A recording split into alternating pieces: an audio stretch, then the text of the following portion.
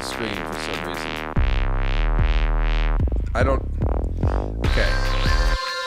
This is what I see every time I do this intro. Y'all don't see Tim grooving in the green room. Always build... I'm like, man, Tim likes my song? It's the best.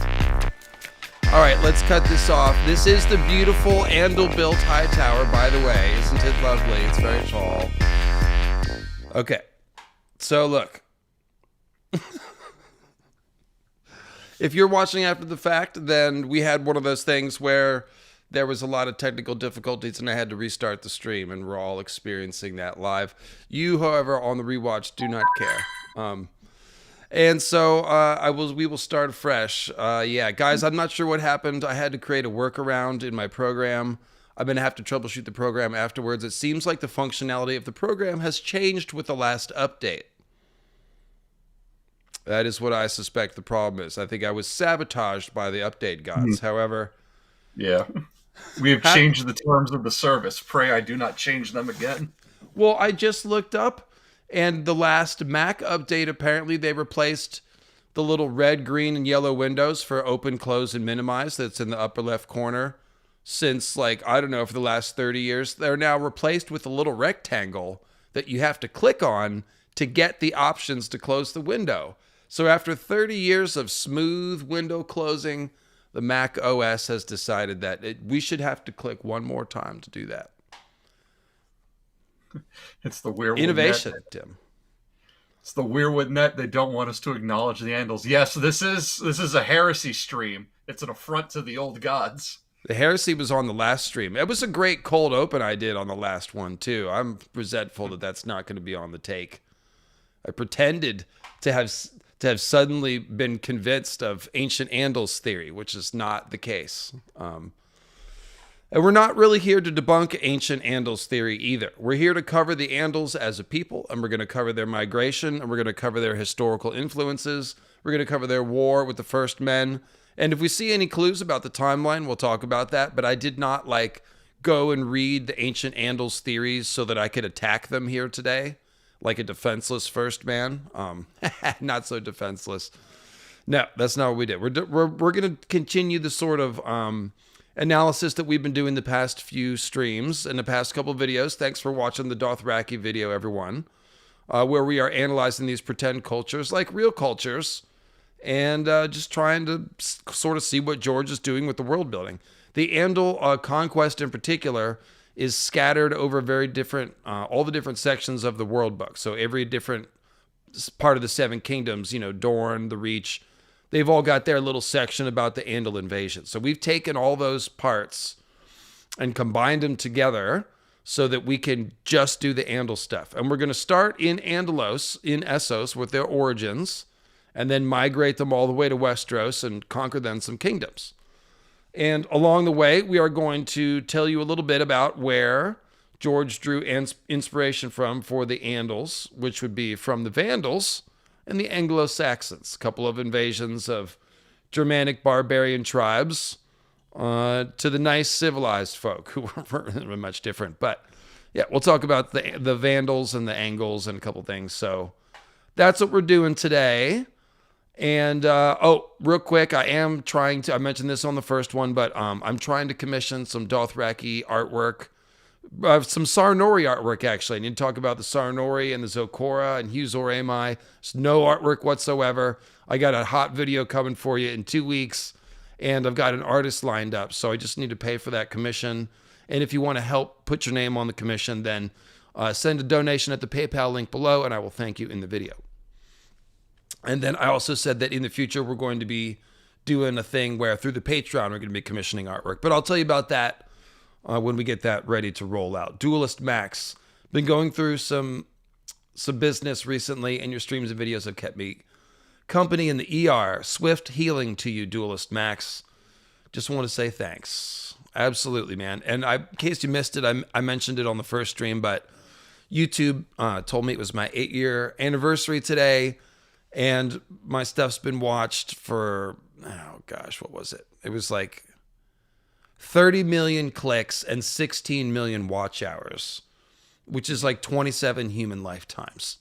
So thank you guys for watching my channel. That's the short version. And of course, for my anniversary, Ecam completely threw a wrench. gut punch. Hammer of the waters. So yeah, everybody send your positive healing vibes to Duelist Max and anyone else that needs them. And yeah, let's talk about them Andals. Wait, no, let's talk about the Vandals. Vandals and Angles and Saxons, oh my. So we're talking about some Germanic tribes. All right, in the red here are the Vandals, the red and the yellow. And in the orange, this is actually the Norwegian Scandinavian Bronze Age. But this is where the Jutes and the Saxons and the Angles are going to come from. The Denmark Peninsula and north of Germany. So all the people that we're talking about are Germanic tribes. And Germanic tribes are, well, this is interesting. So this is kind of like the Celtic world versus the Germanic world. And these are both Proto-Indo-European descent. But they branched apart a long time ago. And so you have your Celtic civilizations in the middle, in like France and Germany and into Britain. It's all Celtic, and into Iberia. Then the Roman Empire expands and basically conquers, but also assimilate. Like the Romans don't exterminate people for the most part. They assimilate and collect taxes. That's what they like to do. They also hire you for their armies. And so what happens is the Celticized world becomes Romanized. Oh, we're doing a history lesson. Oh, yes. And then towards the end of the Roman Empire, the 3rd to 4th century, you have these Germanic tribes starting to harass them. And so this is the migration of the Vandals here. If you look in the red, they are moving across. The gray is the Roman Empire. So what they do is they start off in like Hungary and Poland, East Germany. And they're moving around because the Huns are coming from Asia. And the Huns are completely impossible to deal with. And so they are steppe nomads, like the hardcore Dothraki kind. And so they have crossed the steppe all the way over to Eastern Europe here. And they are now driving out the Germanic tribes. Germanic tribes are not, they are partially farmers and partially hunters. They live in villages in the woods. They're, as the name tribes implies, there's not a king or anything like that. There's a common belief set and language and all that. And basically what's happening is the Huns are forcing them to move, and then they are migrating west. And they actually migrate. So follow the red lines. They end up all the way down here in Iberia, aka Spain. And they form a couple of kingdoms down here. And eventually, one of them, that's a Vandal kingdom, migrates all the way over and takes Carthage. And then rules Carthage for like, I don't know, I think it's like a century. And the key thing, Tim, is when they do that, they become Romanized. They don't kill, they like replace the ruling class. And then they basically, they're like, oh, so what's working here? Okay, we'll just keep doing that. And they get rich. Because mostly what happens with these barbarians, quote unquote, and tribes that are invading various places, they're usually just kind of robbing them. They're like, you have all this wealth, we're going to come take it because you're weak now. And so that is the Vandals. And what this has in common with the Andals is that the Andals conquered Westeros, potentially, the Maesters aren't sure, but they say it might be because of Valyria. Valyria may have driven them out, and they sort of smelled what eventually was coming for the Rhoynar, might be coming for them. And they're like, we're going to go ahead and boogie to Westeros. And so then they ended up being the invaders there. And this is what George is trying to recreate, is the Huns chasing the Vandals around the corners of the Roman Empire. And eventually the Vandals from Carthage sacked Rome. And when they did, they sacked it nicely. This is what's funny. So the word vandalize obviously comes from these Vandal raiders who sacked and robbed Rome. So vandalism, robbing, sacking, it all makes sense. The thing is that the Vandal sack of Rome was pretty nice. They did not like slaughter people. They took 2 weeks and they very systematically extracted just tons of gold and wealth from all the temples. And then they said, thank you very much, and left. So that was the vandalism. I don't know. Maybe they graffitied somewhere. Yeah, Hashtag. Goths and Vandals, two terms that mean two completely different things in the modern day. Yes, and thanks for mentioning the Goths. I'll go back to my notes. I'm just freestyling here. I actually made some notes on all this stuff. The Vandals, so Silingi, Hastingi, Alemanni, Lugi, or Lugi, and then the Goths, the Burgundians, the Swabi. These are all names of different tribes that are either Vandal tribes or Germanic tribes that in various historical accounts were lumped together. There is some, some lack of clarity. These Germanic tribes did not write. They're doing runes. Basically, Germanic tribes, they are the predecessors of the Norse. So when I say Germanic tribes, think Proto-Norse. Okay, they're worshiping Wodnas, so it's the pre-form of Odin, things like that.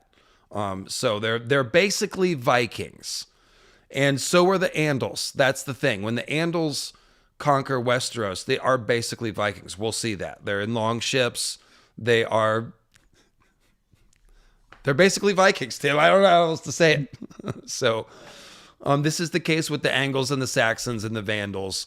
They are more in touch with their Proto-Indo-European roots.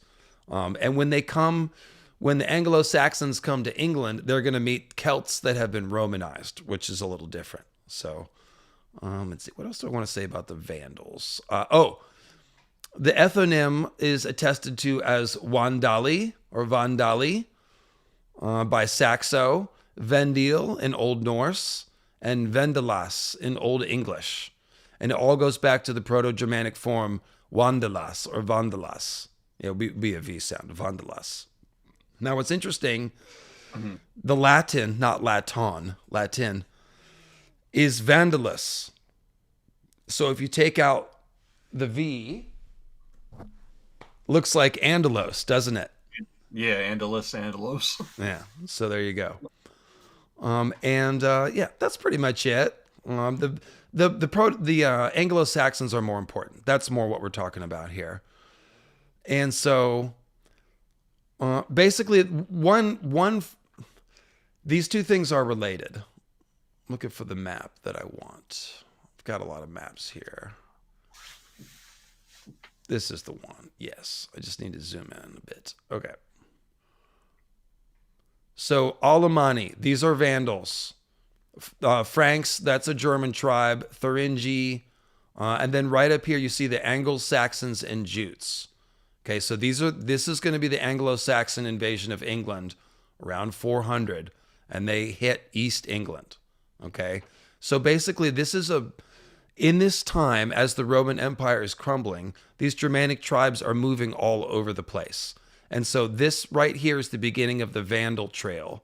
And it goes all the way here into Iberia. So there's the Swabi kingdoms, the Visigoths, who were actually loyal to Rome at this point.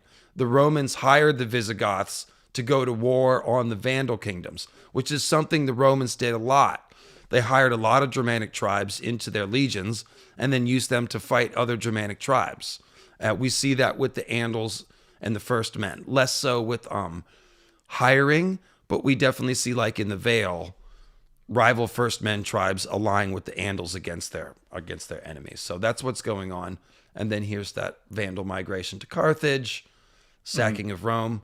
So what happens with the Anglo-Saxon invasion is this.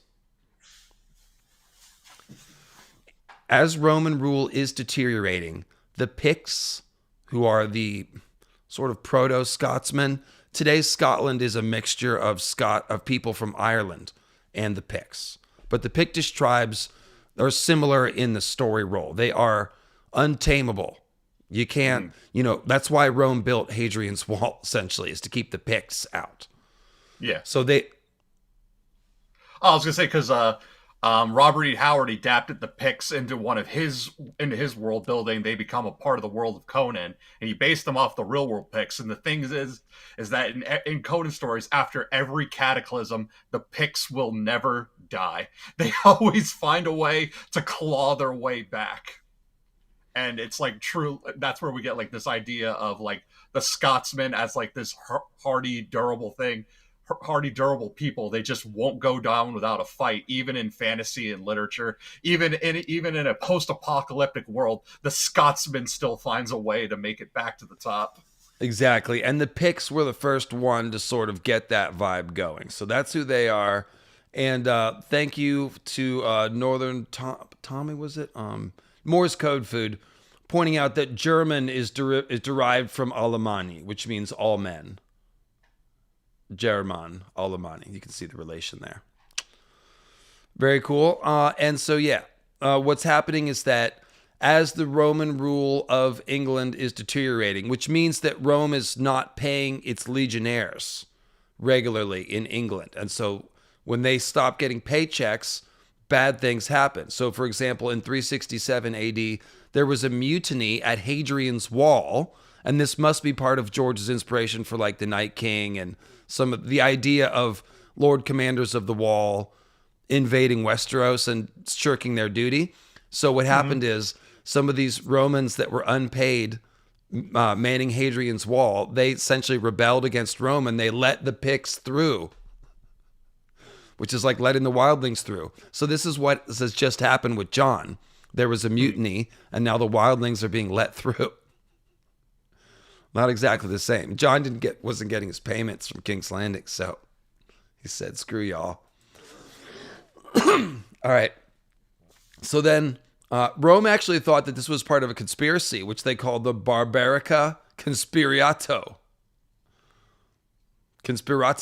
whatever it is. So, yeah, because what happens is all these people attacked England at the same time. The Picts from the north, the Irish sailing over and attacking the west, and then the Saxons and Franks were raiding from Germany and Gaul. And so what happened is the guy who wrote all this history is Gildas, which is where George got Gildane, his historian of Fire and Blood. So Gildas wrote something called On the Ruin and Conquest of Britain, which is where this history comes from. And so, Tim, the Angles and Saxons didn't just randomly decide to come and invade England, or Britain as it was then, because England comes from Angles. So it wasn't England until after the Angles came. Then it became England. So it was Britain at this point. And basically, the Romans were already hiring Germanic tribes, like I said. So when they were conquering Britain centuries earlier, they were bringing Germanic warriors with them. Then later, we've got Saxons starting to raid the coast of South Britain, and the Romans built fortifications to repel them. But then, as the Roman Empire is deteriorating and they're not paying their soldiers and they're withdrawing their legions, the raids are back. And so the Angles are raiding again. And so there's a guy named Vortigern. He's a Brittonic king, a Celtic Briton. And he basically was having trouble with the Picts in particular. And so he hired some Saxon warlords to come over and fight them, which they did. But then either the Celts reneged on the deal and didn't give them what they were supposed to, or the Saxons reneged on the deal. Somehow the deal fell apart.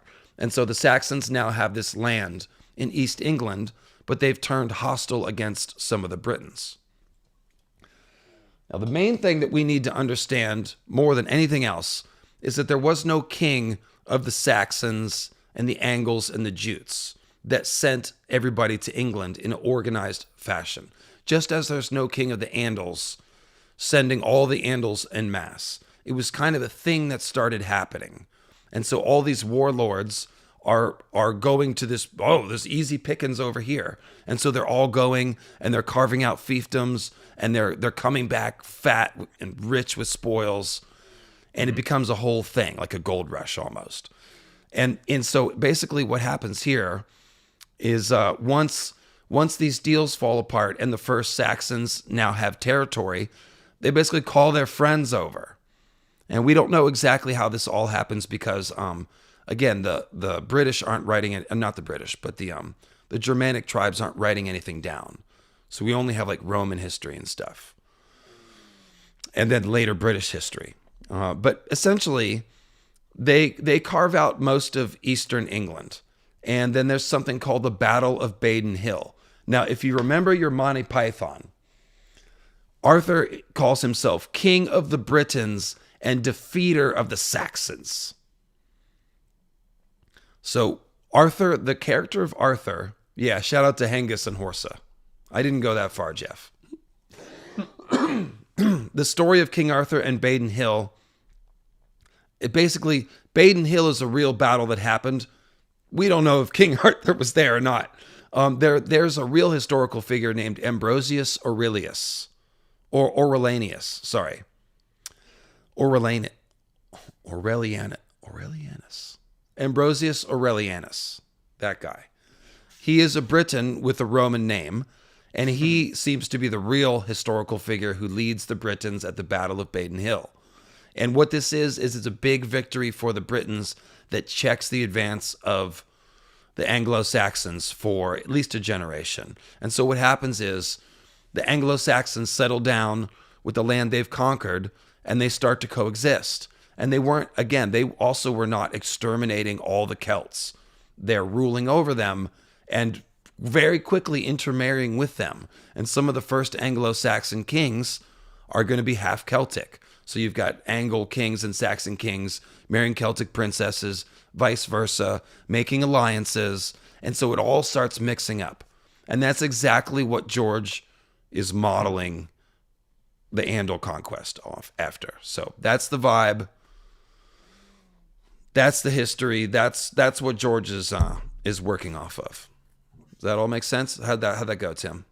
Yeah, because I said this was learning time for me, because I actually surprisingly didn't know that much about the Anglo-Saxon invasions, but I can definitely trace some parallels to the things that we're going to be talking about today and things that we talked about last week when it comes to these types of things. Like you said, the Andals are moving west because they're being pushed westward by an even scarier thing in the east, which is the Valyrians. Just like these Germanic tribes are being pushed westward by the even scarier thing that is the Huns and the Mongols and all that. And then we look at the Andals and it's like, okay, the Andals, we have steel that can't stand up to dragon fire, so we can't fight the Valyrians with our steel swords. But look westward to Westeros, what do they have? Their little wussy bronze and tin weapons? Well, we can totally take that. And that seems to be the thing, is like, you can't deal with the scarier thing to the east, so you flee westward to take and fight the weaker, punier armies there and be like, well, at least I can take them, and now I at least have a fighting chance of starting a new life here, than trying to deal with dragons and monsters and Mongols. Thanks for bringing up religion, because that's probably the other component that I should explain about this history that I didn't. George has changed things a little bit, so that the Andals are coming with this new religion, and they are bringing, and I think I skipped,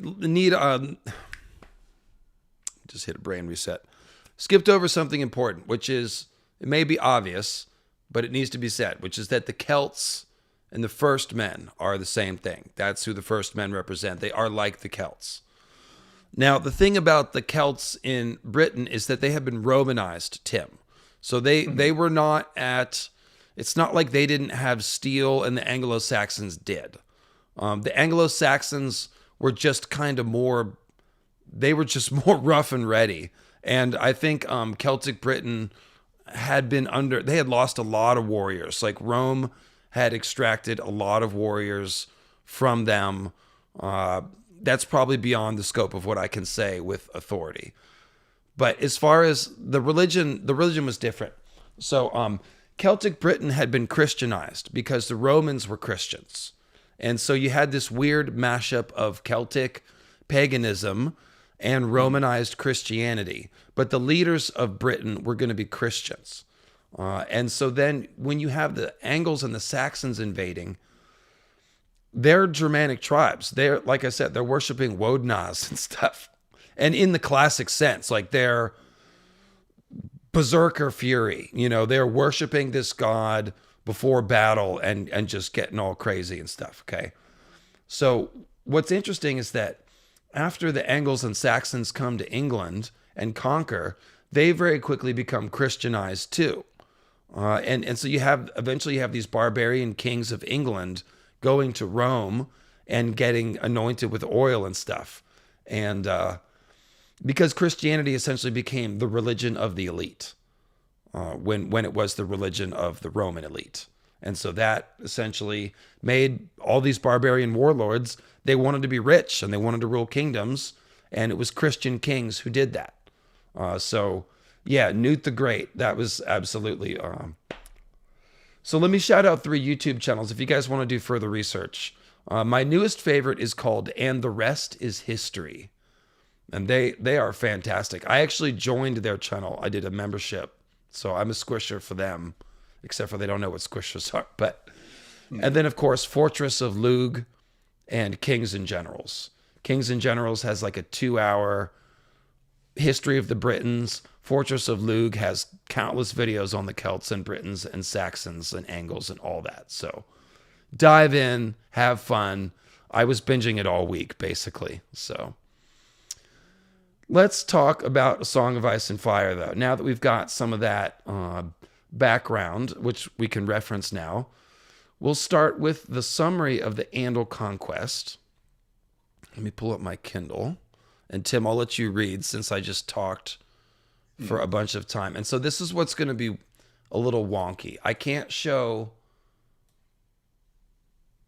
Oh, it's not going to let me show the chat and the Kindle at the same time. Oh, that's so annoying. Oh, jeez. I can only... This is... Like I said, the program isn't working right. I can only do one or the other. I guess, do you guys want us to read to you? And we'll keep the chat on the screen and we'll just read to you? Or would you rather see what we're reading? And you guys can open the chat in a separate window. Because, or like just below the YouTube. I guess we'll do that. So if you're used to looking at the chat on the screen, just look at it on YouTube. And yeah, we'll put up the text that we're reading. And there's a big fat gap here. How do we make this artistic? We can't. This is what we got. We'll fix this by next week. Okay, so go ahead and start reading, Tim, and I will find my way to the right page here momentarily. So, the arrival of the Andals. The Andals originated in the lands of the Axe, east and north of where Pentos now lies, though there were for many centuries a migratory people who did not remain in one place for long. From the heartlands of the Axe, a great spur of land surrounded on all sides by the shivering sea, they traveled south and west to carve out Andalos, the ancient realm the Andals ruled before they crossed the narrow sea. Andalos stretched from the Axe to what is now the Provosian coastlands, and south as far as the Flatlands and the Velvet Hills. The Andals brought iron weapons with them and suits of iron plates, against which the tribes that inhabited those lands could do little. One such tribe was the Hairy Men. Their name is lost, but they are still remembered in certain Pentoshi histories. The Pentoshi believe them to be akin to the men of Ib, and the histories of the Citadel largely agree, though some argue that the Hairy Men unsettled Ib, and others that the Hairy Men came first from Ib. So... Go ahead, Tim. I was going to pull up the map. So, because our stream last week, the behemoth 5-hour stream we did where we went all across Essos, we talked a lot about the Hairy Men of Ib, and yeah, so in the migration of the Andals and the Andals moving westward, the Hairy Men who settled on the Essos mainland and are now sort of relegated to the men of Ib. Ib is like their last holdout, and with their descendants. They are the first on the chopping block as the Andals start making these moves. Yeah, and so the Axe, basically we've got 2 potential origins for the Andals. One is the Axe, and the other one is the grasslands south of the Silver Sea. So basically, we know that they eventually moved into... Andalos here is, you can see my mouse, it is all the way on the western edge. It's just north of Pentos, okay? So they are all the way past the Rhoynar. So this migration to Andalos, it must have happened a long time ago, probably before the kingdoms of the Rhoynar were really established. The Rhoynar are cool, but I don't know that they would just let a giant army of Andals just wander through their territory. There'd be some conflict there. So probably this migration from the Silver Sea happened a long time ago, probably around the time of the Long Night, because that's when the Silver Sea probably would have broken up. And there seems to be this diaspora thing happening there. The Cathai start off in the Silver Sea and they move to the south. And so, yeah, it could be that they moved from this area over to the Axe and then eventually to Andalos. But the thing is that also, if I were to show you, I almost went deeper on the real history, Tim. I almost went like way too deep. I was going to explain the 50,000 year peopling of Europe. That'll be for the first men's stream. But the point is that if you go back far enough, they're not Andals and Norvoshi and Kohoric and all that stuff. They're going to be like Western hunter-gatherers and Eastern hunter-gatherers and very broad groups of people that merge and move and remix and move around and then remix again. And eventually isolation happens and you have these populations emerging. So, for example, I mentioned that the Celts and the Germanic tribes are kind of like cousins. If you go back to about 3000 to 2500 BCE, you have Proto-Indo-European Yamnaya moving into Europe and becoming the Bell Beaker culture as they intermarry with the farmers that already live there. The Bell Beaker culture, those are the Proto-Indo-Europeans that populated most of the Western Europe. So the Celts are Bell Beaker, the first Britons are Bell Beaker, and the first people to move into Britain, like this is pre-Celtic, essentially, pre-Germanic, pre-Celtic. And eventually these Bell Beaker people and some other corded ware and other stuff, they are isolated and become the Celtic peoples and the Germanic peoples and a couple other groups. The Slavs are just to the east there, the Proto-Slavs. So basically, when we're talking about the Andals, did they migrate? They could have migrated, or it could be that they are a population that just sort of distilled in that area, and they are related to various populations all along the north. The main thing that we've keyed in on, Tim, is the metalworking. You know, there's three people that are mentioned as potentially the first to work iron. The Cimeri, who became part of the Sarnori nation. The Rhoynar, who most people say were the first. And then the Andals, whom the Maesters say got it from the Rhoynar. So if the Andals got it from the Rhoynar, potentially you could see the migration picture that is emerging there. And the Cimeri are just a little over to the east. So it seems like somewhere in this northern trade route, you know, the northern part of Essos, which would share a similar climate, that is where ironworking happened.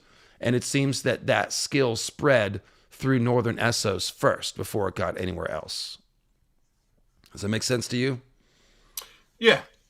And also because like we'll never know who was really the first. Everyone wants to claim to be the first, just like every Ashai and Karth and Kadath and all that in the Far East all want to claim the first city. Who really knows who was the very, very first? I'm sure, but by including the Cimeri, like that's also again that's George giving a tip of the hat to Conan. So probably my reasoning, my opinion is that they were probably the first, but we gotta let the Andals and the Rhoynar have their legends and their myths, give them claim to something. You're muted.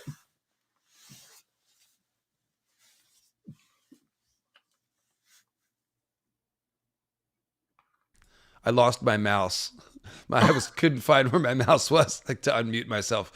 And since I can't see the chat, depending on what window I've got on the screen, Tim, I will be able to see it most of the time, just not when I put the map up. So yeah, I'm counting on you, Tim. Okay. So the idea that the Andals come from the Silver Sea does seem credible, because if you look at the people there, you have a lot of tall people. We have people with pale hair, the Zokora and possibly the Gips, who are like the Celts, and they're putting lime in their hair, which means they're bleaching it. And then also the Carthene come from this area. They are tall and pale, tall and fair. So there were some lighter skinned people, and everybody's very big and tall. So that's kind of the Andals, and there might be some blonde hair happening here. So there are enough genetic traits there to where, like, okay, the Andals and First Men may have come from this area. And the idea that the First Men and Andals both came from the same area, but the First Men left first, this might be George riffing on this Proto-Indo-European shit that I was just talking about, where the Celts and the Germanic tribes, if you go back far enough, came from the same place, but just they migrated hundreds of thousands of years apart, and it's a lot of drift. So, yeah. So maybe maybe when the Andals come to Westeros and take over the First Men, maybe this was the first time the First Men were bullied out of a place by the Andals. If the First Men migrating over to Westeros is because of even older Andals back in the day. Joshua James with a super chat. Thank you very much. Appreciate that. I can see the chat most of the time, but it just depends on what I put up on the screen. So sorry for the weirdness. I will have this figured out by next week. They changed the functionality of the software. That's what happened. Yeah, now we got to relearn it. So basically, the hairy men, they seem to be some of the earliest native inhabitants of this northern climate region. So they're in the northern forest. They're in Ib. They're in Westeros too. It could be that the people on Skagos, Tim, are an Ibonese population that sailed there. But the fact that there are goats, the unicorn goats on Skagos, that means that either the Ibonese that went there brought the unicorn goats with them, which they may have because they were riding them. So that could be. But it could also be that unicorn goats were native to Westeros 1 million years ago and just got separated by the narrow sea. I would guess that is the answer. I just feel bad for the hairy men. It's like they got it from the Valyrians, the Lorathi, the Andals, the Dothraki. Everyone has attacked them and just pushed them up north. It's like nobody likes the hairy men. But that's George riffing on Doom That Came to Sardath. Nobody liked the little froggy men. Nobody liked the Duma, and so the Sarnori killed them, and that's why our remaining hairy men are his men of Ib. Yeah, and one of the most interesting front lines of research today is trying to figure out what ancient man's interaction was like with Neanderthals and Denisovans in different part of the world. We know there was fighting, and we know there was, the other F word happening, and there may have even been some cannibalism. So this is a picture that is still emerging. And in case you haven't heard the update, the Neanderthals were probably just as smart as we were, or close to it. They had symbolism and religion and burial practices and stuff like that. So, just the fact that there was so much intermarriage between humans and Neanderthals should tell you that they were, smart. It's the 4 F's that go into the relationship, and the 4 F are fighting, fleeing, feeding, and fornicating, and that covers all the bases. That covers conquest, escape, relations, and possible cannibalism. Is the Winds of Winter trapped in the collapsed part of the Winterfell crypts? Yes. George is down there with Bernard Stark, and Bernard Stark is talking his ear off about tax policy, and George cannot concentrate to finish the book. That's what's happening. All right. Okay, so where were we? Yes. What I do like about George's Neanderthals is he gave them a little bit of a hurrah. It's like, well, but they became whalers, and they had this island, and they fished the super cold ocean that other people don't as much. So that's pretty cool. And we're going to see those damn unicorn goats. If you didn't see me and Tim's work on Rickon and the Skagosi apocalypse that is coming, check that out on the channel. All right, will you pick it up here, Tim?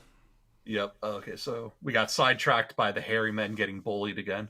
The fact that the Andals forged iron has been taken by some as proof that the Seven guided them, that the smith himself taught them this art, and so do the holy texts teach.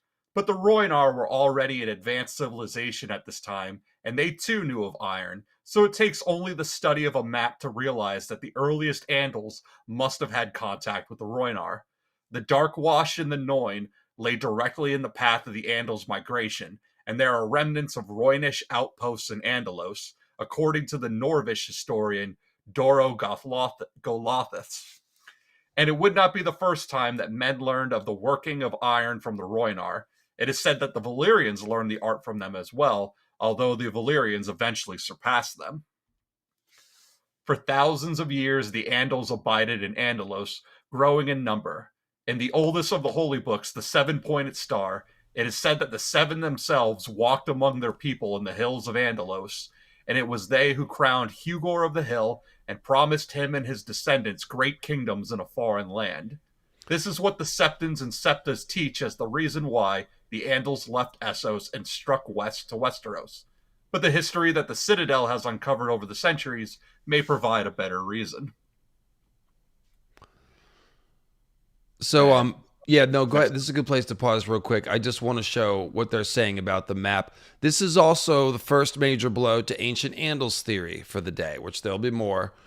It says that basically, as the Andals were organizing, the kingdoms of the Rhoyne were already established. So I misspoke earlier when I said that this must have been before.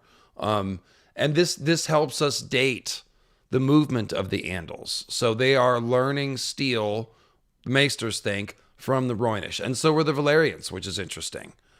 And we are going to cover the Rhoynish, by the way, in their own stream. We're going to do one for the First Men and the Andals and the Rhoynar, because in Westeros, you're king of the... Yeah, so... yeah, you can see the map here. And Norvos and Qohor also has this old... not Norvos and Qohor, just Qohor, has a tradition of being advanced metalworkers. So that kind of fits in with this whole culture here in the north. So, yeah, I bet these people are all related. Maybe not the Rhoynar, because they seem a little different. But like, yeah, these Pentoshi and Andals and Norvashi, these are probably all fairly close to each other. Let's see. Next, we have a sidebar. An old legend told in Pentos claims that the Andals slew the Swan Maidens who lured travelers to their deaths in the Velvet Hills that lie to the east of the Free City. A hero whom the Pentoshi singers called Huko led the Andals at that time, and is said that he slew the seven maids not for their crimes, but instead as sacrifice to his gods. There are some maesters who have noted that Huko may well be a rendering of the name of Hugor, but even more so than in the Seven Kingdoms, ancient legends from the East must be distrusted. Too many kingdoms, too many peoples have traveled back and forth, and too many legends and tales have mingled. And that sentence is important. That's not just George going, well, but who knows, because history and stuff. This is a real pitfall. Like, I'll use the example of the Christianized Norse myths, okay? As I mentioned, the Germanic tribes didn't write things down. So the first time the Norse legends were written down by Snorri Sturluson and other people, this was after the Christianization of the Norse world. And so the fact that Odin looks a lot like Jesus, like, we have to question some of that, because that was part of what was being done, is to make the Norse gods more compatible with Christianity so that there could be this cultural synthesis. Now, I actually think that most of the Odin mythology is original and correct, but the way that people figure that out is by going and trying to look at the runic carvings of Wodnaz, the Germanic form of Odin, who preceded Odin. And we also look at Icelandic myth. Some of that stuff is a little bit more original. But point is, once time goes by, you don't have, it's like if you're doing science experiments and you have everything in these little petri dishes so that they can't contaminate each other. once things have mixed, it's hard to tell what's original sometimes. And so that's kind of what he's saying. It's like these tales get revised over time. Like in Westeros, some of the ancient legends, the heroes have become knights, even though knights only came to Westeros with the Andals. So some YouTubers aren't as sharp, Tim. That's not, I take that back. I don't, I mean it. Get fooled by that stuff. I'm like, what? Knights in the Dawn Age? That means Andals were in the Dawn Age. You know, this is a later revision of unprovoked attack. I do take it back, Tim. That was below the belt. You should put me in timeout when I say stuff like that. Tim, are you frozen? Now Tim is frozen. What is going on?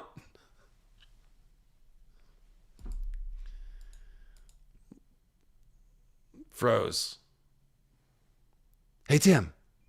Boo. All right, he'll call back, I'm sure. Tim, call me back.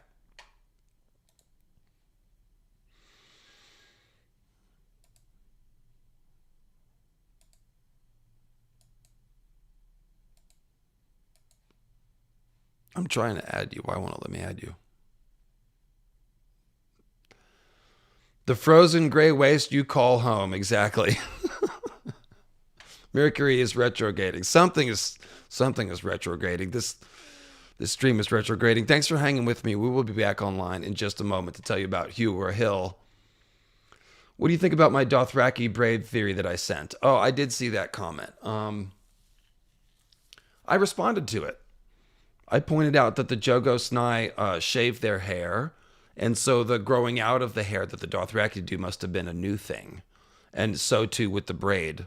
This is all a new tradition that would have arisen after the migration. Tim. Okay, well, Tim will call back in a minute. He was having internet issues last time, so he might have to reset his modem. I think that's what's happening. But we just read something pretty interesting here. Oh, here's another. I haven't seen this Andal artwork. That's cool.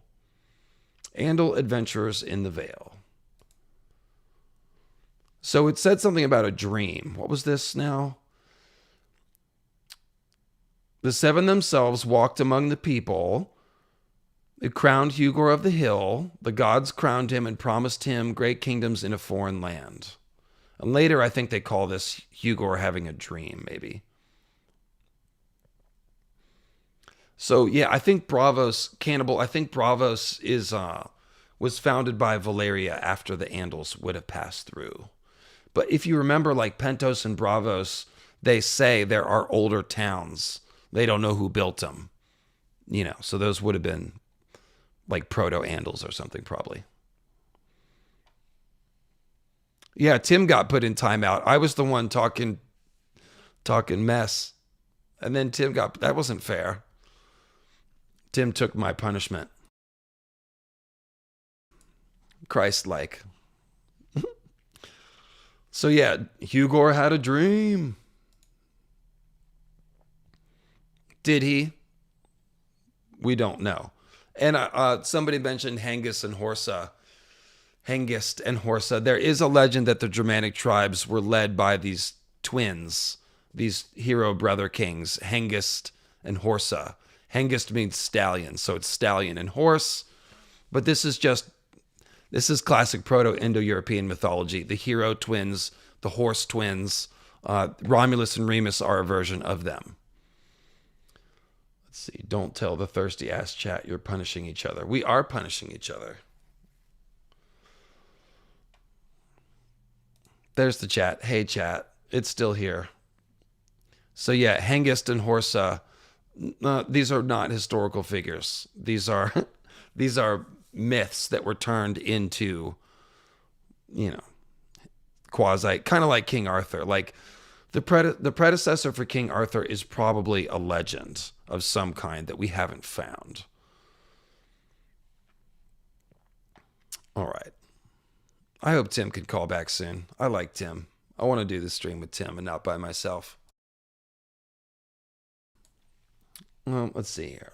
Did I miss any super chats? Let's see if I missed any. I thought I called him out. Did the Andals meet this? Okay, yeah, I just answered that one. Do you think the Germanic assassins have a planetos parallel? I don't know who the assassins are. The Hashashin were not Germans. Those are Muslim killers. The word assassin comes from Hashashin, and they did smoke hashish, but that's totally different. So you must be talking about something else. I'm not sure what that is. Shout out to Kimberly and Steve the Green Seer from earlier. All right. Where were we with the Kindle? The Kindle. Where's the Kindle? Oh, the Kindle closed on me.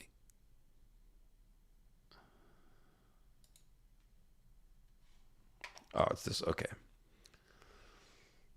So we've got Hugo killing the Swan Maidens and Hugor of the Hill. And these names are obviously similar. So is this the same person? I don't know. But one's probably named after the other. So if Hugor of the Hill... Hey there, Tim. Hey. We're just full of problems today. Okay. It's one of them days, isn't it? Yep. Was it a full moon last night? No, but I think I'm going to have to call my internet provider. I think squirrels might have chewed through my line. Damn squirrels. They got into my sister-in-law's car and ruined her transmission. She was about to have a $3,000 bill till they realized there was a squirrel nest in there, and so she just had to pay the deductible because it was considered an act of nature. Wow. I've never heard of anything like that. That's crazy. Well, yeah, hopefully it'll be stable from here. Did you have to reset it? Yeah, I reset it and restarted the computer. We should be good. Plus, okay. Computer was bugging me for we need to do an update. So hopefully my terms of service didn't change. Well, I was just talking about Hugo and Hugor, and I was saying that if Hugor of the Hill was the famous Andal legendary figure, then it makes sense that later Andals would also be named after him. So it could be one tale is derived from the other, but more likely they're just two different Andal myths that have this related name. So like Durin, there's multiple Durins in the history of the Stormlands doing different crazy things. So there's probably something like that. But then there's also the fact, I was going to say, there's also the fact that Hugor sounds like Huzor, which sounds like Azor. So it's one leads back to the other, until inevitably we're back at the Great Empire of the Dawn as being the cradle of civilization. So Orange Tabby is joining us late. Orange Tabby, I'm having a weird problem with my streaming software, Ecamm. I'm only able to show one program on the screen at a time. So if I click on the chat, I'm showing Chrome. Then we can see basically my Chrome windows. But if I click on the Kindle, then the chat disappears. So basically everyone's just got to look at the chat on the separate YouTube thing for today because it's important to have this up on the screen. And I'll try to get it fixed by next week because I don't know what's going on here. But so, okay, Huzor Amai. And I'm going to talk about this in my Sarnor video that's coming out in 2 weeks. And in case you're joining the stream late, if you want to help commission some Sarnori artwork, send in a PayPal at the PayPal link below. And I will thank everybody who does in the new video in 2 weeks with our new commissioned artwork. Okay. Yeah, no, it is popped out. The chat is popped out. The problem is that it's Safari or Chrome, and that's a different program than Kindle. So Huzor Amai sounds a lot like Azor Ahai. And in a similar fashion, there's a later Sarnori king called Mazor Alexi, and his first name sounds like Azor. Mm-hmm. So what I speculated is that Azor High is probably a title. The PayPal link is in the description below the video. Is that Azor High must be either a title or it became a title. Okay, either Azor or Ahai could be the title word. Like the emperors of Numenor were all Tar somebody. Tar Miriel, Tar Palantir. So Azor could be the title name. It could be Azor High, Azor Alexi, Azor whoever. Okay. And so it could be that the word Azor is morphing into Huzor, into Hugor. And that is the chain. Because what we have is, we do have people coming from the Great Empire of the Dawn over the Bones Mountains and joining the Dothraki and Sarnori people. I will explain that to you in more detail in the video in a couple weeks. But we do have that. So this title of Azor High, or whatever it was, may have migrated with these people. And so later it turns up as a title of a king. He's basically taking up the oldest king title that he knows of. And so the word survives, even as the Andals get it from the Sarnori and take it. There is a trail you can follow, is the point. Because we have refugees going over the Bones Mountains to the Silver Sea area, and then we have the Andals coming from the Silver Sea area, possibly. And so that is how we would get Azor to Huzor to Hugor. I don't know what else George is implying if it's not that. So,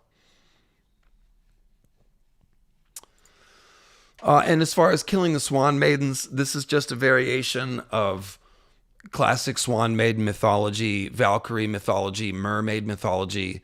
It all comes from the same place, and it has to do with some magical woman from the water, either a swan or a mermaid, or a magical woman who's part swan or mermaid or part fish or whatever. They are leaving their skins on the shore to walk on land as a human. And so sometimes you have people stealing the skins or skinning them against their will. Sometimes they're taking off like a cloak. There's all these variations of it. But we talked about this in the Valk Arya stream, because it's a lot of Valkyrie stuff behind Arya. George really does like his Swan Maiden mythology, so this is just another version of it. And so this is Hugo essentially killing them, and they are kind of like sirens here. They're luring people to their doom or something like that. Hard to know if there's any magical truth behind this, like, are these children of the forest or something? I don't know. It's probably just a myth that George put in for the fun of it, but what do you think? Yeah.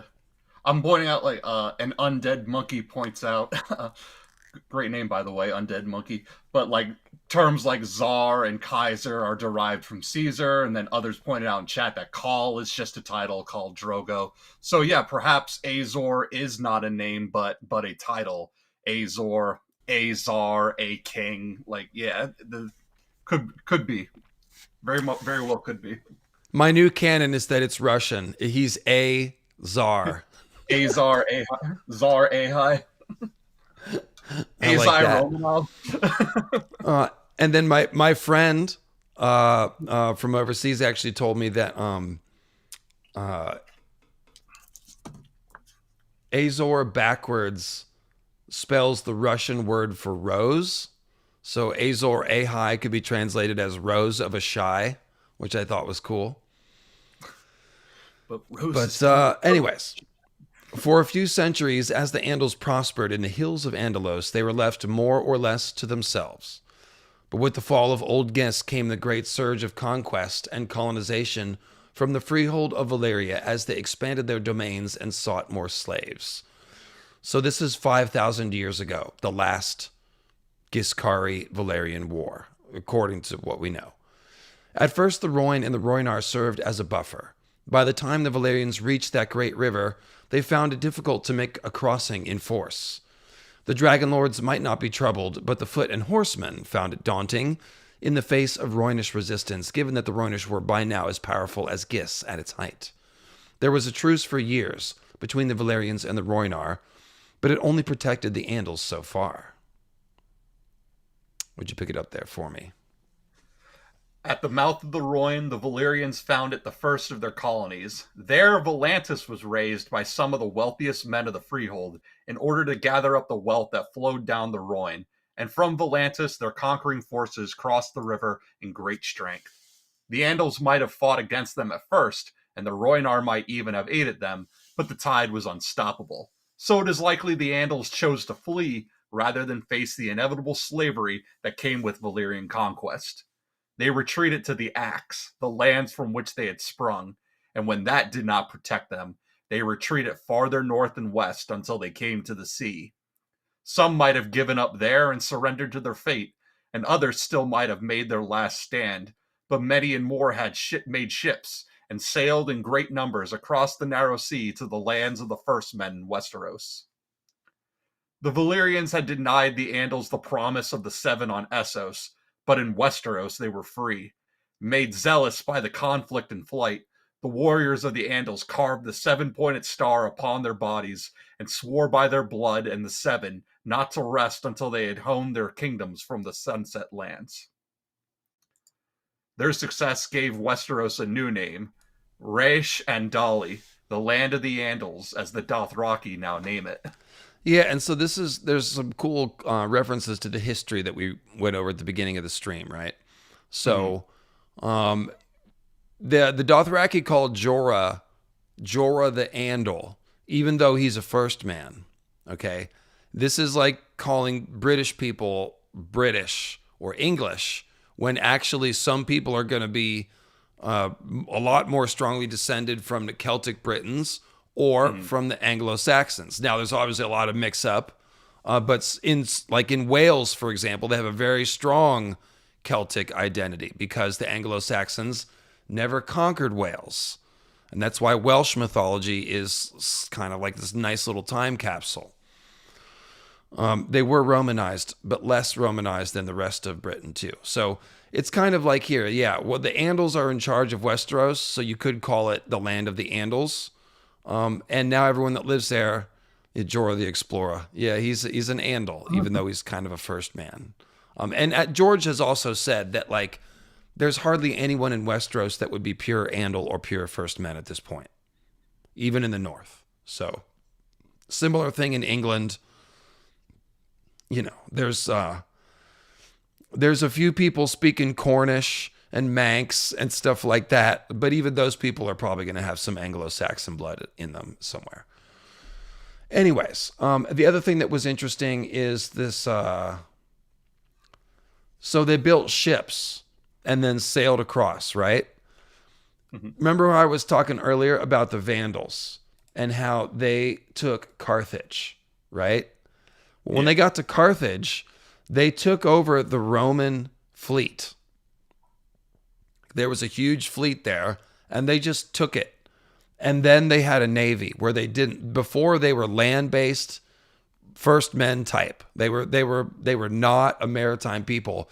Then they captured this giant navy, and then they were like, "Cool, we have a navy now." And then they sailed to Rome and sacked Rome. So like. I just thought that was pretty cool. One of the strong points about the Proto-Indo-Europeans and their descendant tribes, even though they are starting off as nomads, they are very adaptable. They adapt to different climates and they take up the traditions and mythology of the people they conquer and mingle with. And they learn how to farm and they learn how to run kingdoms and they learn how to do all this stuff. And so here you have the Vandals just acquiring a fleet and then becoming a naval power. It's pretty freaking funny. Anyway, so yes, this is the genesis of all this. They are fleeing the Valyrians, and so it also reminds me of the Wildlings, right? The Wildlings attacked the wall, and it turned out they were running from the others. Yeah, and just like when the Great Empire falls, everyone flees in all different directions, and it's possible that they were attacked by some scary monsters from past the Five Forts. It's like everyone's running from something scarier until we get to the absolute scariest thing we can possibly come across, which is White Walkers or demons from the Lion of the Night, the completely inhuman source of our problems. So it is agreed by the Septons, the Singers, and the Maesters alike that the first place where the Andals landed was on the Fingers in the Vale of Arryn. Carvings of the seven-pointed star are scattered upon the rocks and stones throughout that area, a practice that eventually fell out of use as the Andal conquest progressed. So again, saying that they are like Vikings at first. They are carving runes on rocks, just like the first men. And just like, Germanic tribes and the Norse peoples later. So sweeping through the Vale with fire and sword, and we're going to read this in more detail in a minute, the Andals began their conquest of Westeros. Their iron weapons and armor surpassed the bronze with which the first men still fought, and many first men perished in this war. It was a war, or a series of many wars, which likely lasted for decades. Eventually, some of the first men submitted, and, as I noted earlier, there are still houses in the Vale who proudly proclaim their descent from the first men, such as the Red Forts and the Royces. But these houses will have all intermarried with the Andals. And so at a certain point, we have to talk about the separation between genetics and culture. And this is something you come across in history everywhere, is that culture often follows genes, but not always. So when there's a migration of people, usually that's going to bring a new language and a new religion and stuff. But sometimes languages and religions move on their own. And so what you have here with these different houses is that some of these houses, in terms of culture and tradition, they are first men or they are Andal. So the Red Forts have a weirwood probably, they're first men. They're going to have first men culture. So even if their genetics, you know what I mean? Like they may be 60-40 first men versus the Andal house, which is 60-40 the other way. It's really the culture at that point which begins to matter more than where your grandparents actually came from. So, yeah. Interesting stuff. And George just does a very loving job doing the detailed, like, mixing up of all this stuff. Because history, the cartoonish version of history, Tim, is to like look at everything like it's in petri dishes. Egyptian culture was like this, and their gods had these names. Well, no, it all changed over the course of hundreds of thousands of years, and gods from different areas became elevated, and the borders expanded, and people came in and out. And so George is very much trying to like show us like this is how history works, And one of the things is like we talked before too about naming conventions and how sometimes you can place who's a first man house and who's a Andal house based on that, because a lot of the first man houses, they're very short. They're only 1 or 2 syllables, not many vowels, a lot of hard consonants. That's why we got Stark, Red Fort, Royce, Bolton. But then with Andal names, they're a lot flowier, a lot more vowels. You get like your Aaron, your Lannister, things like that.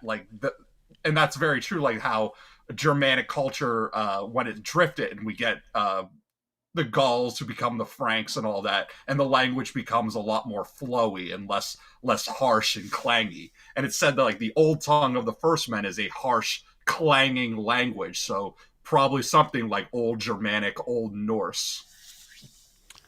Yeah, that makes sense. Although if you listen to Jackson Crawford pronounce Old Norse, it's pretty good. But another great YouTube channel, of course, Jackson Crawford. You guys know that.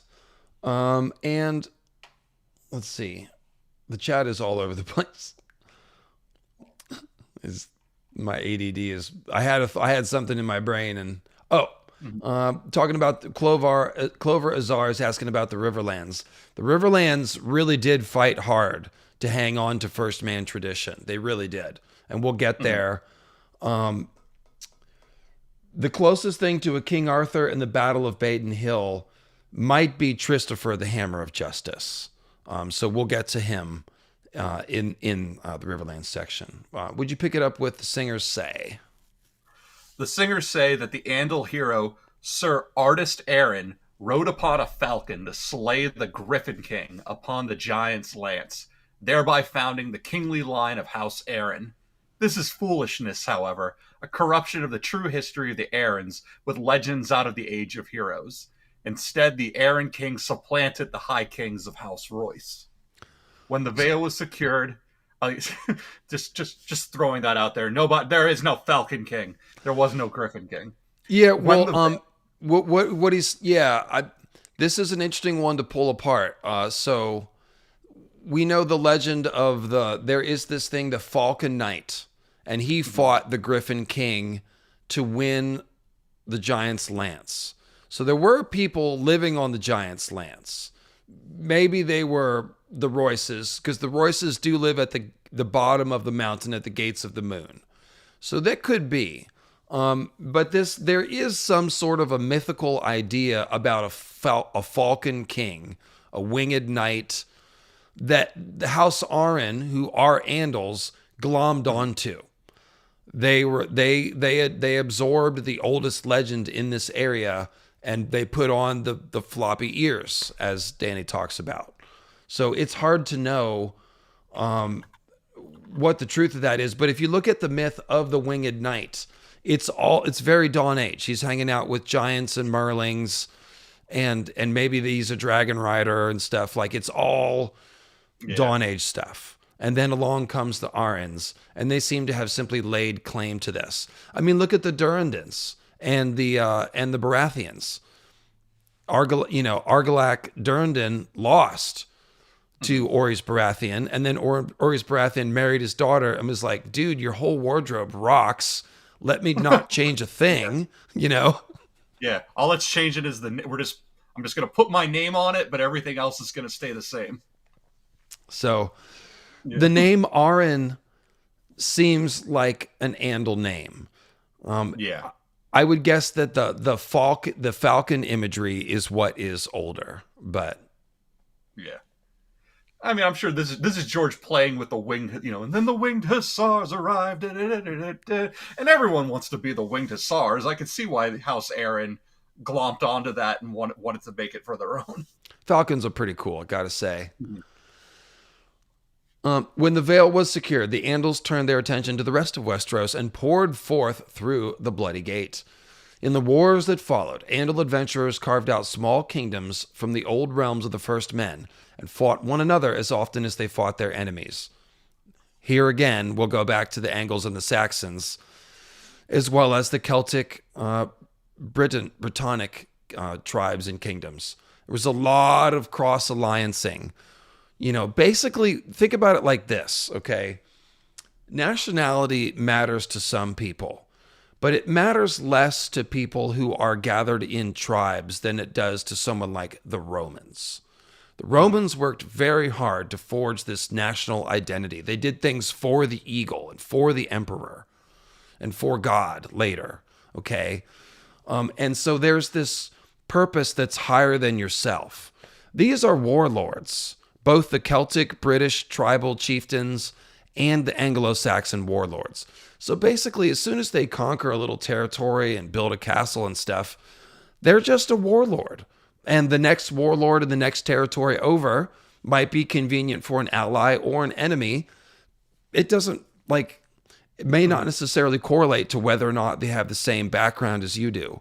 And so we see these lines getting all mixed up pretty quick. There are definitely some moments when the Celtic chiefs unify, like at the Battle of Baden Hill, to resist the Saxons. But it takes a big effort to do that. One chieftain's got to go and round up all the other chieftains and be like, come on, guys. We got to do something. So. Yeah, so we were talking to YouTubers before. I'm subscribed to Kraut, who does a lot of socio-political stuff, and he does what he calls it is the big stupid game. And the big stupid game is something that's like as old as man, and it stems from the enemy of my enemy is my friend, and how that's always been flawed. And we talked about this last time when we talked like the Sarnori kings. They were strong when they were united and when they allied with Valyria. Then they started getting petty and squabbling with one another, and then some allied with the Giscari, and then some hired the Dothraki to fight on their behalf, and then everyone takes advantage of this. And we've been talking about with the Vandals. The Romans hired the Vandals as mercenaries, but when you don't pay your mercenaries, what happens? Well, they're not loyal, they're mercenaries. They were never loyal in the first place. The same thing happens here in Westeros. We got the coming of the Andals. Some of the first men fight against it. Other first men join up with them. Why? Because the enemy of my enemy is my friend in their minds, until your new friend becomes your new enemy. And that's something that happens over and over and over. Some of these families are opportunists. The Tyrells are like one of our prime examples of opportunists, right? When Aegon's conquest comes. The Macys were opportunists. They were first men, but then they shacked up with the Bar Emmons, who were Andal warlords, only to then quickly try and hitch their wagon to Aegon the Conqueror and the Valyrians. So, like, the whole idea of this united First Men front was always going to fail because they never were. They were always too petty and too up in arms against their own personal squabbles to ever put a united front against the Andals, and that's why the Andals had such an easier time, like, picking them apart than they could with the Valyrian Dragon Lords. Yeah, and so another good example of this would be the Baratheons in the day of Rhaenyra. Okay, so Rhaenyra has the loyalty of the last generation of Baratheons, partially due to Rhaenys' intermarriage and just whatever history. But then the next Baratheon comes along, and he's like, "Yeah, my dad liked you. What reason do I have to, like, stick my neck out on the line for you? Those other guys are Targaryens too."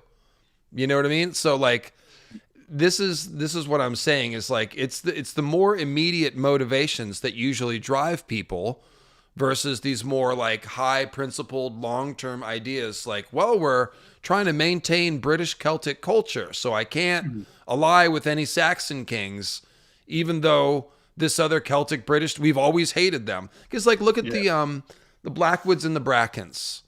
They're both first men, but they think about themselves as Blackwoods and Brackens, not the same race or culture. And so if the Brackens could kill every Blackwood, some of them would, and vice versa. They've also intermarried a bunch of times too.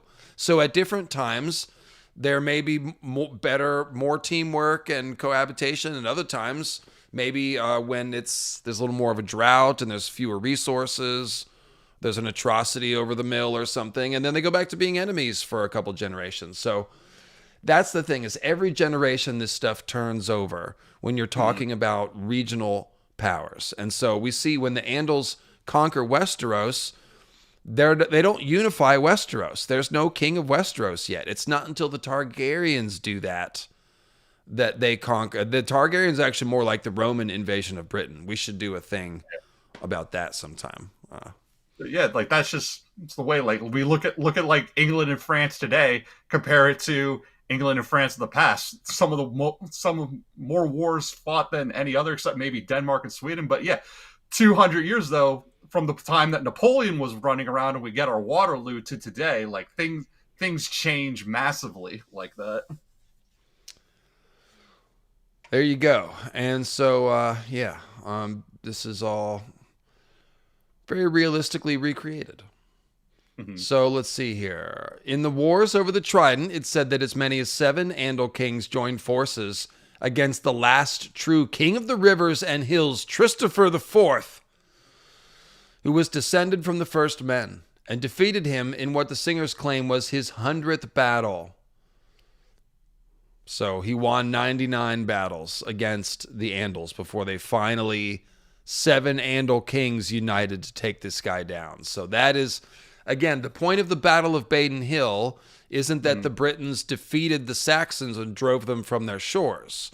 They stalled their advance and allowed everything to settle down so that they could start to coexist and form treaties and, you know. Yeah. So, Christopher the Fourth defeated him in his 100th battle. His heir, Christopher V, proved unable to defend his father's legacy, and so the kingdom fell to the Andals. And we're going to read that in more detail in a moment. We should probably get on to that. Yeah.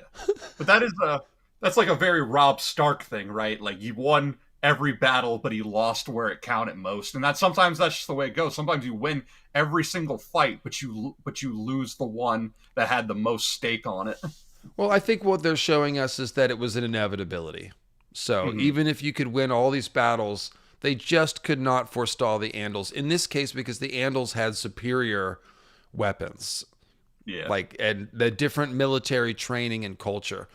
And that's really the fascinating thing with the Roman conquest of Britain, is because you have these Roman legions who have basically turned military warfare into like an assembly line, almost like capitalists. You know, that just everything is regimented and even, and they have legions out by. They sent the 7th and the 10th Legion. It's like such a bureaucratic thing, you know. Julius Caesar and Legion 7 and 10 which means 10,000 people, sailed over to Britain and established a beachhead. So the Britons, the Celtic Britons, they are, and we'll talk more about the Celts in the First Man stream, but they are more or less just as the romanticized version depicts them. They tweezed all of their body hair off. They had those blue tattoos that you see, and they went to battle in just loincloths, and they would lift up their skirts like the Scots do later and do crazy war cries, and they're yelling enchantments, and they've got these horns that they're blowing, and they're basically trying to intimidate the Romans. And the Roman legions are fearful of England. England is Albion to them. It is this misty isle of druids and magic, and these just like strapping barbarians, long hair, and they're clean shaven, but they got the mustaches. They've all got those mustaches. And who's got the time to pluck all that hair? Like, you could tell it was a very important cultural thing to them, because it's painful to do that. So it was like the biggest culture clash you could possibly have with the Roman legions and these Celtic barbarians. And the Celts, they really liked the horse chariot. So they're doing the Dothraki thing, where they're like, they did in season 6, where they're like leaping from the horses and jumping over the lines and stuff. They would leap from the chariots, and they would do all kinds of crazy stuff. So anyways, we'll talk more about the Celts on the First Men stream. The Celts are awesome. They are the first men. The chat was going on that one. Yeah. So yeah, plucking every hair. The pain lets me know I'm alive. And of course, if you want to get a Green Seer Garth shirt or any of our other t-shirts, you can check out the bonfire link in the description below the store and support Garth the Green. So, Erig the Kinslayer, Tim. In this same era, one Andal, remembered in legend as Erig the Kingslayer, came across the great hill of High Heart. There, while under the protection of the kings of the First Men, the children of the forest had tended to the mighty carved weirwoods that crowned it. 31, according to Archmaester Laurent in his manuscript, Old Places of the Trident. When Eric's warriors sought to cut down the trees, the First Men are said to have fought beside the children, but the might of the Andals was too great. Though the children and First Men made a valiant effort to defend their holy grove, all were slain. The tale-tellers now claim that the ghosts of the children still haunt the hill by night. To this day, rivermen shun the place. Oh, and this is probably a clue that the ghosts of the High Heart, and we have our Ghost of High Heart in our main story, probably a clue that if she is not of the Child of the Forest, is like a Crannog man, someone descended from Children of the Forest. Yeah, it's hard to say, because we do know that Leaf put on a human disguise and walked amongst the world of men, so the Children of the Forest intermixing mostly probably happened in the Dawn Age, but potentially not necessarily. Like, there could be little incidents of Leaf going and having a child, and that's the Ghost of High Heart, and Old Nan's descended from her. There's theories out there. But what's really interesting to me about this, Tim, is this is an example of George showing us what looks like classic folklore on the surface that does have a magical background.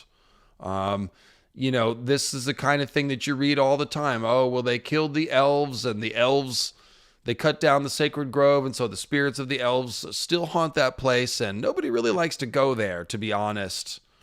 A little haunted, a little creepy. But we know that there's actually a truth. Like, the weirwoods are underground organisms. So cutting down the trunks may reduce their strength. It may reduce what green seers can use them for. Hard to say. But we know that those stumps are still living and that they still have magic in them. Jamie got his dream from a weirwood stump, and the Ghost of High Heart talks about it. And so she lingers. The old gods linger here still. So it's not even a haunting. It's like a very literal haunting, in that the old gods are still there, and there is still a Child of the Forest descended person there translating the dreams of the old gods, which is exactly the role that the Green Seers used to serve in the Dawn Age, being this mediator between, the hive mind and the people in the First Men. So It is haunted, but we know this. We know how it works. So that's why we look at stuff like Swan Maidens and ask the question, like, this is what it looks like to the record keepers, knowing what we knew about the magic of the world. Could there be something behind that? Could the Swan Maidens have been children of the forest living near a spring next to some mountain caves? You know what I mean? And they got this legend of there's magical beings up there. I think they're women. We talk about the children of the forest. They're like, are they all female? We're not sure. So somehow maybe the legend became from little elves to magic women. And maybe they're Swan Maidens. So hard to say. We do know that the First Men and the Andals both warred against the children of the forest. So supposing that the Swan Maidens were children of the forest, that would just it would make sense if the Andals went and killed him, right? That's what I'm saying. Yeah. So the clans of the Mountains of the Moon, going back to the Vale real quick on the sidebar here, are clearly descendants of the First Men who did not bend the knee to the Andals and so were driven into the mountains. Furthermore, there are similarities in their customs to the customs of the wildlings beyond the wall, such as bride stealing, a stubborn desire to rule themselves. Is that a cultural trait? Liking freedom, I guess. And the like. And the wildlings are indisputably descended from the First Men.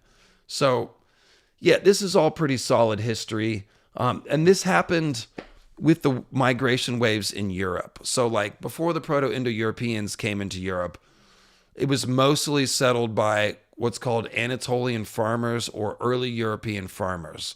They came from the Fertile Crescent, Caucasus Mountains, Anatolia, and they moved all across Europe, and I actually have this to show you guys on a map.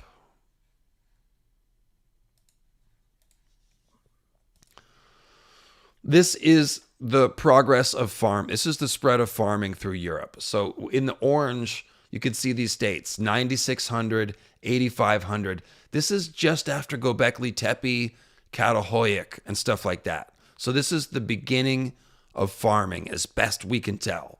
And from here, it moves upwards. You can see into the Russian steppe around 6000 BC. But it moves across Europe. It goes in two different paths. There's a southern path through the Mediterranean. So these are people that are comfortable with sailing. They're going from Cyprus. See, they were on Cyprus at 9,000. They didn't skip that. So these were sailors. And to Crete and Greece, Italy, Sicily, all the way over to Iberia. And then a different group of people split off you see northern Greece, 6,200, and they go north. And they bring farming to these lands here. And so basically, and it reaches England by about 4,000. These are the people that built Stonehenge. The Anatolian farmers or early European farmers. And if you think about it, that makes perfect sense. Because what is Göbekli Tepe? It's a henge. This is megalithic monuments. When you go to Malta, there's more giant stone henges and stuff. So obviously this wasn't one culture, but all of these farmers that you're seeing on these maps, they came from the same place. They came from the Middle East, and these were descendants of the people that raised giant stone monuments to honor the gods. So they still had this practice when they got to Britain, and they raised Stonehenge and all these henges. Then, around 2500 BC, the bell beakers, Tim. The bell beakers come along. Funnel beaker, combware. Oh, this is a little older. This is older. Where's the other map? Shut up. Well, whatever. So this is the population breakdown of how this stacks out. In the orange is the Neolithic. These are the farmers I was talking about. These are all the Anatolian farmers. And you can see the Sardinians are they're like over 80% Anatolian farmer. And you may have heard about the Sardinians before if you watch documentaries about this stuff. The Sardinians are the best example of a population that was unaffected by later migration waves. So the Sardinians, look kind of like potentially what the original Anatolian farmers would have looked like. Now, the green is Proto-Indo-European. These are the Celts and the Bell-Beakers and all that. So if you go the Norwegians, they're over 50% Bell-Beaker derived. Okay, so these, and then in the blue, this is the oldest ones. These are the hunter-gatherers that the Anatolian farmers replaced. So you have these replacement waves. And these first two waves are like 90% replacement in some places, Tim. And so the orange is replacing the blue first. And what's happening is, so these farmers, as they're spreading out, the people that are already there are all hunter-gatherers. And they are replaced over 90% in most places. So they are almost entirely wiped out. And the farmers take over. Then when the Proto-Indo-Europeans come, they have a reputation for being super violent. They actually left a lot more of the Anatolian farmers around than the farmers did for the hunter-gatherers. But where was I explaining this? There's a reason. What was it? Where were we? Let me go back to the Kindle and I'll figure it out. The last thing we read were the wildlings are indisputably descended. Oh, the wildlings. Oh, that's why. So what's happened is the wildlings are kind of like this remnant population where, the first men move in and they push back, or I'm sorry, the Andals move in and they push back the first men and they convert the first men. But then you have a few first men that are holdouts. So even the Starks are sellouts, kind of. Like they are signing treaties with the Andals and stuff. But the mountain hill tribes are like, no, we're holding on to the true way. And so the wildlings are the same. They are pushed to the margins as the new immigration wave takes over most of the heartland. And that's just how it happens.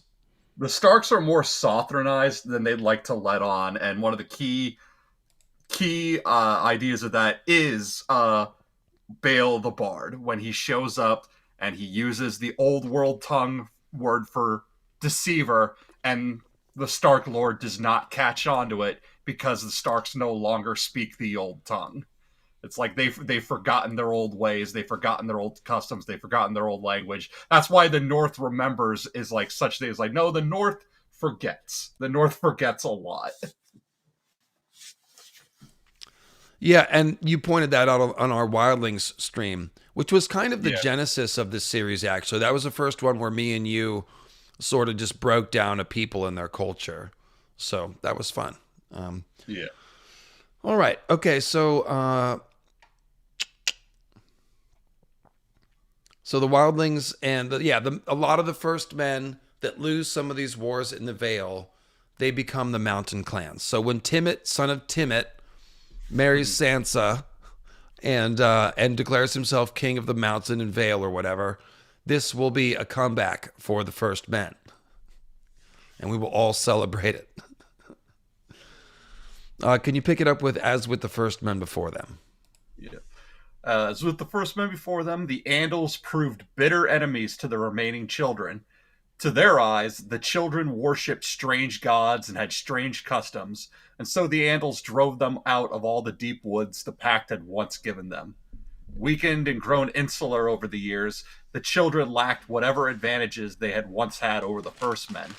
And what the first men could never succeed in doing, eradicating the children entirely, the Andals managed to achieve in short order. Now some few children may have fled to the Neck, where there was safety amidst the bogs and crannogs, but if they did, no trace of them remains. It is possible that a few survived on the Isle of Faces, as some have written, under the protection of the Green Men, time to plug the shirt again, whom the Andals never succeeded in destroying, but again, no definitive proof has ever been found. Regardless, the few children remaining fled or died, and the first men found themselves losing war after war and kingdom after kingdom to the Andal invaders. The battles and wars were endless, but eventually all the Southern kingdoms fell.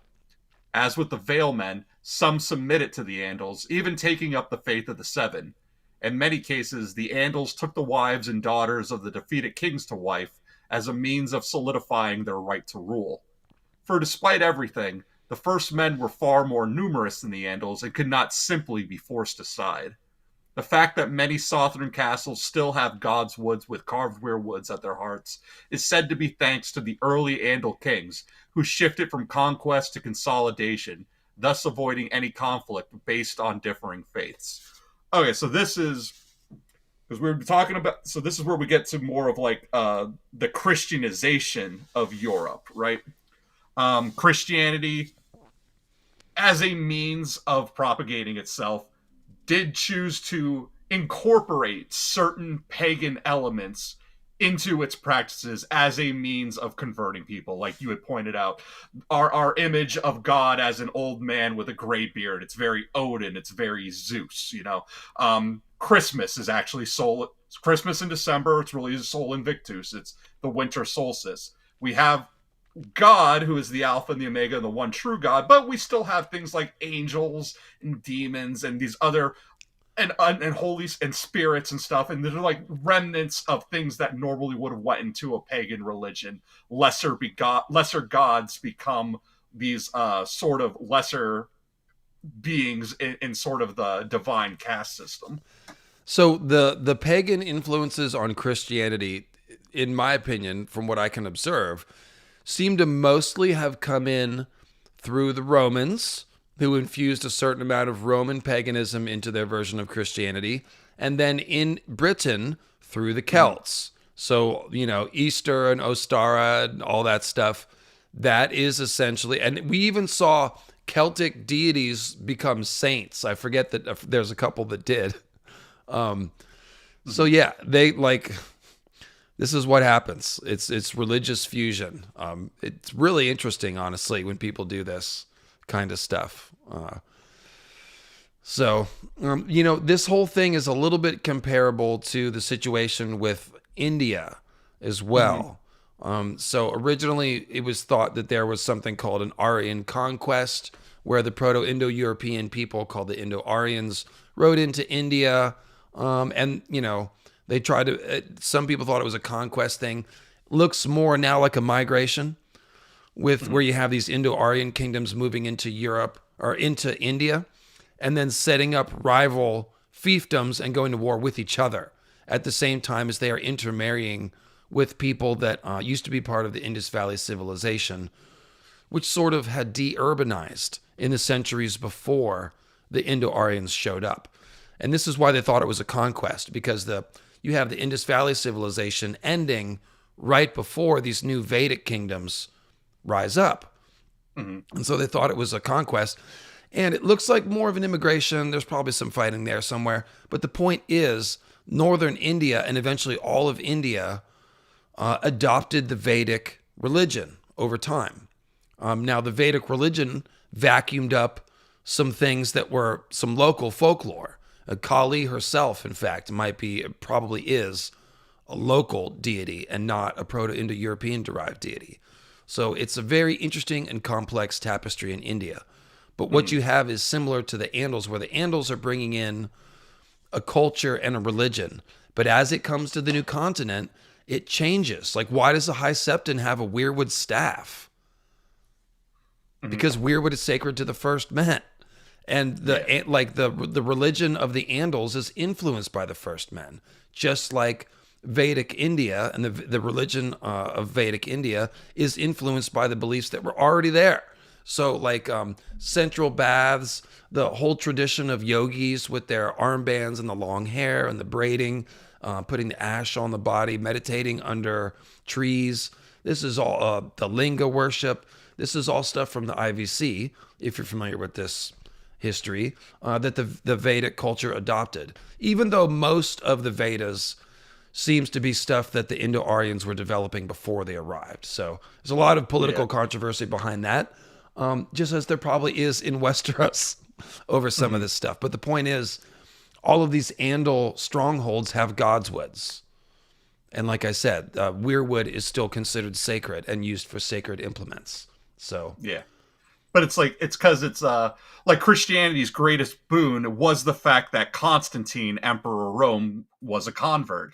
But the idea of Christianity taking it purely through conquest would not have been possible because they were outnumbered. So this is showing like while the Andals and the Faith of the Seven take over the majority of the Westeros, it's not purely through conquest. There are compromises and concessions. There is a blending of culture, a blending of religious practices. The Andals have to tolerate at least some of the old god worship if they are to succeed in Westeros. And otherwise, it's just going to be, as the paragraph before it said, endless, ceaseless war, constantly going over back and forth. And it's like, well, finding a land of peace and opportunity was the reason you fled Essos in the first place, because you couldn't stand up to the Dragon Lords. Do you want to spend up the rest of your days fighting these first men and these children all the time? Yep. At a certain point, you got to put the sword down and beat it into the plowshare and grow some food because everybody's hungry. Yeah. And, you can only steal so much food. So, and no, I didn't get a snack. It's doing a little throat care here. Your Uncle Lightbringer went out for a little dubstep last night. It was out late. Just trying to get the pipes warmed up here. So, where were we? Here's a picture of Children of the Forest at the High Heart with first men fighting against Andals. Even the Ironborn, the fierce sea-roving warriors who must have at first thought themselves safe upon their isles, fell to the wave of Andal conquest. For though it took 1,000 years for the Andals to turn their attention to the Iron Islands, when they did so with renewed zeal. The Andals swept over the islands, extinguishing the line of Euron Red Hand, which had ruled by axe and sword for 1,000 years. Matt Folger, the Proto-Indo-Europeans had arguably the most consequential technology of all time, the horse. Highly recommend The Horse by Timothy Weingard. Yeah, domesticated horse and the wheel. It was when they joined those things and they made wagons that horses could pull. That's when the Yamnaya spread out and just like spread out everywhere all of a sudden. I really recommend David Reich. If you want to learn about the Yamnaya and the Proto-Indo-Europeans, that's the guy. Any live talks by David Reich or David Anthony, that's where basically, that's where the truth is. So Hereg writes that at first the new Andal kings sought to force worship of the seven on the Ironborn, but the Ironborn would not have it, Tim. Instead, they allowed it to coexist with the worship of the drowned god. As on the mainland, we'll read the details of it. It's really funny. The Andals married the wives and daughters of the Ironborn and had children by them, but unlike on the mainland, the faith never took root. More, it did not hold firm even among the families of Andal blood. In time, only the drowned god came to rule the Iron Islands, with only a few houses remembering the seven. So here, the Iron Islands culture was so strong, and I think because it's tied to the environment, which is so harsh and unique, the Andals that came to the Iron Islands became Ironbornized. Culturally, they became Ironborn. And this is why I was saying genetics and culture don't always follow each other. And there's always at least one holdout, right?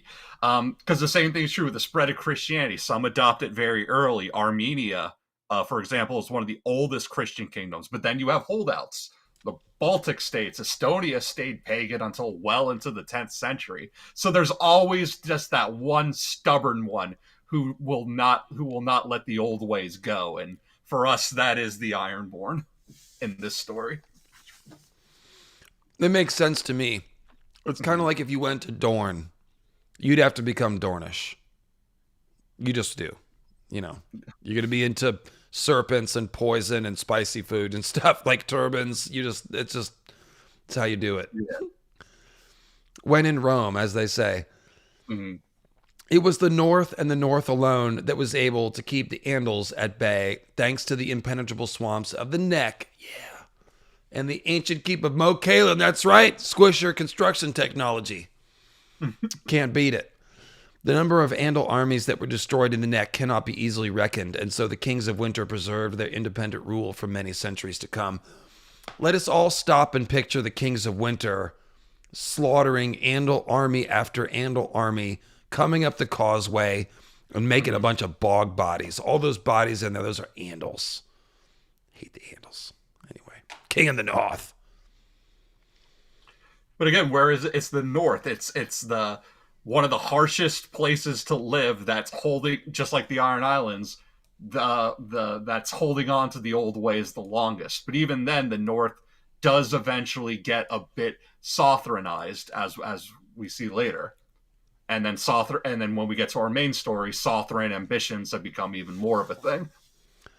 Gradually so. Yeah, gradually they do. All right, Tim, I need to hit the restroom. I want to do a little quick music break and give you a chance to do the same, all right? Or grab a drink or something. So here's a little... Now, I'm going to get you with the Hightower because we're celebrating the Andals today, so it's got to be the Hightower. How do I get rid of the screen?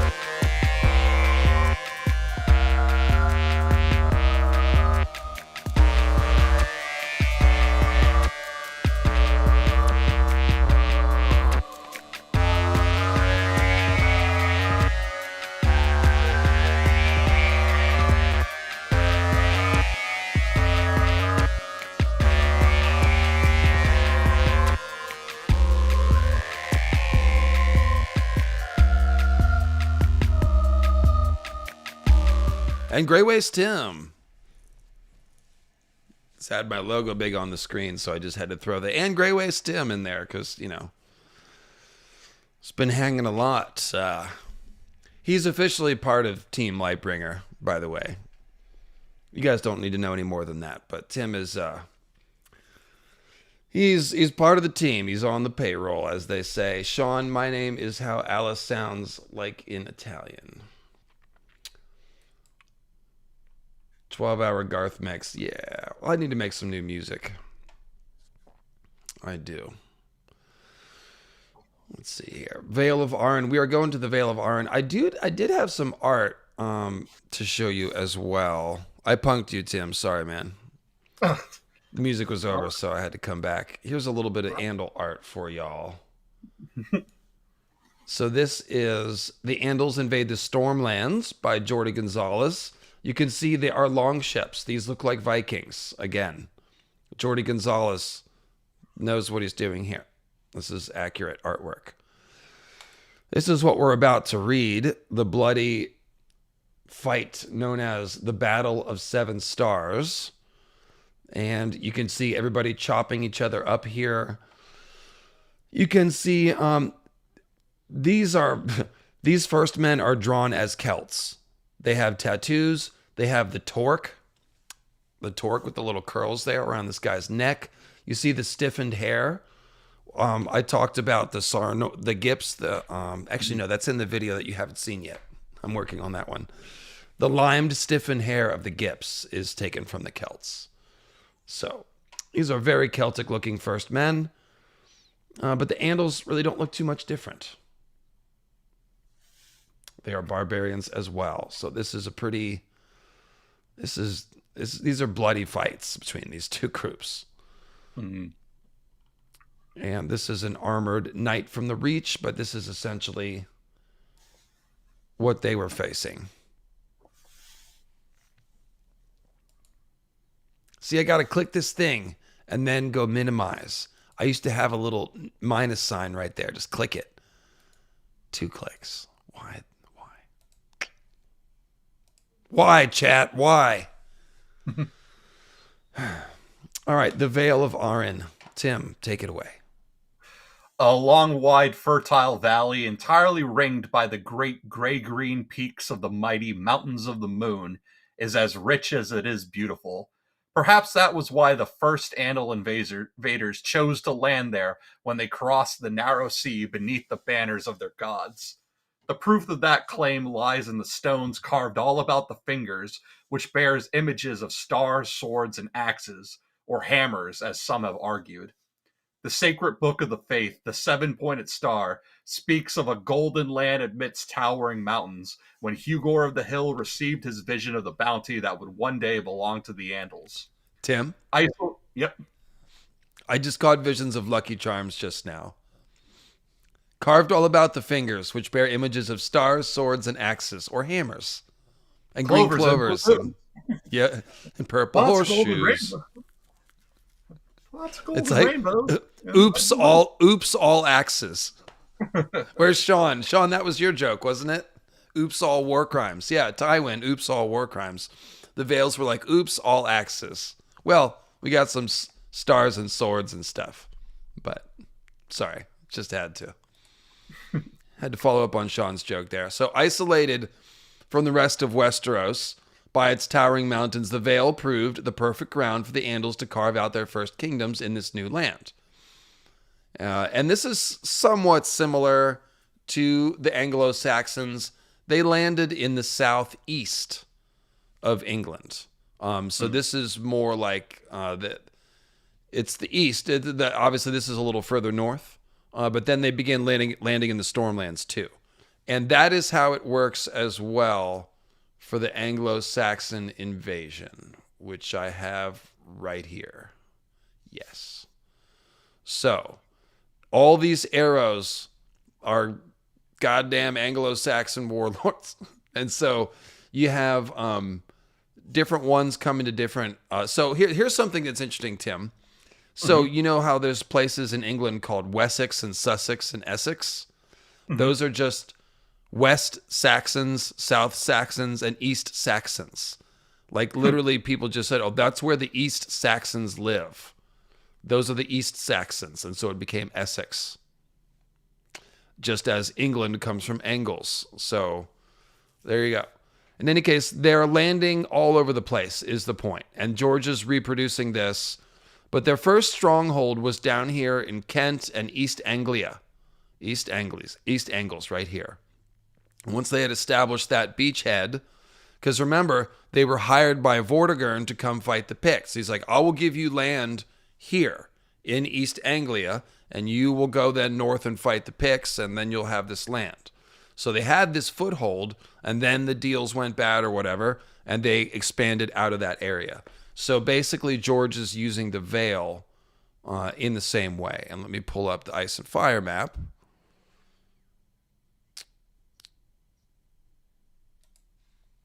Yes. Sorry, the window switching is a little less smooth today because the program is messed up. But you can see they're in Andalos. So they are saying they could have sailed over to Blackwater Bay, I guess. But they sailed to the Fingers, which is a bit north. So that raises the question. Did they have intel? Did they choose that location? They must have, because the shortest route would have taken them to Cracklaw Point, where they would have gotten a warm reception by a Cracklaw men. Or they could have sailed into Blackwater Bay.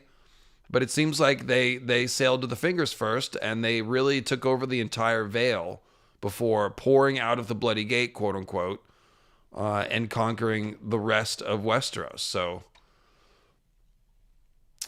Yeah, because there's always the chance that we never know who gets blown off course, and that's why they end up where they do.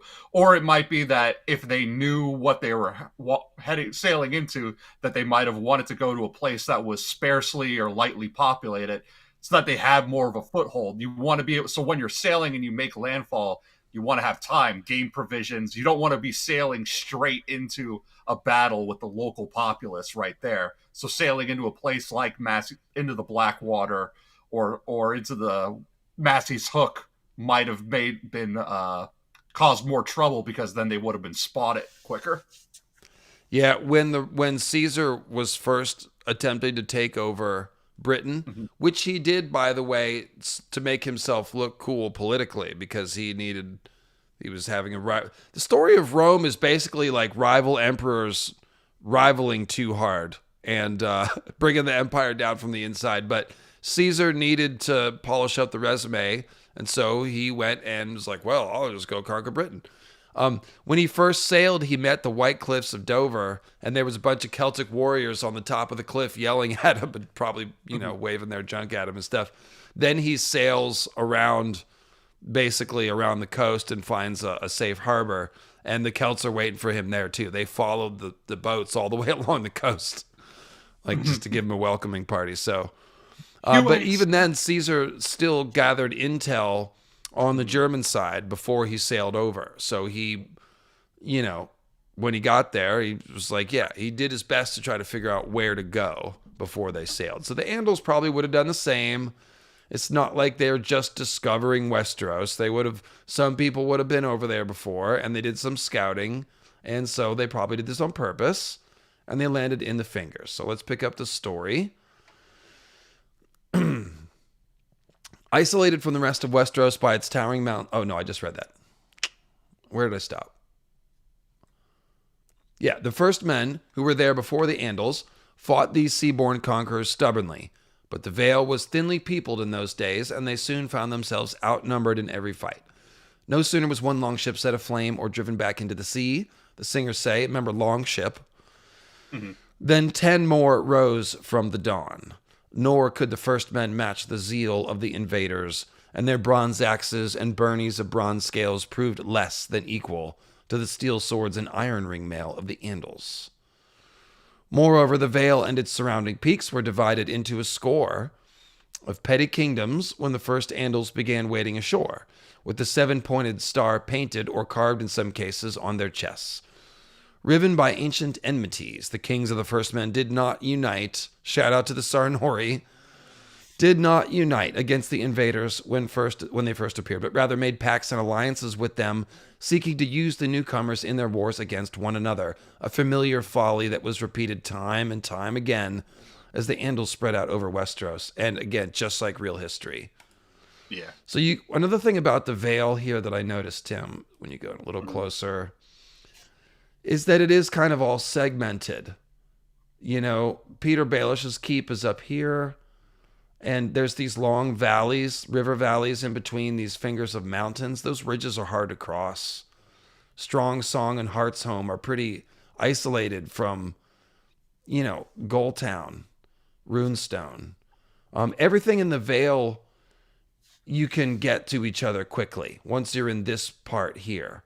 But all this other stuff along the mountains would be very separate. So it is kind of ideal for their purposes to conquer one at a time, kind of. It's a good place to do that. And to sort of, nobody can bring an army into the Vale quickly and easily. So they had this little population isolated. It's like the bully trapped. He trapped the nerdy kid in the locker room after class, and there's no one to help him, and so they could just beat him up. Yeah. And we can see again how George is not just taking one piece of history, but mixing and matching different parts of history. Because while we're talking about the Vandals and the Anglos and the Saxons and their invasions, there's also bits and pieces of like the Bronze Age collapse, the fall of Egypt, the Old Kingdoms, the Assyrians took over because iron weapons were stronger against bronze weapons. And then, of course, we talk about the sea peoples a lot. The Andals are a people who came from the sea and just laid waste to everything that they came across. And George, of course, does that twofold. He has actual people coming from the sea, the Andals, but then he also plays with it every time he wants to do Squisher or Deep One mythology. Yep, he's slice and dice, reassemble. All right. This is such a fun story. Go ahead. Tell us about Tywin Shell and John Brightstone. Both of whom claimed the title King of the Fingers, went so far as to pay Andal warlords to cross the sea, each thinking to use their swords against the other. Instead, the warlords turned upon their hosts. Within a year, Brightstone had been taken, tortured, and beheaded, and Shell roasted alive inside his wooded long hall. An Andal knight named Corwin Corbray took the daughter of the former for his bride and the wife of the latter for his bed warmer, and claimed the fingers for his own, though Corbray, unlike many of his fellows, never named himself a king, preferring the more modest style of Lord of the Five Fingers. But here's like an example of what I was talking before, right? The big stupid game, the enemy of my enemy is my friend, and it just comes back to bite him. Thinking that way and going through with that just led to these two houses' absolute annihilation. Yep, we saw it again with the Sarnori as well. And there is a little symbolism here, a bright stone and a shell that gets burned. Like we're talking about moon meteors in the weirwood net or something, but want to keep it, focused on the Andals here today. But that was always a little passage that tantalized me. Roasted alive inside a wooden long hall. I mean, that's Azor Ahai burning alive in the weirwood net, I'm pretty sure. And his name is John, which is interesting. So there might be something about Jon Snow and his resurrection. King of the Fingers, Fiery Hand. Daiwen is named here. So another time, I guess. Farther south, the wealthy harbor town of Gulltown on the Bay of Crabs was ruled by Osgood Shett, third of Shett. YouTube, Shettt, Shett. Shett. That's. I heard what you said. What's that? I heard what you said. That's right. Third of his name, a grizzled old warrior who claimed the ancient vainglorious title King of the True Men, a style that supposedly went back 10,000 years to the Dawn Age. Oh, I forgot about that. King of the True Men. That would be linked to the True Tongue. Mm-hmm. Perhaps. Which is the language of the birds and the children of the forest. So, the Gulltown itself was seemingly secure behind its thick stone walls. King Osgood and his forebears had long been waging an intermittent war against the Bronze Kings of Runestone. They're a more powerful neighbor from a house as old and storied as their own. So let's look at Runestone real quick versus Gulltown. So Gulltown, oh gosh, they're right next, they're neighbors. There's not a lot of room to fight there, is there?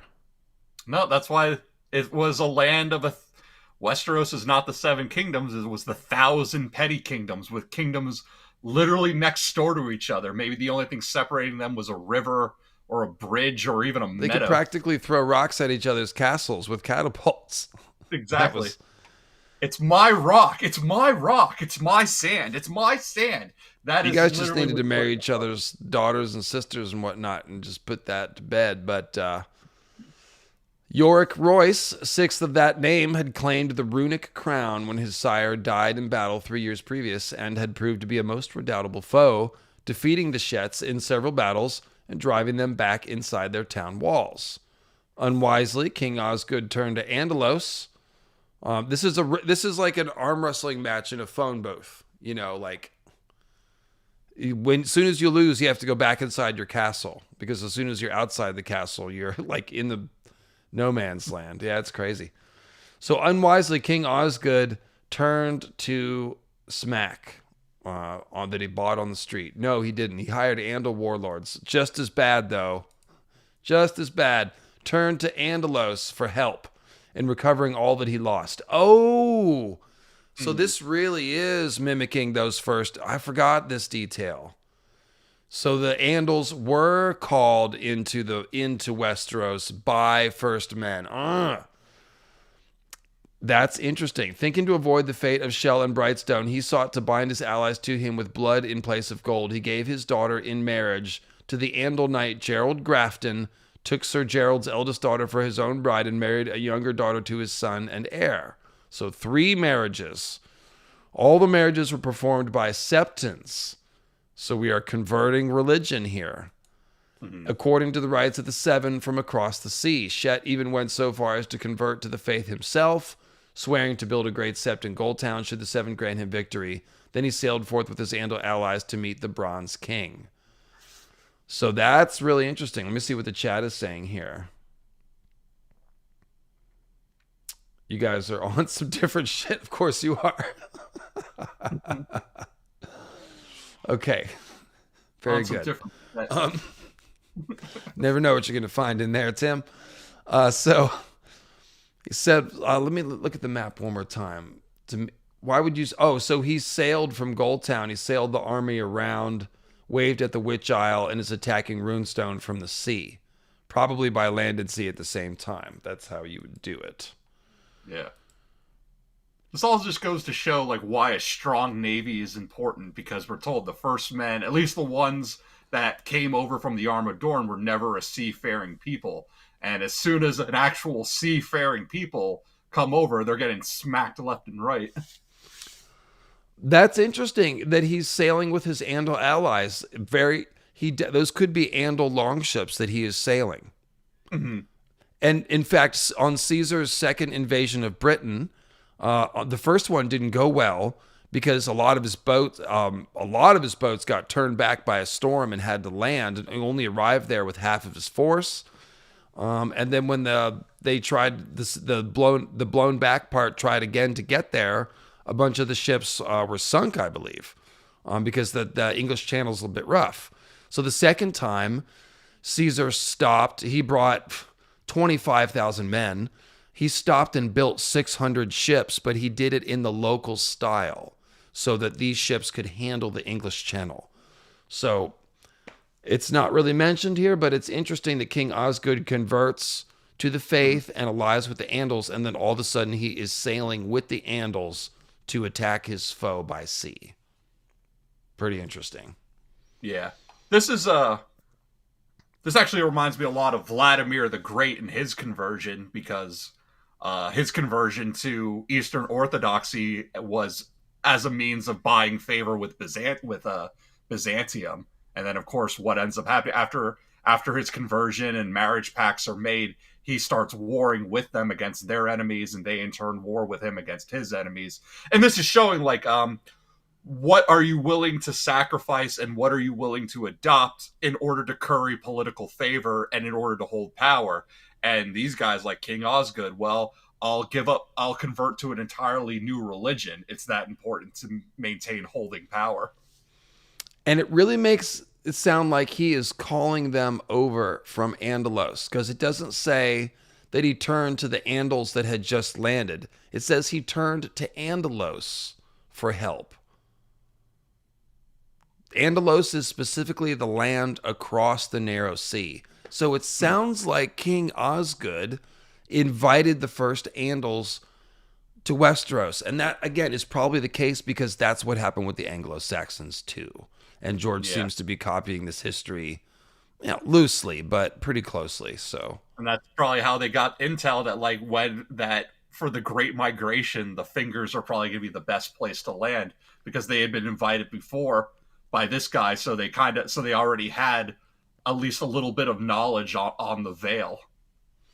Yep, it should have just kept reading instead of speculating. But that's fun to speculate and then see that essentially that is, there was a reason. There was intel. Mm-hmm. So, King Osgood, or go ahead, Tim. So King Osgood won his victory as it happened, but he himself did not survive the battle. And afterward, it was whispered amongst the Goldtowners and other first men that it was Sir Gerald himself who struck him down. Upon his return to the town, the Andal warlord claimed his good father's crown for his own, dispossessing the younger Shet and confining him to his bedchamber until such time as he had gotten Sir Gerald's daughter with child, after which the father vanishes from the pages of history. Yeah, like, I don't need you, I just need a kid by you. When Gulltown rose against him, King Gerald put down the protests brutally, and soon the gutters of the town ran red with the blood of the first men, and women and children as well. The dead were thrown in the bay to feed the crabs. In the years that followed, the rule of House Grafton remained uncontested, for, surprisingly, Sir Gerald proved a sage and clever ruler, and the town prospered greatly under him and his successors, growing to be the first and only city of the Vale. Not all the lords and kings of the first men were so foolish as to invite their conquerors into their halls and homes. Many chose to fight instead. Chief amongst these were the aforementioned Bronze King, Yorwick VI of Runestone, who led the Royces to several notable victories over the Andals, at one point smashing 7 longships that had dared to land upon his shores, and decorating the walls of runestone with the heads of their captains and crews. His heirs carried on the fight after him, for the wars between the First Men and the Andals lasted for generations. Okay, so first of all, the Celts had definitely liked to dry out the heads of their foes and display them on their horses and castles and shit like that. So that's kind of par for the course. That's going on here. Although George was using that everywhere, I guess, but that's what this reminds me of. Now, interesting about this Sir Gerald taking over House Grafton and then putting down these rebellions, but then turning out to be a good ruler and then the town prospers. That's kind of like a lot of the stories go like that, okay? Because what you have is two sides both trying to commit atrocities against each other, okay? And so the one that wins, it's like, it's from our modern thinking, it's kind of like, well, that dude is a psychotic murderer. You know, he made the streets of his town run red with blood. He's a psychopath. Well, when violence is sort of the language that everyone uses, it's not as clear cut as that. I'm not saying he isn't a psychopath. I'm just saying it doesn't have to be Ramsay Bolton. Like, this definitely happens where you have these leaders that essentially, I mean, Genghis Khan might be the ultimate example of this. He was a very effective leader, not just in war, but like in managing an empire. And he treated fairly with people who knelt, at the right time, but he also committed massacres against people who didn't. So yeah, but it's like if you put up even the littlest bit of resistance, he's gonna make you pay for it. Yep. So all right. So the last of the Bronze Kings was Yorwick's grandson Robar II, who inherited runestone from his sire less than a fortnight before his 16th name day, yet proved to be a warrior of such ferocity and cunning and charm that he almost succeeded in stemming the Andal tide. By that time, the Andals controlled 3/4 of the Vale and had begun to fight amongst themselves, as had the First Men before them, because of the big stupid game. Robar Royce saw opportunity in their disunity. Across the Vale, a handful of First Men still held out against the Andals. The Redforts of Redfort, the Hunters of Longbow Hall, the Belmores of Strongsong, and the Coldwaters of Coldwater Burn chief amongst them. One by one, Robar made alliance with each of them, and many smaller clans and houses besides, bringing them to his cause with marriages, grants of land, gold, and in one celebrated case, by outshooting the Lord Hunter in an archery contest. Legend claims that King Robar cheated. So honeyed was his tongue that he even won the allegiance of Ursula Upcliffe, a reputed sorceress who called herself Bride of the Merling King. Okay, so let's just place these places on the map real quick here. Red Forts of Redfort, Longbow Hall, Strongsong, and Coldwater Burn. And then the Upcliffs are Witch Isle. Where is Strongsong? Oh, right there. So Strongsong, Coldwater, Hearts. You see? Okay, so like I said, these are all in these upper valleys, separated from the Vale. So that makes sense that they're holding out. And then, Witch Isle. So, this all makes sense. This is just progressing according to the map. And many of the lords who gathered beneath his banners have been petty kings. And again, I would just go back to the Celtic, like this is a Battle of Baden Hill moment, except for it doesn't go the First Men's way. It goes for the Andals. But this is kind of that moment where, like, you have these tribes, you have somebody, the Royce, that's trying to gather them all, be like, let's make a stand together. So let's see what happens. One by one, okay, Robar made alliances with each of them and many smaller clans and houses besides. Oh, you just read that. Okay, many of the lords who gathered beneath the banners have been petty kings, but now they set aside their crowns, bending the knee before Robar Royce and proclaiming him High King of the Vale, the Fingers, and the Mountains of the Moon. Finally united as one people under a single ruler, the first men went on to win a series of smashing victories against their divided, quarrelsome conquerors. Wisely, King Rhoynar did not attempt to attack all Andals everywhere to drive them from his shores. Instead, he warred upon one enemy at a time, often making common cause with one Andal chief to bring down another. So he's playing the Andals against each other. And this just shows you, they're all tribes. Like, the Andals have superior tech, but they're not really any better organized. They're just as disorganized and disloyal to each other as these first men kings. So it's kind of like whoever can get some of them to unify will have the upper hand, and that seems to be what happens. Let's see. So the King of the Fingers was the first to fall. Legend tells us that King Rhoynar slew Kyle Corbray himself after striking Corbray's famous blade, Lady Forlorn, from his hand. So this would be another case like Ice, where the name of the sword is older than the Valyrian steel sword. Because the Valyrian steel poured into Westeros 400 to 600 years before the main story. So this wouldn't be the Lady Forlorn that is made of Valyrian steel. This would be an older sword named Lady Forlorn. So again, just like with the Starks, they've had the naming tradition of Ice going back to the Age of Heroes. They've named many swords Ice. And only the latest one is a Valyrian steel sword. So I saw a super chat come in. Would I consider doing a one-off stream looking at the French Crusade? I think you would enjoy it a lot to unpack. So I would love to get into doing a lot more history and stuff, and hopefully I'll be able to do that on Mythic Concepts going forward. But I am also going to be doing more of this kind of stuff where I pull out, to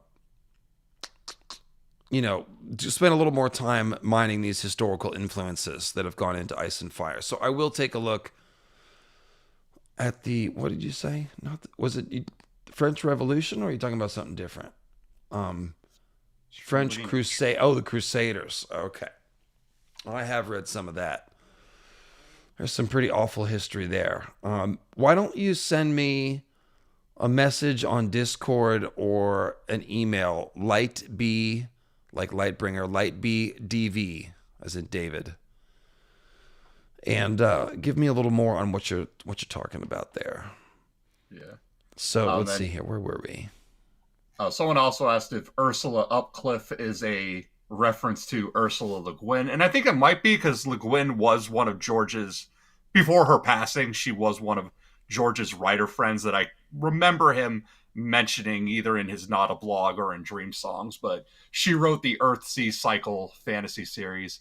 And then, of course, Ursula, the wife of the Merlin King, that is, and the Upcliffes being in charge of Witch Isle, that is a reference to the Little Mermaid and Ursula the Sea Hag. Yeah, he does like to combine the things, like Bob Weir. The weirwood is a reference to Bob Weir. Well, yes, it's also a couple other things. So let's see here. Oldtown was retaken by storm when Rhoynar sent his own sister inside the walls to persuade the Shetts to rise against the Graftons and open the city gates. Yeah, so there you go. Brutal repression comes back around, makes some enemies, and then other enemies use those enemies against you. So that's interesting. The Hammer of the Hills, the Andal King, who held the eastern end of the Vale, that's an interesting name, was next to face the resurgent First Men and fell before King Rhoynar's host beneath the walls of Iron Oaks. For one brief shining moment, it appeared as if the First Men might retake their lands under the leadership of this brave young king, but it was not to be. Tim, pick it up. Rhoynar had won his last victory, for the remaining Andal lords and petty kings had finally come to realize their peril. And now it was the Andals who put aside their differences to make common cause and unite beneath the banners of a single warlord. The man they chose to lead them was neither king nor prince, nor even lord, but a knight named Sir Artus Arryn. A young man of an age with King Rhoynar, he was esteemed among his peers as the finest warrior of his day, a champion with sword and lance and morning star, and a cunning and resourceful leader of men, beloved by all who fought beside him. Though of pure Andal blood, Sir Artus had been born in the Vale in the shadow of the giant's lance, where falcons soared amongst the mountain's jagged peaks. On his shield he bore the moon and falcon, whilst a pair of falcon's wings decorated his silver warhelm. The Falcon Knight, men called him, then as now. To speak of what happened next, we must return to the realm of song and legend. Okay, so The pause state- here before we get into the into this battle here. I see a couple things coming up in the chat that I just want to address real quick. So I said this at the beginning of the stream that misfired. But one thing I am not doing on the stream is attempting to debunk anyone else's theory about the Andals. More recently, there are some channels, Company of the Cat, as well as Alabaster, who are big into ancient Andals theory, and they have an entirely different reading of all of the history that I look at as Great Empire of the Dawn stuff and all this and that. I have not watched enough of the, like, I'm aware of those theories and I've seen a little bit of their stuff, but I have not, if I was going to do a debunking, I would need to watch it all and organize their arguments and, treat it like you would a scholarly theory debate and go through it all. I don't know that I'll ever do that. I am not doing that today. And I haven't watched enough in order to do a fair critique of those theories. I will just say that I do not think the Andals were here in the Dawn Age. I don't think they were here before the Long Night. And I don't think they are the answer to really any of the deep mysteries of the world building of the story. I think the Andals are mostly like a historical world building feature that mimics the Anglo-Saxons and gives us this very interesting layers of migration and stuff. That is my opinion. I am always looking for different clues about stuff, but one of the major things that I think about, at least the Long Night as being a timeline divider, Tim, and I'd like to hear your opinion on this, is like the Andals wrote things down. And so their records of their history are a lot more reliable than everything that happened in Westeros before they got there. And if you look at the Maesters and the way that all of Westeros' history talks about the Long Night, they treat it like this thing. They're like, we're pretty sure it happened, but we don't think it lasted like years, and the others aren't real. So like and what I'm saying is that if the Andals had been in Westeros when the Long Night fell, there would be a much more clear cultural memory and a historical memory of battles and events that happened. And instead, we have this purely folkloric remembering of it, which to me says it was only First Men that witnessed it. Yeah, because the Andals to me seem like a newer people group. I mean, it's still pretty old in the tale that George is working with, but they seem to be more of something that came, a people group that emerged and as a culture or as an ethnicity or whatever you want to call it in years after the Long Night, after all these great migrations that already happened, and now they're spurring on a new great migration. It's like, I look at it more in like the idea of the age of exploration, where it's like people discovered lands, but it's like, but you discovered lands that already had people living on it, so how the hell did you actually discover it? I view this Andals in the same way I would view someone like Columbus or Amerigo Vespucci or something like that. It's like, yeah, you found something and you created something, but you were already building on blocks that were already set. So for the most part, I see there's that argument, and then there's also the argument about that we just mentioned, where the Andals supposedly picked up metal from the Rhoynar, and this seems to be a post Long Night thing, not a pre Long Night thing. And they left, and they're leaving. Essos is also timed to that last Giscari War, which is definitely post Long Night as well. Yeah. The other thing about what I have seen about early Andals theory, that's what I call it, early Andals theory, just that they were there before they were supposedly there. It's essentially the crux of it, is that most of those theories They reject the Great Empire of the Dawn. Like, I know Company of the Cat specifically thinks the Great Empire of the Dawn is not a thing, didn't come to Westeros, doesn't have anything to do with Oldtown, something along those lines. And she is tying, she's tying all kinds of different stuff. But basically, a lot of the stuff that I look at and say that's the Great Empire of the Dawn in Westeros, the early Andals people would say that's the Andals. So you kind of do have to choose. Like, those two theories don't coexist. That's looking at a lot of the same evidence and drawing different conclusions from them. So, I mean, look, we've had 13 years since the last book. Feel free, check out their theories and check out my Great Empire of the Dawn theory and see what you think makes the most sense. You know, like, there's plenty of time to do that. So, yeah, that's what I want to say about early Andals. I don't know if you have anything else to say about early Andals, but we do have our eyes out for any clues about dating.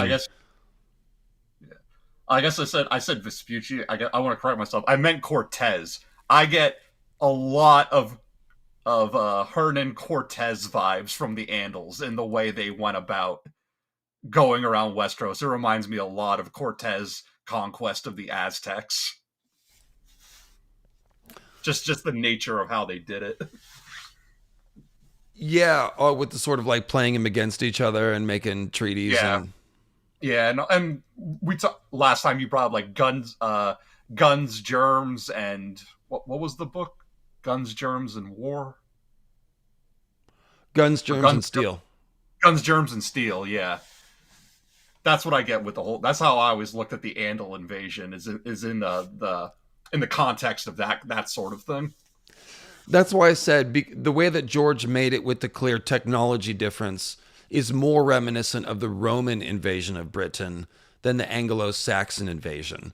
The Anglo-Saxons didn't have like a different metal or something. They mostly had different tactics. So look up Vandal Savage, DC Comics character, immortal villain from a cradle civilization who takes over the world. Oh, that's interesting.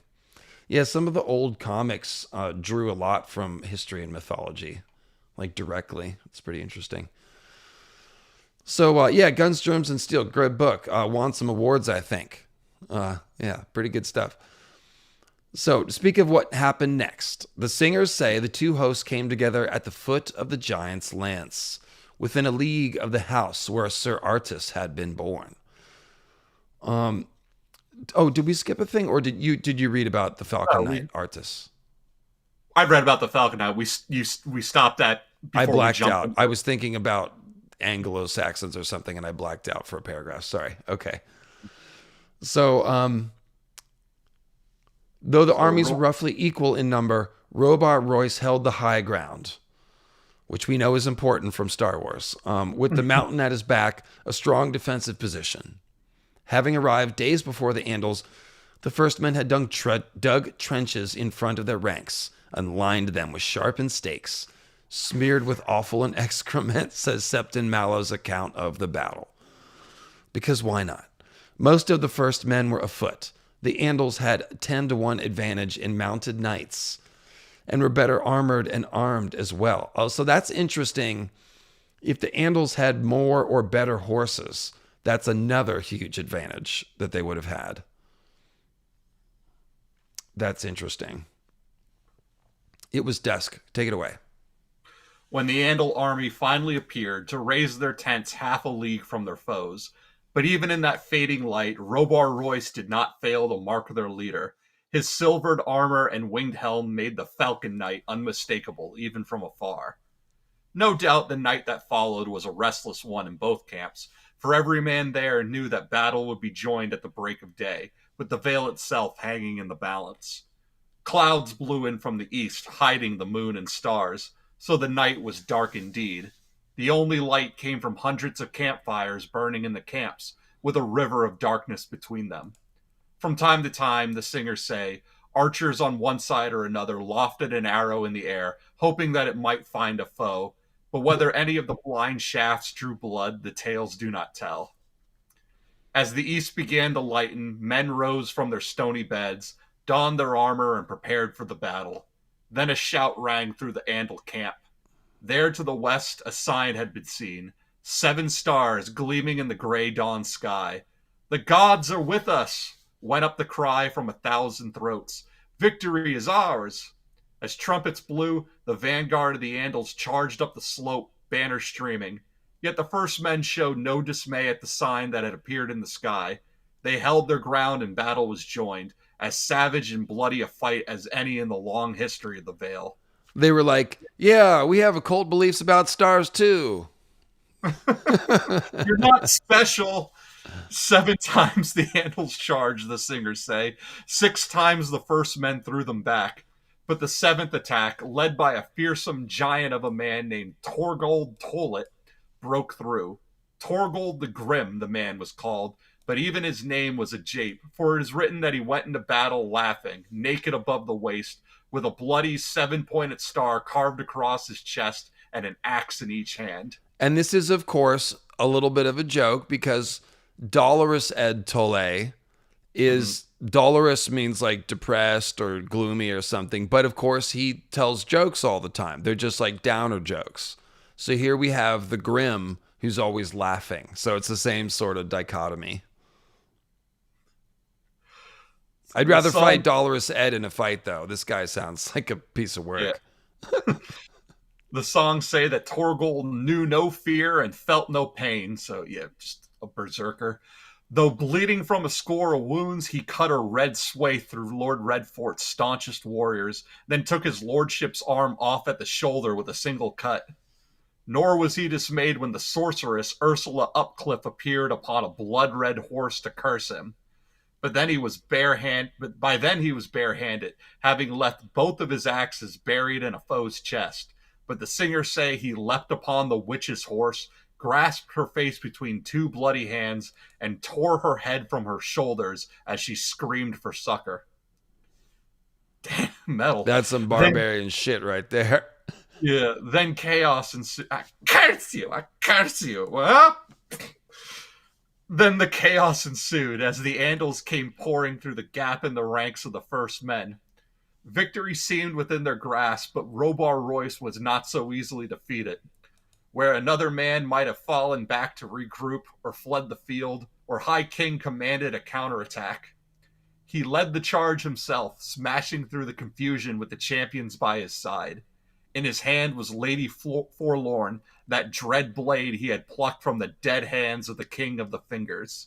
Slaying men left and right, the king fought his way to Torgold the Grim. As Robar slashed at his head, Tollett grabbed for his blade, still laughing.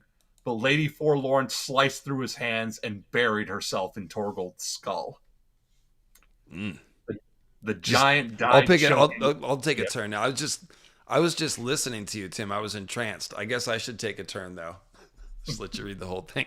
You're doing great. The giant died choking on his last laugh, the singers say. Whereupon the High King spied the Falcon Knight across the field and spurred toward him. Should their leader fall, the Andals would lose heart and break, he hoped. They came together as the battle raged around them, the king in bronze armor, the hero in silvered steel. The king versus the hero. Is that Night King and Last Hero? Seems like it could be. Though the Falcon Knight's armor flashed brilliantly in the morning sun, his sword was no Lady Forlorn. The duel was done almost before it began, as the Valyrian steel... Oh, Valyrian steel. Okay, I take back what I said. Apparently... It was always a Valyrian steel sword? Okay, well, then the Andals definitely weren't in Westeros in the Dawn Age, because Valyria didn't exist in the Dawn Age, and apparently Lady Forlorn is in Westeros already. Either that or this is a mistake. Well, that would mean, that the first men were having dealings with the Valyrians, like at those trading outposts at Dragonstone. That's a long time, but Valyria wasn't on Dragonstone yet. This is like over 2,000 years ago. At least. Huh. Sean, what do you think? Is this a mistake? Like, is this an Elio and Linda mistake or something? Yeah. Like, this isn't supposed to be Lady Forlorn. Or did the first men buy a Valyrian steel sword 2,000 years ago or more? I mean, in the Reach, there's tales of traders even older than the Valyrians coming to the Honeywine. So I guess it depends on when the Valyrians made their first outposts. I mean, there is that possible dragonfuse stone at Oldtown. Hey, demon. Yeah, but I don't think the Valyrian steel swords that are in Westeros are like secretly Great Empire of the Dawn swords. That doesn't make sense to me. There's too much of a time break. And we only had yeah, I don't buy that. I don't buy that. Great Empire of the Dawn, like Dawn, the sword Dawn might go back to the Great Empire of the Dawn, but I don't think that the swords that the Maesters think belong, like the ones that the Westerosi houses, are secretly Great Empire of the Dawn swords. Yeah, I just don't see any evidence for that. They must, yeah, this is either a mistake or they're saying that the first men went to Valyria and bought Valyrian steel swords even at the time of the Andal conquest. That's an interesting question. I mean, kings host kings all the time. I guess it's possible an old first man king was hosted at Valyria and could have bought one. He took I the don't know. sword from an Andal, the king of the fingers, who was a Corbray. Oh, Corbray was an Andal.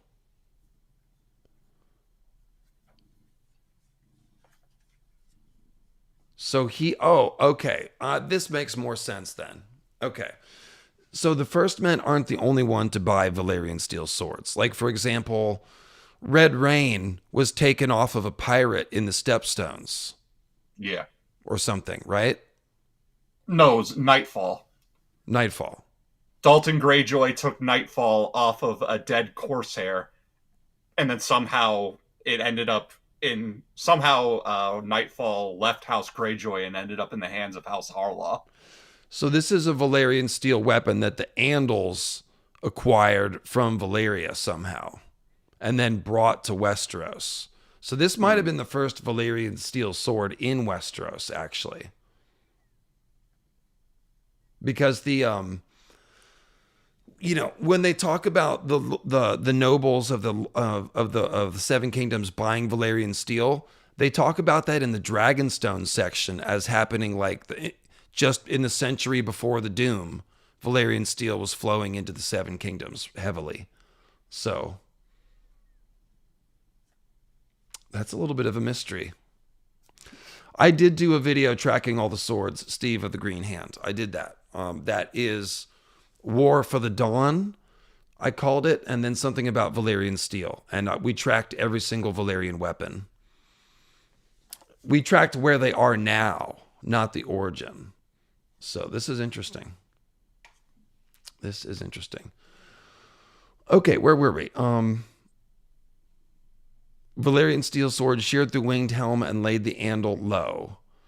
For an instant, as his foe toppled from the saddle, Robar Royce must surely have thought his battle won. But again, I'm still processing this. If the Andals got this sword from Valyria and then brought it over when they invaded Westeros, this is not before the Long Night. Because Valyria didn't exist before the Long Night. They arose after the Long Night. That's very clear. And they're also descendants from the Great Empire of the Dawn, which fell apart during the Long Night. So, this Andal sword, this Andal Valyrian steel sword, there's no way it could even exist before the Long Night, according to my interpretation of what we're told.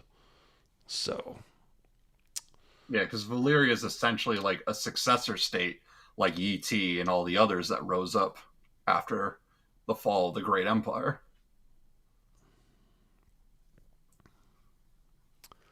all right, will you pick it up with Then He Heard Trumpets? Ringing through the dawn air, the sound coming from behind him. And turning in his saddle, the High King beheld in dismay 500 fresh Andal knights pouring down the slopes of the Giant's Lance to take his own host in the rear. Leading the attack was a champion in silvered steel, with a moon and falcon on his shield and wings upon his war helm. Sir Artus Arryn had clad one of his knights retainer in his spare suit of armor, leaving him in camp whilst he himself took his best horsemen up and around a goat track that he remembered from his childhood, so they might reappear behind the first men and descend on them from above. Shades of Patroclus and Achilles here. Not the exact same scenario, but the rest was a rout. Attacked from front and rear, the last great host of the first men of the Vale was cut to pieces. 30 lords had come to fight for Robar Royce that day. Not a one survived. And though the singers say the High King slew foes by the score, in the end he too was slain. Some say Sir Artus killed him, while others named Lord Ruthermont or Lucian Templeton, the Knight of Nine Stars. The Corbrays of Heartsholme have always insisted that it was Sir Jaime Corbray who dealt the mortal blow, and for proof they point to Lady Forlorn, reclaimed for House Corbray after the battle. Such is the tale of the Battle of the Seven Stars as it is told by the singers and the septons. A stirring story, to be sure, but the scholar must ask how much of it is true. We shall never know. All that is certain is that King Robar II of House Royce met Sir Artus Arryn in a great battle at the foot of the Giant's Lance, where the king died and the Falcon Knight dealt the first men a blow from which they never recovered. No fewer than 14 of the oldest and noblest houses of the Vale ended that day. Those whose lines endured, the Redforts, the Hunters, the Coldwaters, the Belmores, and the Royces themselves amongst them, did so only by the dint of yielding up gold and land and hostages to their conquerors, and bending their knees to swear fealty to Artus Arryn, the first of his name, new-crowned King of Mountain and Vale. In time, some of these fallen houses would regain much of the pride and wealth and power lost on the battlefield that day, but that would require the passage of centuries. As for the victors, the Arryns would rule the Vale as kings until the coming of Aegon the Conqueror and his sisters, and thereafter served as the Lords of the Eyrie, protectors of the Vale and wardens of the East. And from that day forth, the Vale itself has been known as the Vale of Arryn. Yeah, the other thing I will just say real quick about the Winged Knight, Artus Arryn stuff. So the original Winged Knight, he fought against the Griffin King at the top of the Giant's Lance. And so when you consider that he's friends with Children of the Forest, this really sounds like skin changer wars. This sounds like two bird skin changers fighting it out over the tallest mountain, which is called, the castle built there is still called the Eyrie. I mean, it's an obvious name to name a tall place or whatever, but you can just see the bird mythology is like deep in here. I mean, they could worship mountains. They worship birds. It's birds is the whole thing. It's the Winged Knight, Falcon Knight, and he's fighting the Griffin King. And the Griffin is a winged animal too. It's like a, part this and part that, lion and eagle mostly, right? Isn't that the Griffin? Yeah. And so, yeah, the truth behind that myth is likely that there was multiple bird skin changers. So it's just like Varamir Sixskins and somebody else, fighting it out over the mountain. So that's not Andal stuff. The Andals aren't skin changers. Like it just doesn't match. So this first layer of history sounds like standard Dawn Age Westeros green magic stuff, and the Merlings and the Giants are in there. So, yeah. No Andals. Let's see. Where were we here? The Fate of the Defeated? Is that where we are? Oh no, Tim's frozen again. Frozen mid-cat. Oh, there with the cat. I'll keep reading. The fate of the defeated was far crueler. As word of the victory spread across the narrow sea, more and more longships set sail from Andalos, and more Andals poured into the Vale and the surrounding mountains. All of them required land. Land the Andal lords were pleased to give them. Wherever the first men sought to resist, they were ground underfoot, reduced to thralls, or driven out. Their own lords beaten. were powerless to protect them. Some of the first men surely survived by joining their own blood with that of the Andals, but many more fled westward to the high valleys and stony passes of the Mountains of the Moon. There the descendants of this once proud people dwell to this very day, leading short, savage, brutal lives amongst the peaks as vandals, bandits, and outlaws. Preying upon any man fool enough to enter their mountains without a strong escort. Little better than the free folk beyond the wall, these mountain clans too are called wildlings by the civilized. Okay, so that's interesting. They just told us that more first men fled to the mountains than intermarried with these Andals.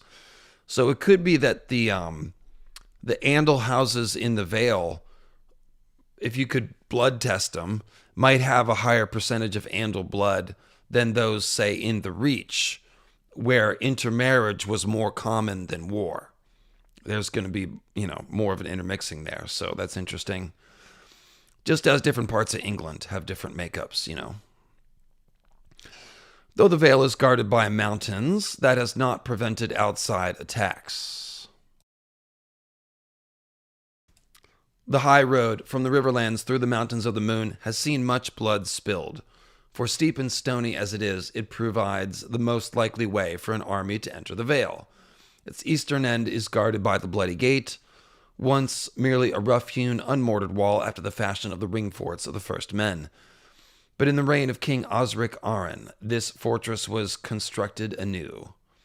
Over the centuries, a dozen invading armies have smashed themselves to pieces, attempting to breach the Bloody Gates. So it's kind of like they saw what the first men had with Moat Cailin, and they turned the Bloody Gate into a Moat Cailin. The coast of the Vale, rocky and full of treacherous shallows and reefs, provides poor anchorage, which again has added to their defense. But the Arryn kings, well aware that their own ancestors came to Westeros from the sea, have never neglected their coastal defenses. Strong castles and forts guard the most vulnerable coastlines, and even the stony windswept fingers are studded with watchtowers, each with its own beacon to warn against raiders from the sea, manned with the ferocious likes of Peter Baelish's staff. There was that old lady and like a shepherd. Yeah. So that looks like the end of, we got the different clans of the Mountains of the Moon. We'll talk about them in the First Men stream.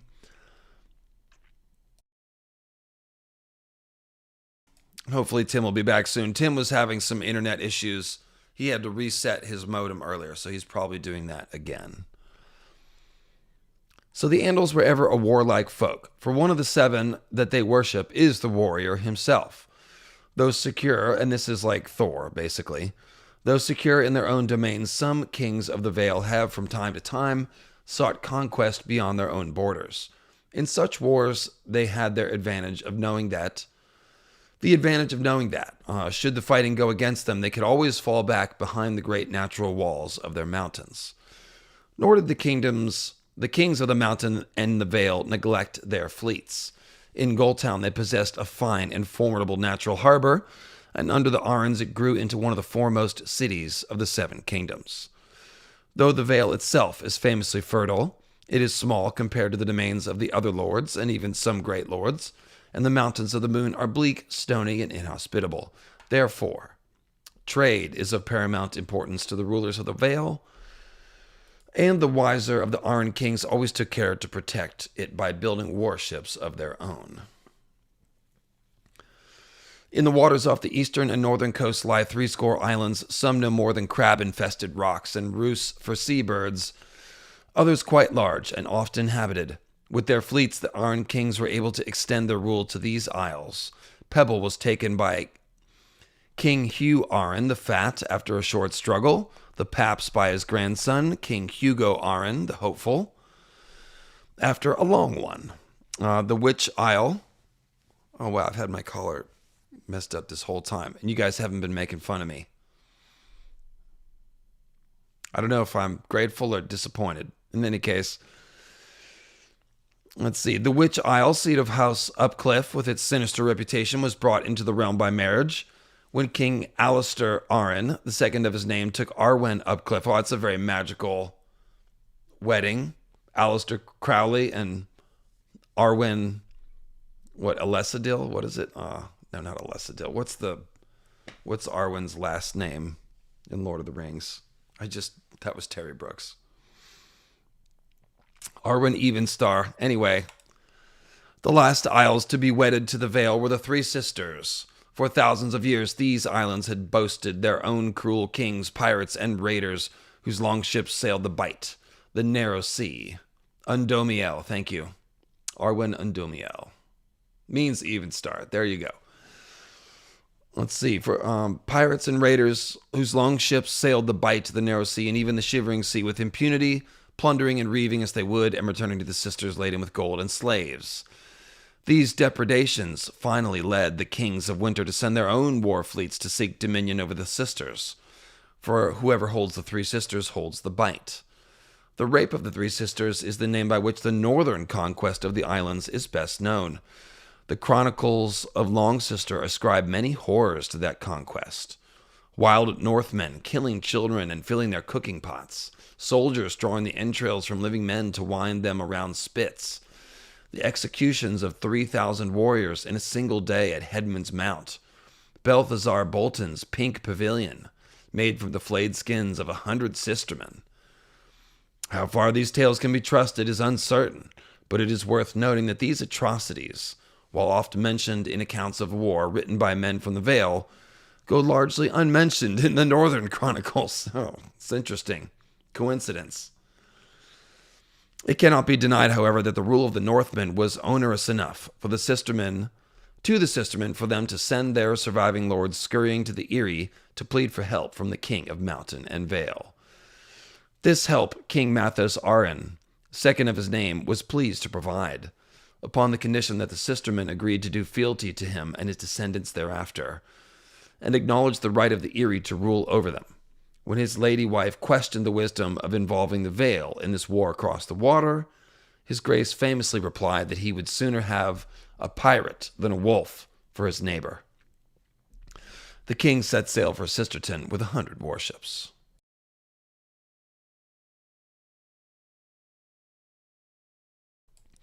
He never returned, but his sons carried on the war after him. For 1,000 years, Winterfell and the Erie contested for the rule of the Three Sisters. The worthless war, some dubbed it. Time and time again, the fighting seemed at an end, only to flare up once more a generation later. The islands changed hands more than a dozen times. Thrice the Northmen landed on the Fingers. The Arryns sent a fleet up the White Knife to burn the Wolf's Den, and the Starks replied by attacking Oldtown and burning hundreds of ships in their wrath when the city walls proved too strong for them. In the end, the Arryns emerged victorious, and the Three Sisters have remained part of the Vale ever since, save for the brief reign of Queen Marla Sunderland in the immediate aftermath of Aegon's conquest. And that's probably the end of the Andals in the Vale.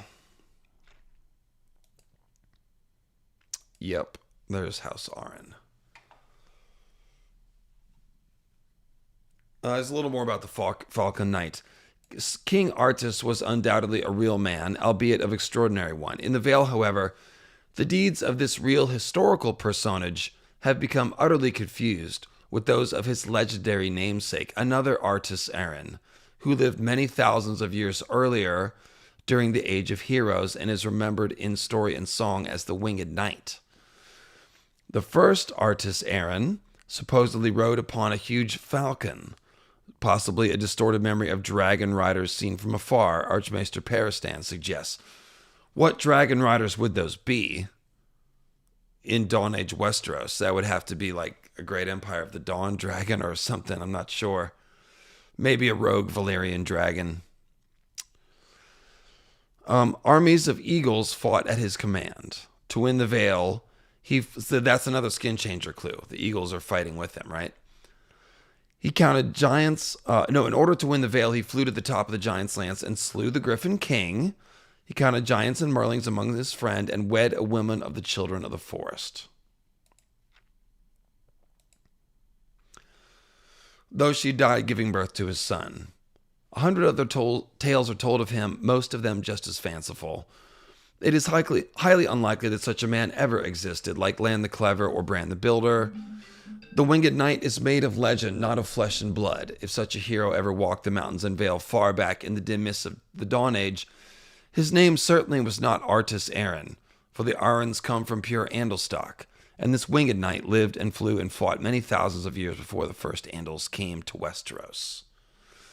Like as not, it was the singers of the Vale who conflated the two figures, attributing the deeds of the legendary Winged Knight to the historic Falcon Knight, perhaps in order to curry favor with the real Artus Arryn's successors, by placing this great hero of the first men amongst their forebears.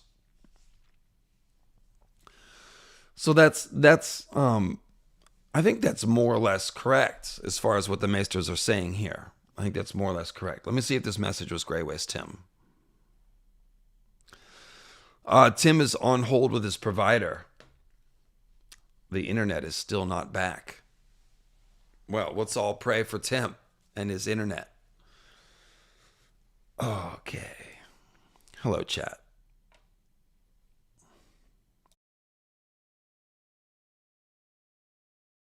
I sure hope Tim comes back, because like I said,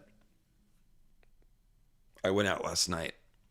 I only got a little bit of sleep, and I'm starting to feel tired. All right, so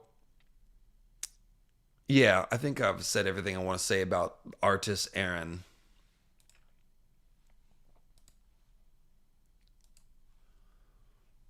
So this Stormlands section has a bit more.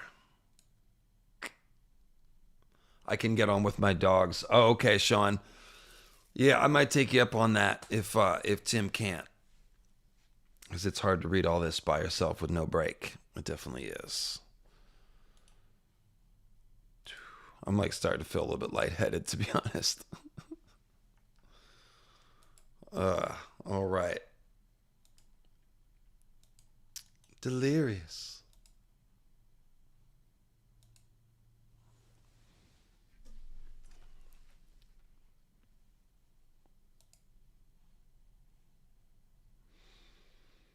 Andals in the Stormlands.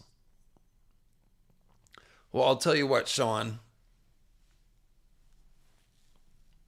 It's the same link as before. Whenever you're ready, just kidding, I have no control over the dogs. Yeah, whenever you're ready, just give me a call. And if Tim comes back, we'll just have everybody on the stream at the same time for the strong finish. But yeah, call him whenever you're ready. It's the same link as always. Eric VII Durrandon was king in the Stormlands when the Andal longships first began to cross the narrow sea. History remembers him as Eric the Unready, for he took little note of these invaders. Oh, that's not good. Famously declaring that he had no interest in the quarrels of strangers in a land far away. The Storm King was embroiled in his own wars at the time, attempting to reconquer Massey's Hook from its infamous pirate king, Justin Milkai, whilst fending off the incursions of the Dornish king, Oliver Ironwood. Nor did Eric live to see the result of this inaction, for the Andals remained occupied with their conquest of the Vale for the rest of his lifetime.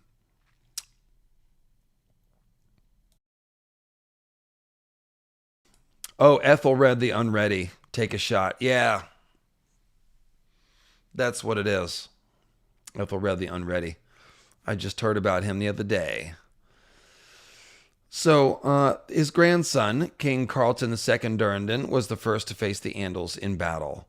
After 4 generations of war, that monarch who styled himself Carlton the Conqueror finally completed the reconquest of Massey's Hook, taking Stone Dance after a year's siege and slaying the last king of House Massey, Josua the Soft Spear.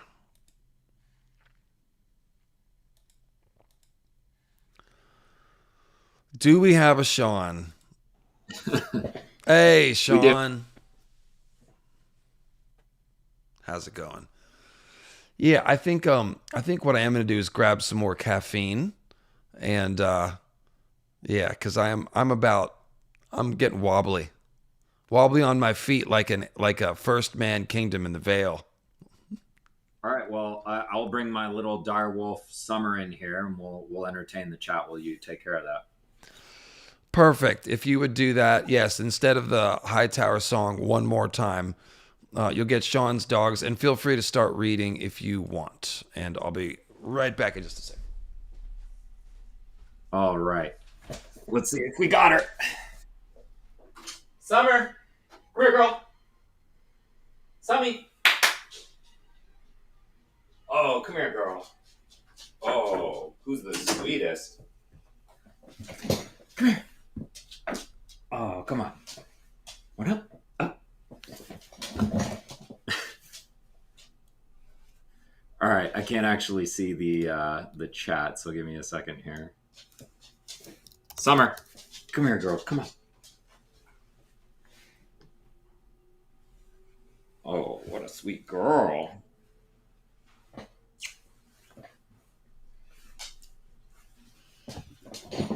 All right, let me fix this up just a little bit.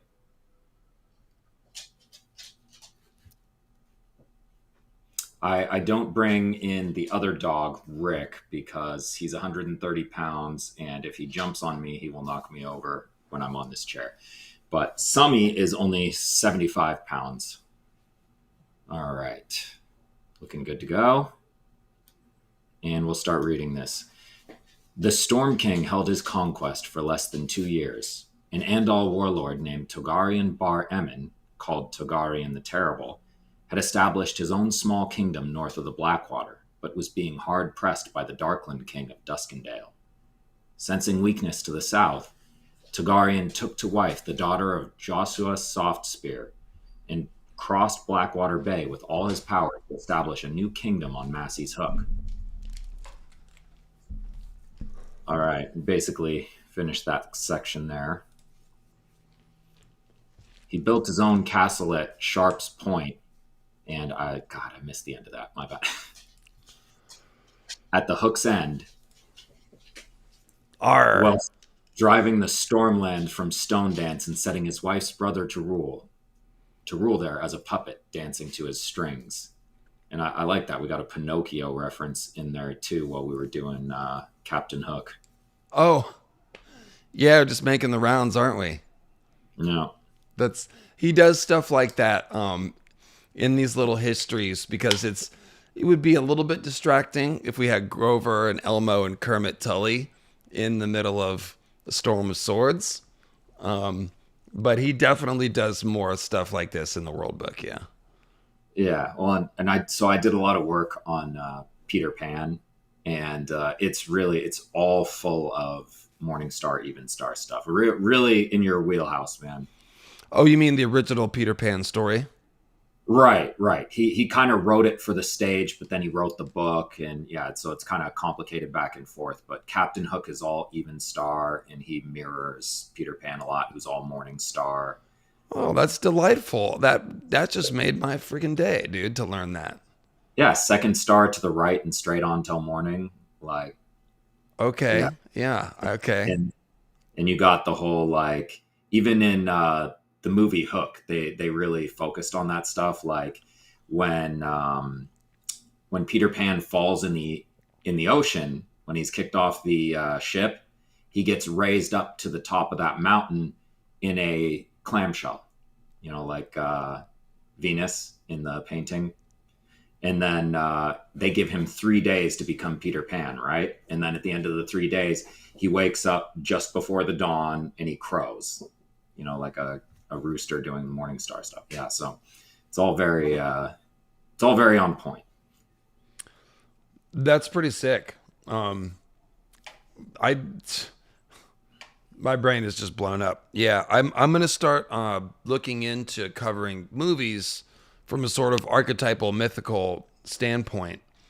But when I do, I'll obviously consider, the original book, if there is one, and bring those themes into the movie or look for the movie directors having done so already. So that makes me very interested in that story now.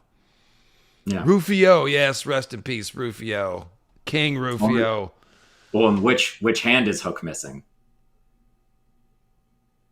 If you're the Morning Star, you're the right hand of God, right? And then the left is sinister. The left-hand path. So he's missing his right hand, probably, right? He's missing his right hand. He fights sinister. Although they did change that for the movie because it was hard to shoot the sword fighting scenes that way. Oh, it would be. Yeah. But that's the whole thing, is they mention him as sinister. It's fighting sinister is fighting left-handed. So it's very much another even star reference there.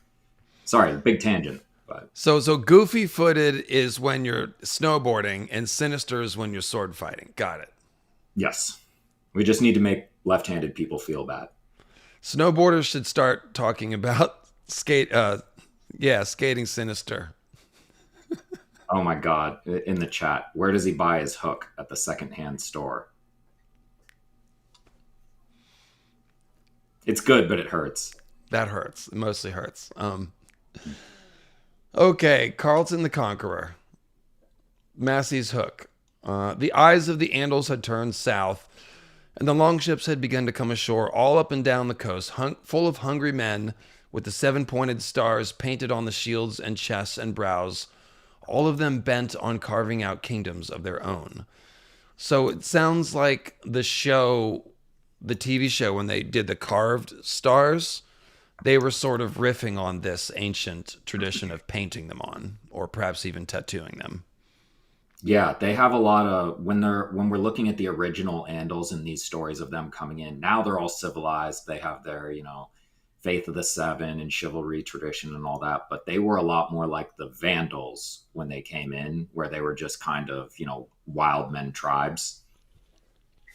That sounds a lot more like something a Vandal would be into. Are you into British and European history and stuff? All that crap I was talking about? Oh yeah, very much so. I just had to do a bunch of research on the Anglo-Saxons for my Beowulf video. So it's like, yeah, it's fascinating. Yeah, I need to get into. I've been circling that one too. I've got a really good book about Beowulf by this mad mythicist who wrote a whole.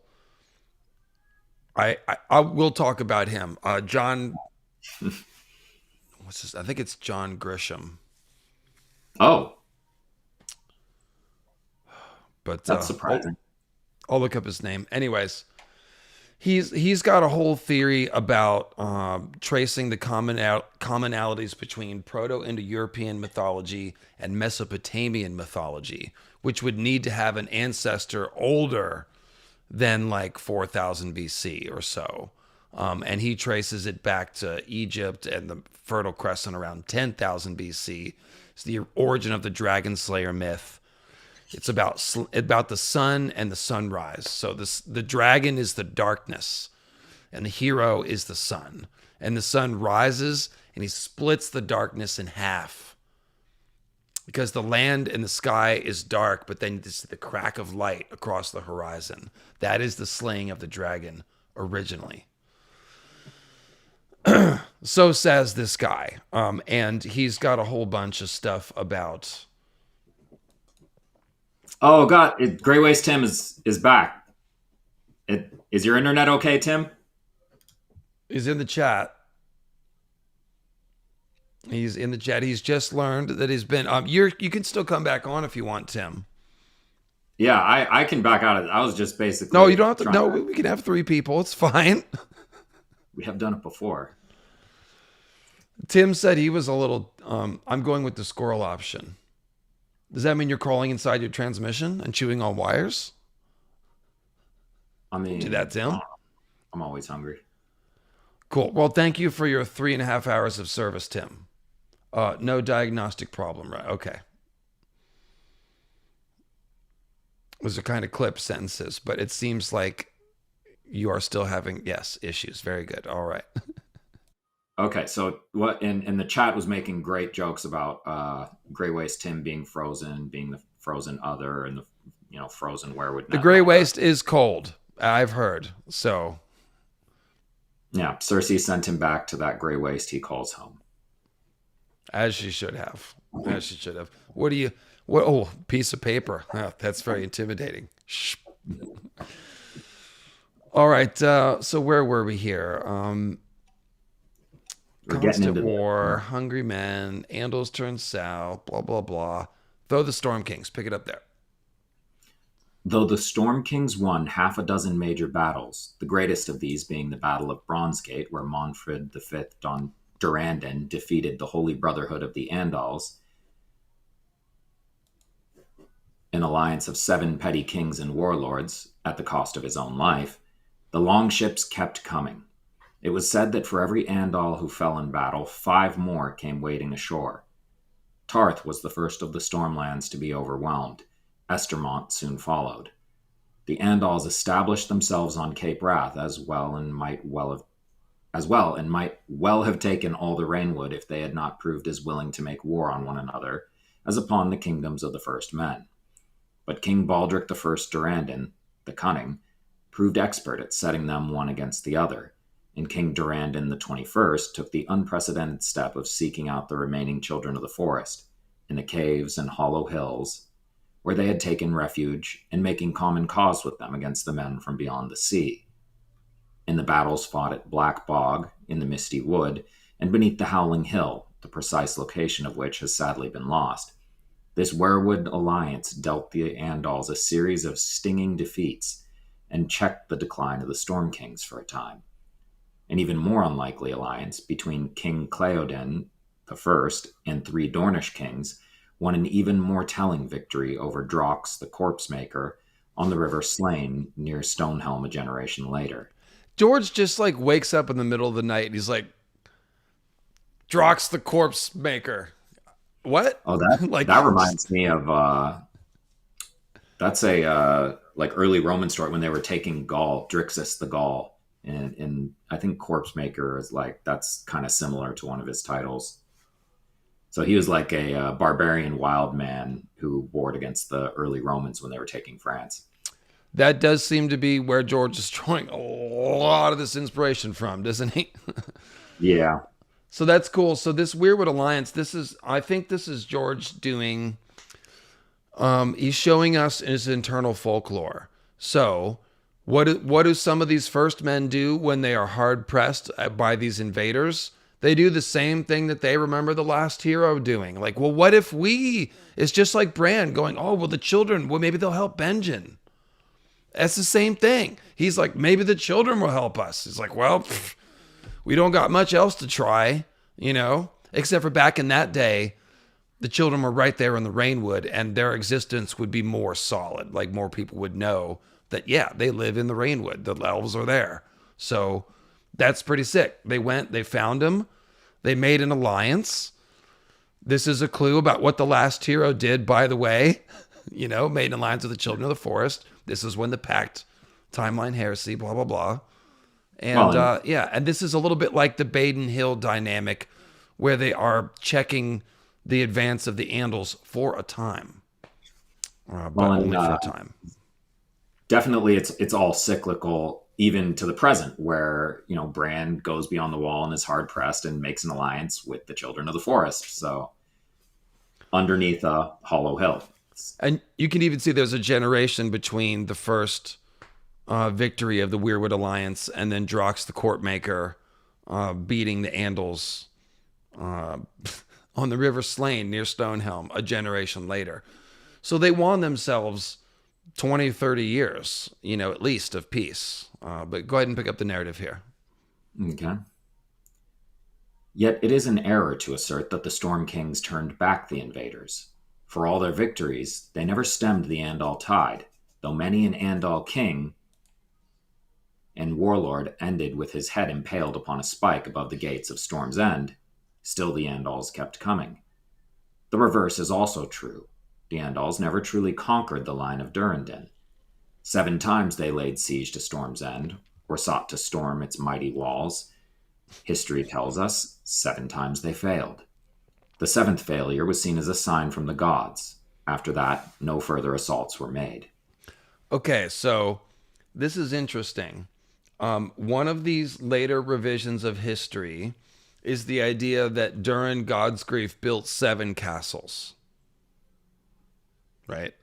So that number is a number sacred to the faith. So it is likely that over the course of 2,000 years or more since the Andal conquest, the tale of Durin Godsgrief got adapted to be a little more Andal friendly. That's what happened in England with all the Celtic myths, and it's what happened with the Christianity that came there. They both bended a little bit until they fit together and became a thing.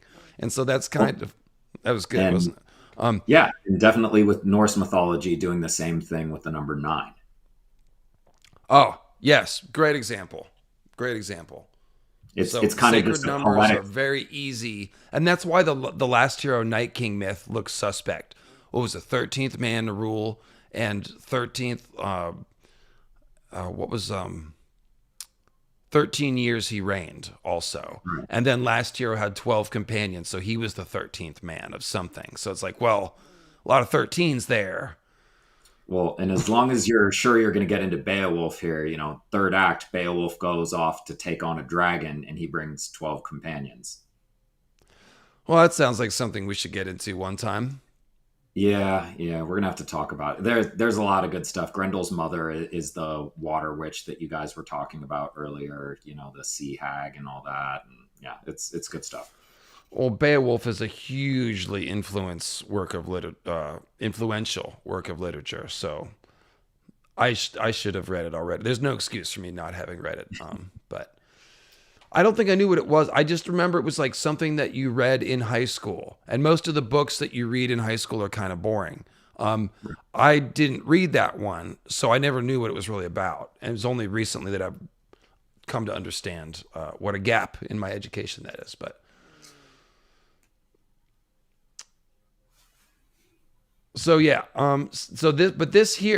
this is believable. If the Andals are religious and have this sacred number 7, well, the 7th time they failed, they might say, okay, well, I guess that's that.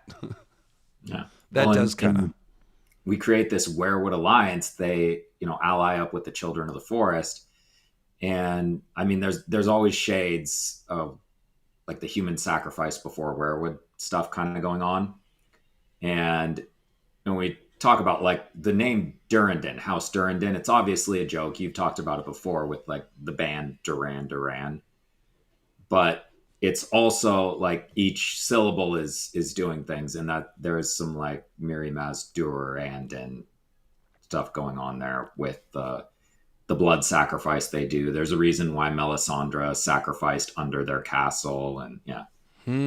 I would be very open to listening to your ideas about this. Oh, they're fetal right now. I haven't really developed them, but there's some basic stuff on that. That's it just follows the formula you've already kind of Fetal. created. That must be a Kali leaping from Durga's forehead joke. Or Athena leaping from Zeus's. Or yeah. Oh gosh, those are both Proto-Indo-European derived religions. That's funny how that happens. All right. Yeah. So in the end, oh, that's cool. There's a 7-pointed star carved in stone. Very nicely done. Replacing the runes. Yeah, and going back to the idea that the first men and the Andals maybe came from a similar part of northern central Essos. Well, they're both carving runes on rocks. So that was the you were talking about the kind of adjacent to the Sarnori Empire stuff earlier. Okay, yeah, I only caught part of that. I was going in and out. But yeah, it's pretty sketch. The Maesters are just like, when they're talking about Sarnor, they're like, oh, some people say the first men began their long migration here. And maybe the Andals, too, arose in the fertile fields south of the Silver Sea. And then they also say here, they're like, well, maybe the Axe was their home. But they obviously could have had some sort of origin in one area and went to the Axe, and that's where they propagated and probably came up with the ethnic identity of Andals. Probably didn't exist, before, but those people traced a lineage back there. It's where they learned steel making from the Sumeri or something. I don't know. Well, George is just trying to force us to make that association when he has maesters, baselessly speculate on that. The Maester speculation is just delicious. I live for it. As soon as I understood that World of Ice and Fire was a bunch of Maesters going, well, we're not sure, I was like, this is great. I love this. I think it's a great conceit. Yeah, it's like you don't have to actually commit to any viewpoint. It's that people are saying, and that's guess what? Maybe we're living a simulation. I kind of hate that one, to be honest. Like, The Matrix was really cool in the 90s, guys. Like, it's not, if you say maybe do you think we live in a simulation? To me at this point, I'm not going to think you're interesting at the party, It just makes me think that you did way too many designer drugs while I was still in high school.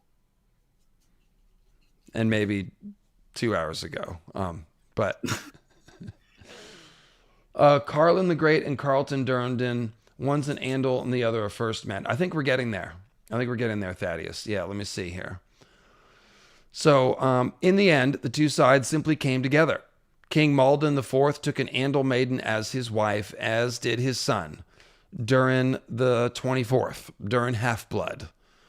Andal war chiefs became lords and petty kings, wed the daughters of storm lords, gave them their own daughters in return, did fealty for their lands, and swore by their swords to the Storm Kings. Led by King Ormond III and his queen, the Stormlanders put aside their old gods and took up the gods of the Andals, the faith of the Seven. As the centuries passed, the two races of men became as one, and the children of the forest, all but forgotten, vanished entirely from the Rainwood and the Stormlands. So this is mimicking central England.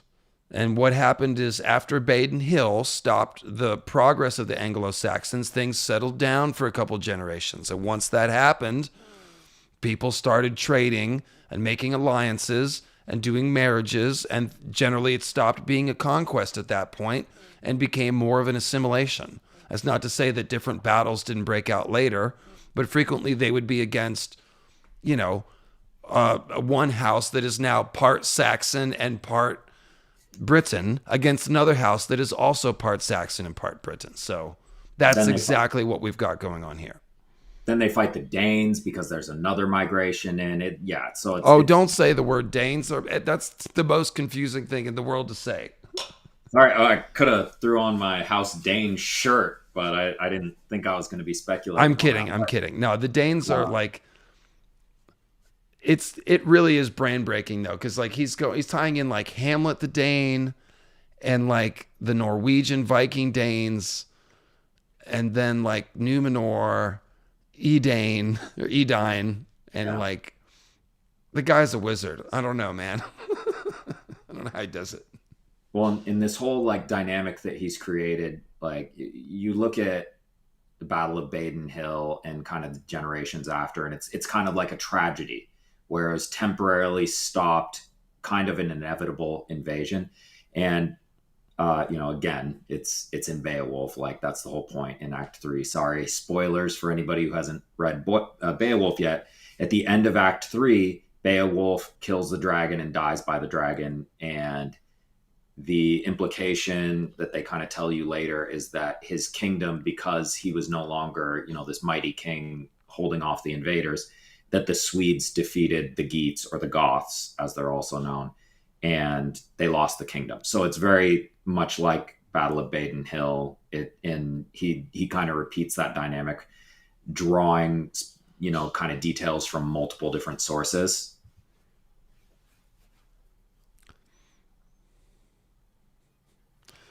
Right as you stopped your sentence, somebody typed in "get thee to a nunnery."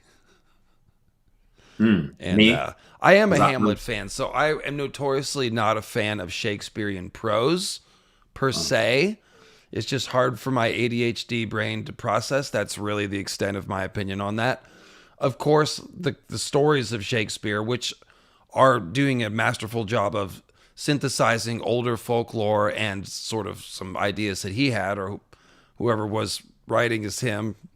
Obviously, it's pretty brilliant stuff. And Hamlet is a story that I do love. I have read Hamlet, so we should talk about that. Hamlet is one of the most mythical of all Shakespearean tales. So maybe I'll get with Sean one time and we'll talk about that, since Sean's educated. I wouldn't say educated. I have a business degree. It doesn't really help me with any of this. You went to college, buddy. Okay, well, I learned a few things that are useful, but for the most part, it's just a piece of paper. In the first couple of years, you might have. After that, it was all how to be evil.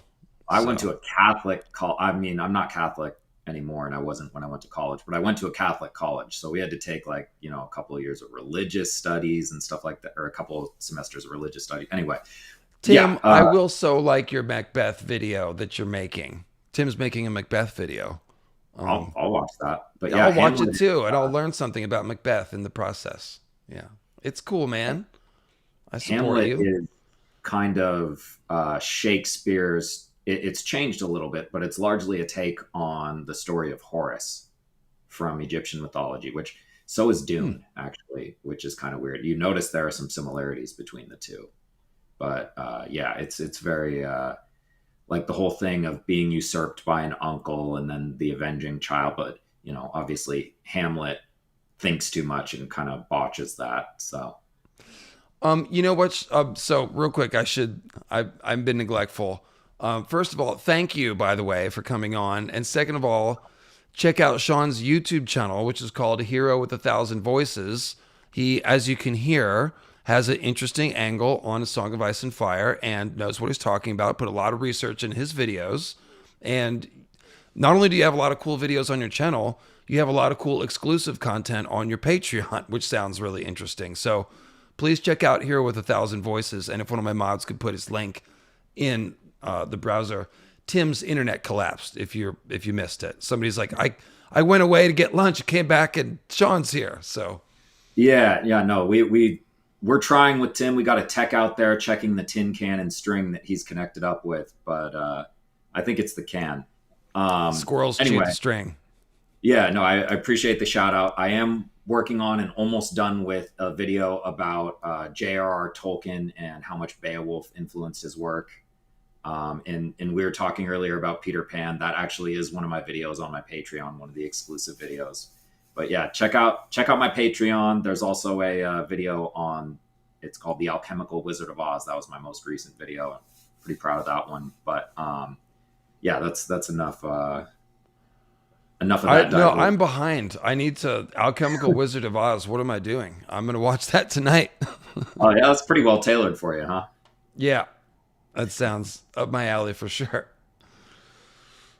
Cool. Well, again, yeah, there's your channel. If you like what we're talking about now, obviously this is going to be the kind of thing you're going to be into. So, House Durrandon, where are we here? Reached its greatest heights in the epoch that followed.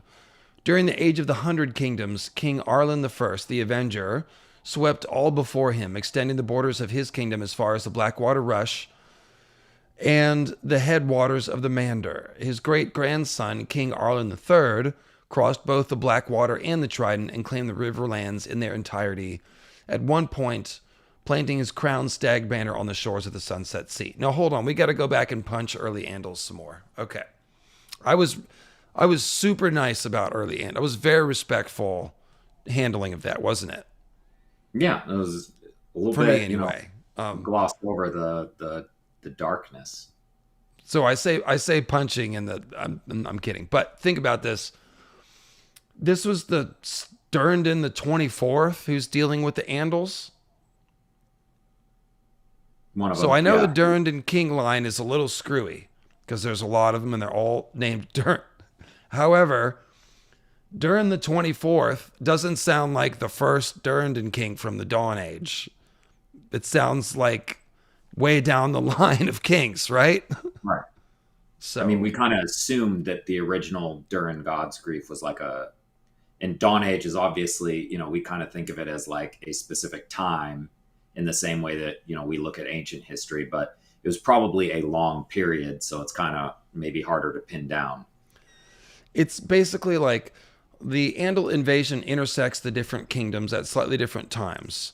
But in each section of history about these kingdoms, we see what was going on in that kingdom when the Andals got there. And that's what gives us clues to be able to date this stuff. Okay? Mm-hmm. So when they get to the Vale and they're fighting against all these houses, that means the Andals didn't invade before the establishment of Oldtown, House Royce, House whatever. So again, this doesn't sound like the Dawn Age. It sounds like the first men have been well established here and they've diversified into many different houses before the Andals are arriving. And the Andals aren't fighting against The first kings, they don't fight. They don't find Casterlys. They find Lannisters. You know what I mean? And here Well, they're finding Durin the 24th. So I'm not sure what the early Andal explanation would be for this. But there's not a clue in this paragraph that we should doubt this either. There's not like that I see. I don't see some clue that this is actually the Dawn Age. I don't know. no, and I wouldn't think it would be the Dawn Age. I think something else that you've brought up in the past that kind of makes a lot of sense out of this is that the Andals just called everybody who was in Westeros at the time the first men. That's not necessarily one homogenous group. And it would be weird if it was over a territory that big. So, like, yeah, they're all the first men to the Andals, but that's really just a snapshot of when the Andals arrived in each of these places. Yeah, I really think that argument is strong. Yeah. If the first men had a term to describe themselves, it would just be whatever means first men, like maybe in their language. But I think it's more likely that that's a term that the Andals came up with to describe them. Just like when we say Native Americans, like nobody that lived here before 1492 called themselves natives or Americans. They didn't use those sounds. Those are English words. So, Well, they can't necessarily even communicate with each other over a certain distance. You know, like we call them all Native Americans over the entire two continents of the Americas. And, you know, there are the different Celts languages. didn't call themselves Celts either. Right. And not only that, but by the time their, you know, Celtic and air quotes empire collapsed, you spend that much time that far apart from people, you develop distinct cultures, even if there isn't, you know, an influx of invaders or immigration or whatever. So it's like there were different Celtic groups. We have offshoots of various Celtic mythology and folklore that appear very different in Wales, Scotland, Ireland, etc. So it's, again, you know, we're kind of painting over all of it with a brush that does not leave us any specifics because we're only getting the Andals because they're the ones who write it down. And America, actually, that comes from the name Americo Vespucci, which is Portuguese, right? Yeah. So America is not an English word, but it is a word that came with the Europeans. That's what I meant to say. So just when to you be say correct. American, America. America is an English word, I think. All right. Italian. Amerigo Vespucci. Embarrassing. Bad knowledge. Well, European in any case. So, all right. Getting another mention. Oh, yeah, this is that kind of stream.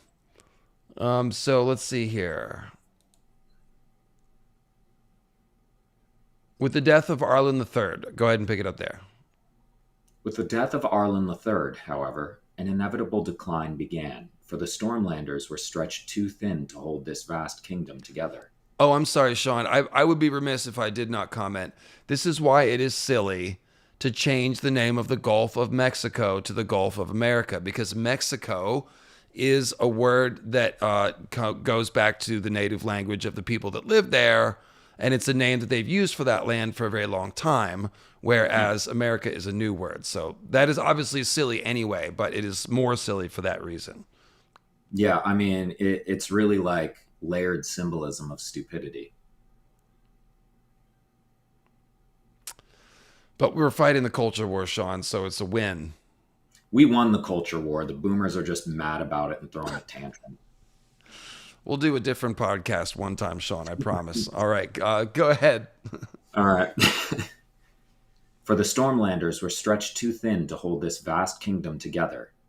Rebellion followed, petty kings sprang up like weeds, castles and keeps fell away, and then the Ironborn came, led by Harwin Hardhand, king of the Iron Islands, and it all befell as previously related.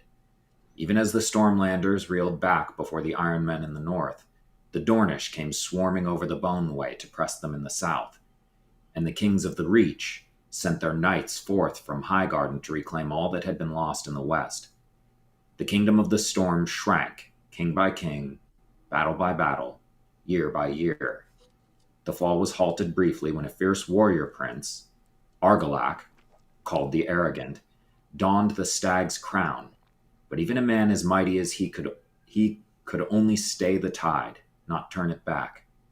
Last of the Storm Kings, last of the Durrandon, Argilac did just that for a time.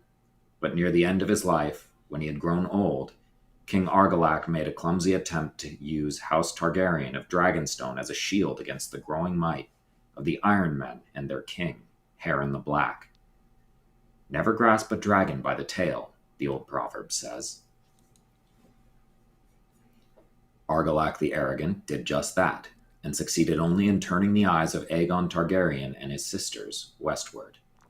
Okay, so we can stop there. So, this is interesting. So, with the zoom out, what has happened is that there was a situation in the Stormlands where, because Storm's End was so strong, and because the Weirwood Alliance was effective, meaning because the Durrandon maintained enough of a connection to their first man ways, that they were able to resist the Andals and achieve a stalemate that lasted a generation or two.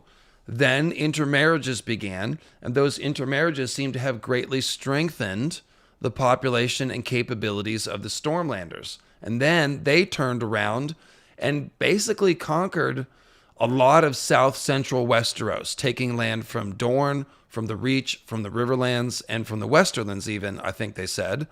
And basically, they were ruling a whole bunch of Westeros, and then that slowly has been getting beaten back over the last 2 millennia, essentially, leading up to the Targaryen conquest. And that's why Argilac the Arrogant is so arrogant.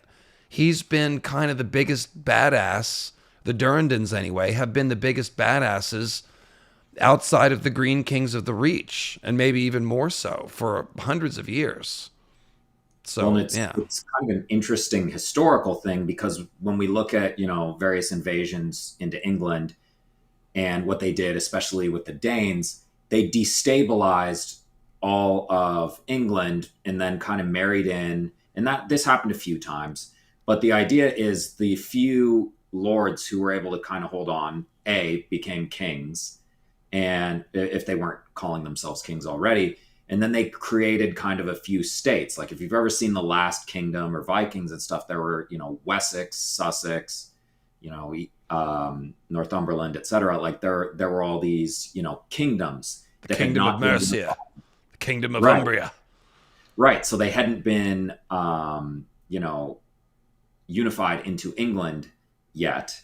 And what we're seeing is the same thing with all of these different kingdoms, with the kings who kind of survived this shock to the whole continent, with the Andals moving through, intermarrying with the Andals, kind of gaining some Andal culture and religion, and then eventually they are all unified. And that was kind of done in English history, starting with Alfred the Great, and then moving through that. But then later, what we're kind of looking at, Aegon the Conqueror, is largely based on William the Conqueror. And even I'm just working my way up to the Norman Conquest in my sort of much closer studying of English history. So I'm very excited to get there. I'm like almost there. Well, and one of his names that they called him, because he was William the Bastard. So supposedly, yes. Right. So that's we've kind of split that into two characters, because Aegon the Conqueror couldn't be a bastard narrative wise. So he has, his half brother who takes over the Stormlands, who is a bastard. So it's kind of just George's way of doing it. Right, and William doesn't have two sisters, so that's not exactly the same either. But he never does 1-to-1. That's what makes it fun. Somebody's asking me if I missed a super chat. Somebody asked me, I've never seen Our Hilts Hurt. I only argued with them on Twitter one time. I don't know what their channel is. I think it's comedy-based stuff. I don't have an opinion, though, because I haven't seen it. Doing great, hang in there.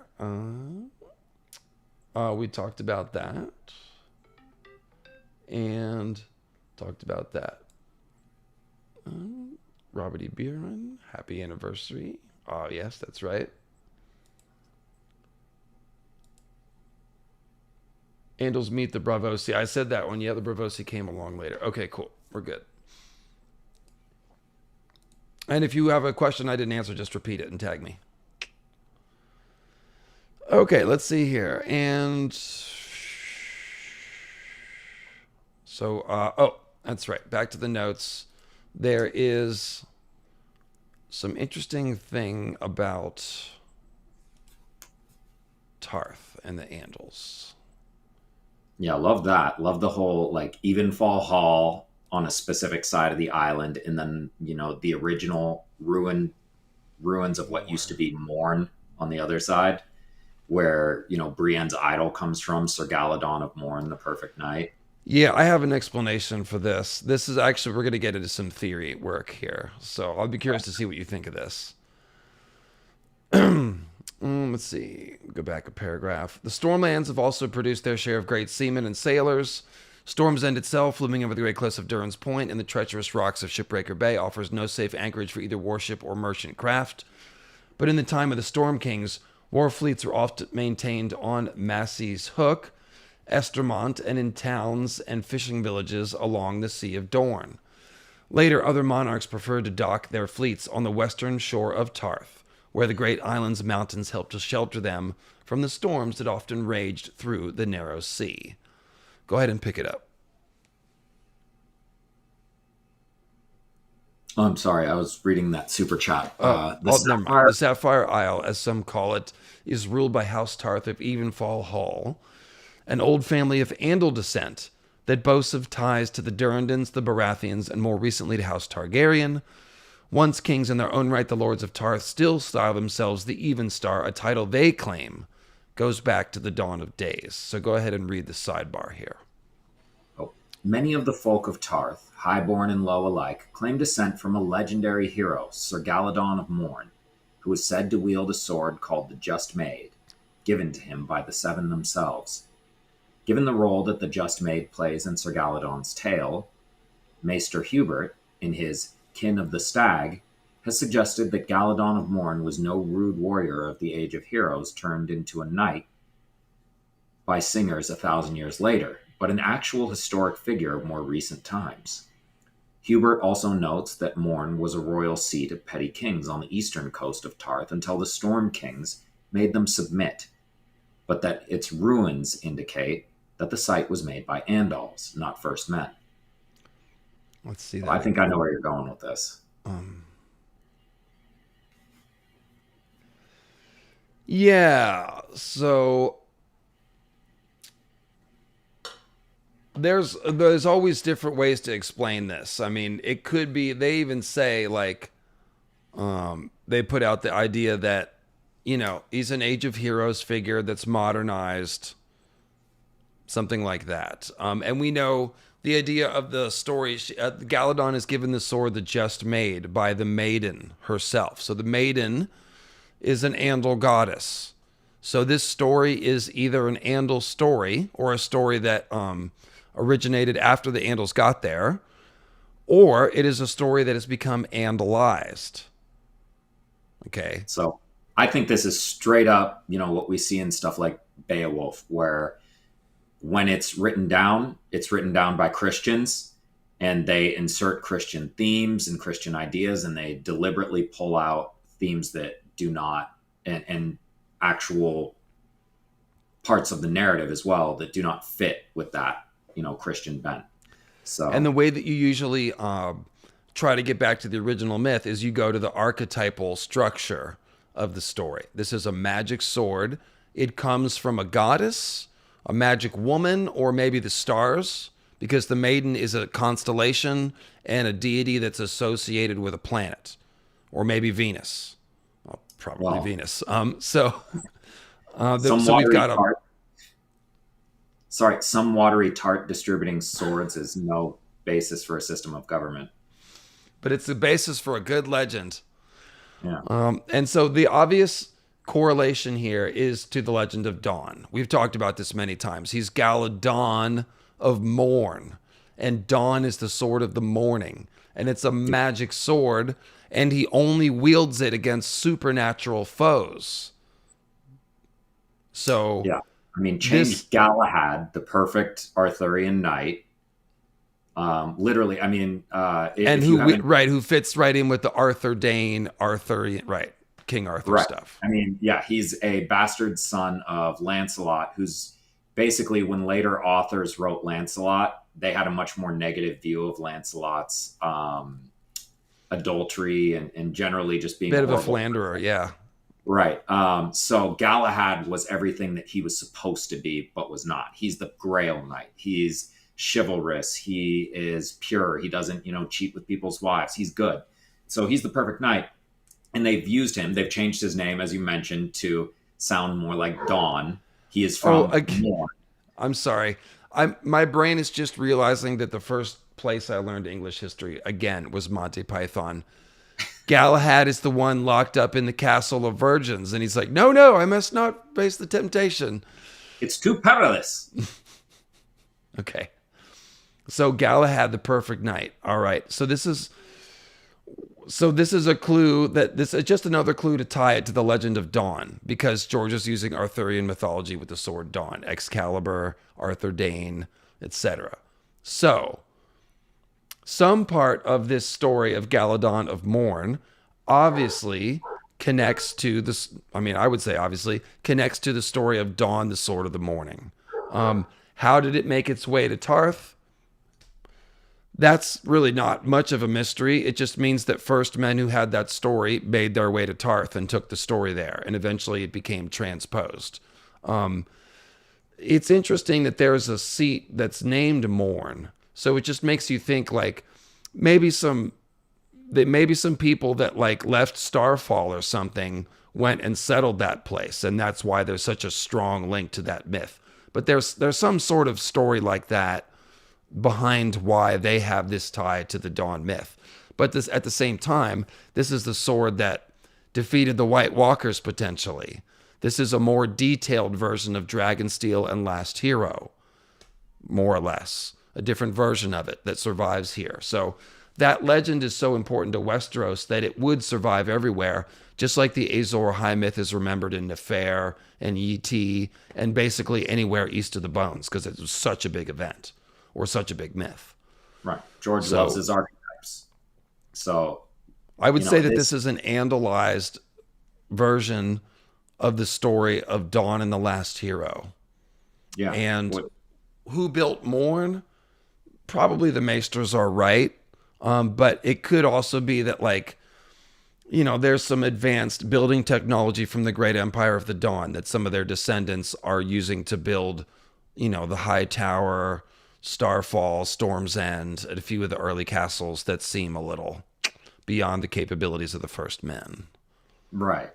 Well, and something that I tend to think is kind of a possibility, since we definitely have historical figures who actually existed, who follow the archetypes of the more mythical figures that he's created in the, Long Night opera.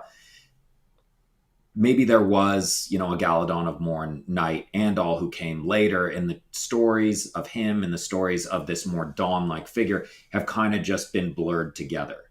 Because, like, we see something similar with the Andals with the Winged Knight. He's not. He probably wasn't Artus Aaron originally. That name got glommed on there. Yeah, exactly. Same for a fact he wasn't, because he existed in the Age of Heroes where the Andals were not yet in Westeros. And there was no such thing as knights yet.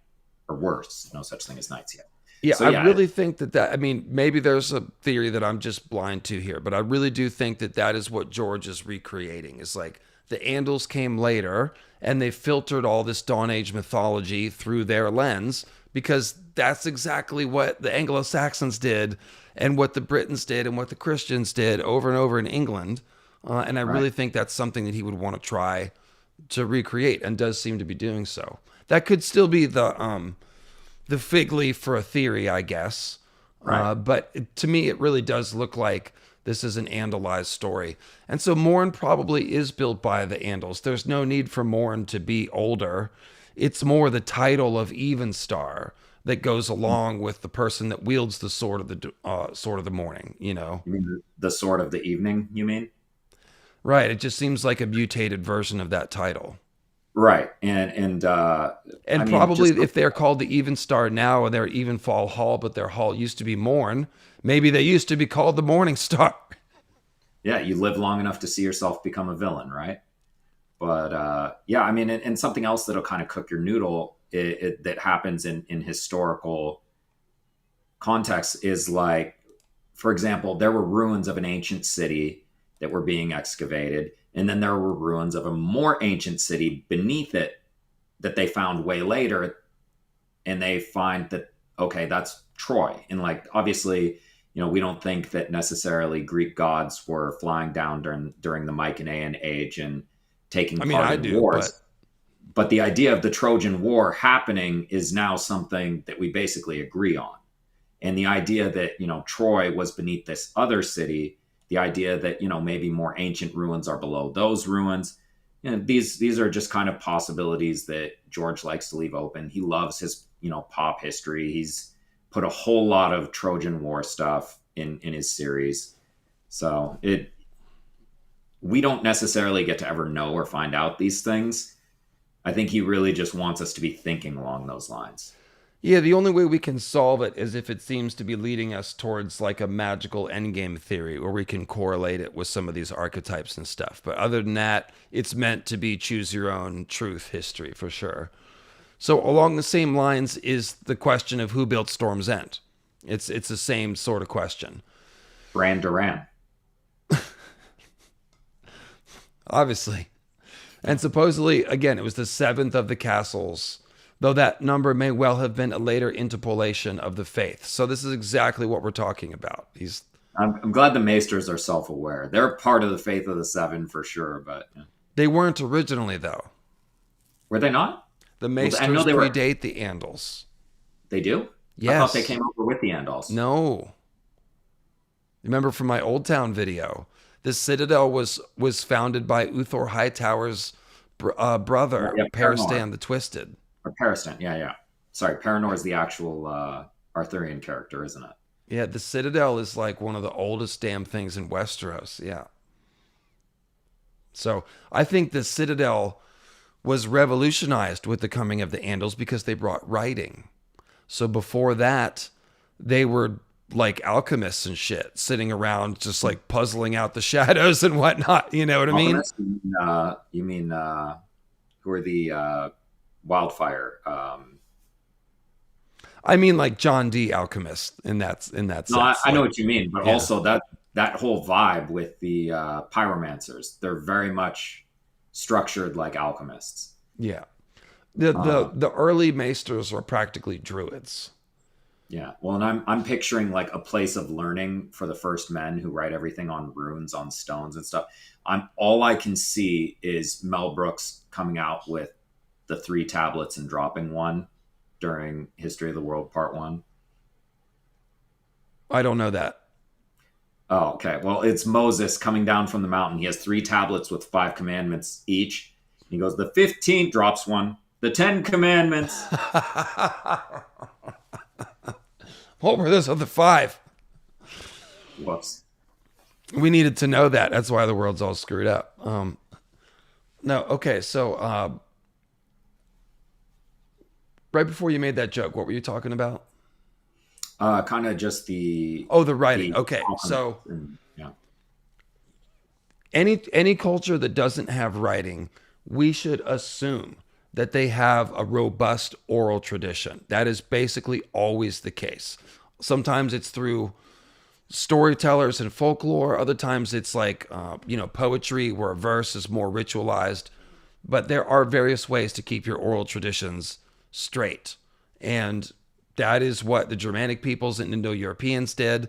Because look, their religion, the common ancestor between the Vedic religion, the people who wrote the Vedic, the Indo-Aryans in India, and the Norse, the common ancestor of those people is a corded ware family from 2700 BC.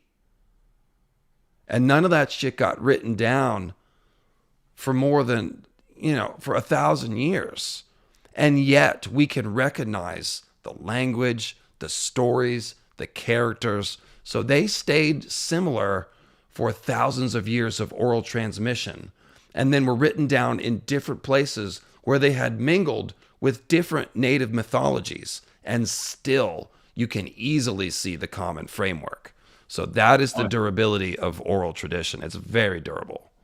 Yeah, I mean, you can really just track God's progress culturally, and I say God's, Gods apostrophe, where people like Perron and Zeus and early Odin, later Thor, like the commonalities are wild.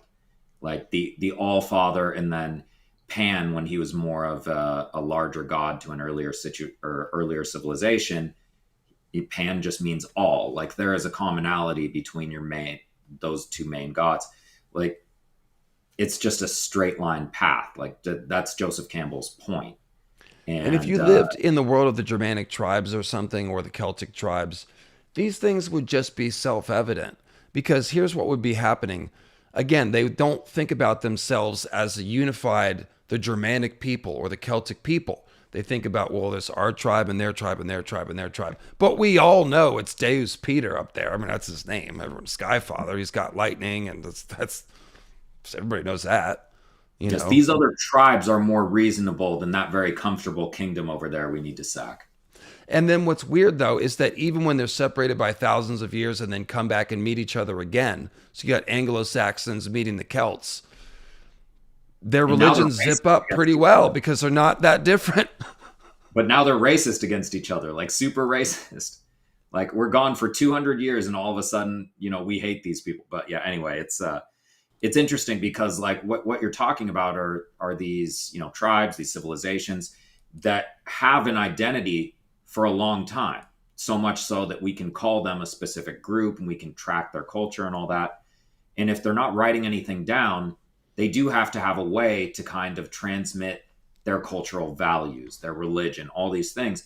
And it's like what you're saying, the robust oral tradition is super important. And that's where we get things like the Volsung saga. It's like how we get Beowulf. It's how we get, the Vedas. Right. At some point they're written down. We don't know how much they're changed. And that's kind of the interesting part. Yeah, in the Vedas, there's some really interesting clues that some of the oldest verses were written in a different climate, so out on the grasslands and in the steppe. Most of it tracks to India, but there are some verses that are pretty obviously composed on the steppe. So, Interesting stuff. So, Storm's End, can you read this bar here? Sure. Storm's End is surely an old castle, but when compared to the ruined ring forts of the First Men, or even the first keep of Winterfell, which a past maester in service to the Starks examined and found to have been rebuilt so many times that a precise dating could not be made.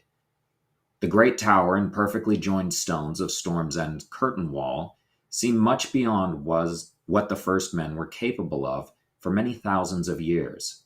The great effort involved in raising the wall was one thing.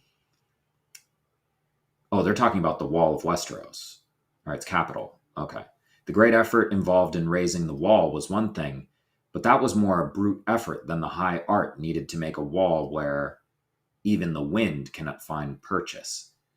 Archmaester Viren, in his Triumphs and Defeats, speculates that the tales claim that the final form of Storm's End was the seventh castle shows a clear Andal influence, and if true, this suggests the possibility that the final form of the castle was only achieved in Andal times. Mayhaps the castle was rebuilt on the site of earlier castles, but if so, it was long after Durin Godsgrief and his fair Elenai had passed from this earth. You're muted. That is true. Was true. And so this honestly is easy at this point, I think, to hack apart. And we know there's a couple other details to this legend. Some stories say that a child who would grow to be Bran the Builder helped Durin construct the castle. Others say that the children of the forest helped him shape the stones with magic. Those are the other two pieces of information we have about this story. So, first of all, the Maesters are almost certainly correct that the modern castle Storm's End was built by Andals. It's not built out of fused stone. It's built out of blocks. They're very tightly joined together, but they are blocks of stone. The magic of Storm's End are the wards. We've seen that. This is the significance of Storm's End, is that it's a warded first man castle. It's got caverns. It's got a weirwood tree, and all of that is magically warded. Old spells that are still in place, Melisandre shows them to us. She can't send the shadow in there. What does that tell you? These are spells designed to keep out the others and shit like that. So this is a dawn. Go ahead.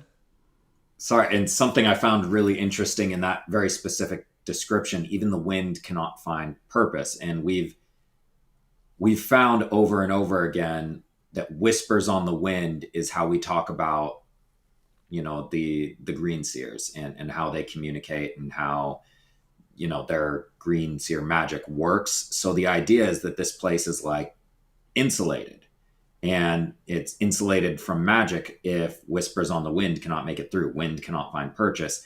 And then we see that in real time with Melisandre having to be smuggled inside. Right. Her shadow spirit can't enter. It has to be brought in. She has to go inside first and then give birth to it. Yeah. That tracks. And so, yeah, this most recent castle is probably an Andal castle. And the original legend, we don't know what the original castle looked like, but it would have been more primitive. It probably was very advanced for the time. That's really all it would have to be to gain the legend of an incredible castle, is it just needed to be like a better ring for it in a good location that, as we saw, the Andals couldn't take it. So before the Andals had a chance to rebuild it, it was already a strong castle that they couldn't take. Now, obviously, it's in a good location. There's only one approach to it. That helps. But yeah, it just seems like it would have been a good castle already, and then the Andals probably rebuilt it. And as far as the magic stuff, we know that the Durrandon kings were close to the Children of the Forest. The first one of them warred on the children in the Rainwood. The next one gave it back to them and was named Ravenfriend. And then all the way down in the time of the Andal invasion, they are still remembering the children and seeking them out in the Rainwood again for help. So it is likely that the first Storm Kings were very close to the Children of the Forest because, again, the antlers. They're imitating green men, and they're having the children help them. Who set the wards in place? Probably Children of the Forest. They're the same wards we find at Bloodraven's Cave. Who set those wards? Probably the Children of the Forest. So who set the wards at the Wall? Probably the Children of the Forest. Same thing if Winterfell. We assume probably all the castles that have Godswoods are warded similarly if Storm's End is warded. That's what I assume. And we look at the places that we know are magic. We know that Storm's End has magical wards. We know that the Wall has magical wards. We know that the High Tower is magic because fused stone requires magic, or it requires dragons, more specifically, probably. Well, they've got the weirwood on the island there, so we can assume that may have been warded. That castle that's built around it. Well, and they all have Bran the Builder in common, at least implied in how they were able to make them. And Bran the Builder, like they talk about him, he was a child, right? Like, so it's very much implying this Child of the Forest influence. Bran the Builder I got a couple ideas on Bran the Builder.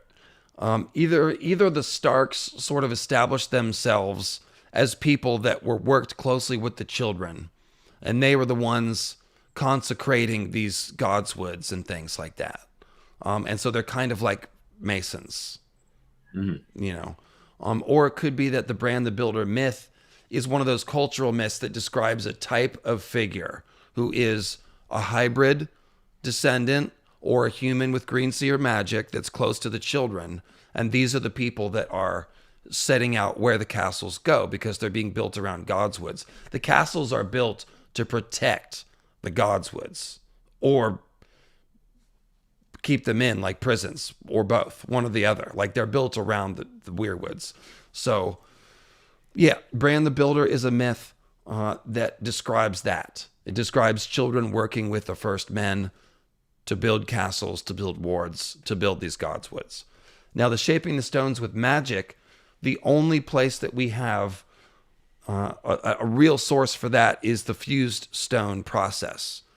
And the only place in Westeros where we know there is fused stone, besides Dragonstone, which the Targaryens did, or the Valerians did a few hundred years ago, is Oldtown, which is tied to Bran the Builder. So I think basically this is just a confusion. The shaping stones with magic was at Oldtown, not Storm's End. But the myth got associated with this, with Storm's End, because Bran the Builder's in both places. So that is my explanation for all this stuff. Magic's always going to be confused because nobody understands it. And certainly the maesters who are writing all this stuff down don't understand it. So, I tend to think that, what's his name? From the old Westeros.org forums, R+L = Lightbringer. Mithras. Schmendrick. Schmendrick, that's right. I referenced him in one of my videos. I can't believe I forgot his name. Schmendrick, R+L = Lightbringer. The idea is that, Azor Ahai, Dragon Lord, and Nissa Nissa, Child of the Forest, basically interbreeding in the same way that we're talking about interbreeding with various Germanic groups and native Celts in England, is kind of creating this history. So is there a bleed over between Child of the Forest magic and dragon magic? I tend to think so. So is there obvious dragon stuff going on in some of these places? Definitely the High Tower, but could it also be Child of the Forest stuff? Maybe. Bran being there certainly gives me reason not to cross that out, but could there also be dragon stuff going on at Winterfell, at the Wall, at Storm's End? And I mean, it's hard. We don't have a lot of information, but again, you can make a little tinfoil out of it, if you want to, for sure. And I also tend to think that after the Great Empire of the Dawn, we know they only had a brief presence in Westeros. They only left little fingerprints, House Dane and Hightower, maybe some Ironborn, maybe the Lannisters, a few magic things, but they didn't heavily colonize Westeros. So they left or were evicted somehow, right? And so fingerprints. What's that? You said little fingerprints? Like little finger. No, it's fine. I'm deeper into the stream than you are. Yeah. It makes sense that after they left, some of the first men that would have been rebuilding after the Long Night or whatever would have been trying to imitate their technology, or may have had a little bit of their building techniques, because conquerors always they conscript and enslave the natives to build their great works. So there would have been native first men who, fed the road crew dragons that made the Oldtown fortress, or people that were enslaved there, or something like that. So, well, and after the Norman invasion of England, most of the nobility class was descended directly from the Normans, and then the peasants were mostly, the original native, Anglo-Saxon people. So you get a caste system where the culture at the top is descended from somewhere else than the culture from the bottom. It would make a lot of sense that way. And the same thing in India. You even said caste system, so yeah. Right. Well, I wasn't meaning to reference that, but definitely. Yeah. But that is the origin of the caste system, though. Yeah. It is that different admixtures according to class. So we get definitely there's so much Tolkien in the Iron Islands, and I know you think that that's Great Empire of the Dawn seafarers, and I agree. But it's very Numenorian in the way that it looks, and the whole idea of every age of Lord of the Rings is kind of it's descended from the previous age in a direct bloodline, but it's kind of a pale imitation. Gondor is kind of a pale imitation of Numenor. Numenor is kind of a pale imitation of, it keeps going back. And the George kind of doing the That's same thing. That's Hate Street. Mm-hmm. Yeah. I miss. It's not what it was. It's not now what it was 20 years ago, and 20 years ago, it's certainly what it wasn't what it was 60 years ago. So no, they replaced the rainbow with tech bros. Don't even get me started. But Sean and I are both Bay Area residents, so yeah, we could do a different podcast sometime. I was. What? Oh, that's right. Yeah, you're. Yeah. Down in Texas. Yeah. Well, I'm in Austin. They keep it weird here. It's. I like Austin. So I've heard. Yes, yes. Okay, so would you pick up The True History of the Riverlands? The true history of the Riverlands begins with the coming of the Andals. After crossing the narrow sea and sweeping over the Vale, these conquerors from the east moved to make it their own, sailing their longships up the Trident and its three great branches. In those days, it seems the Andals fought in bands behind chieftains, who the later Septons would name kings. Piece by piece, they encroached upon the many petty kings whose realms the rivers watered.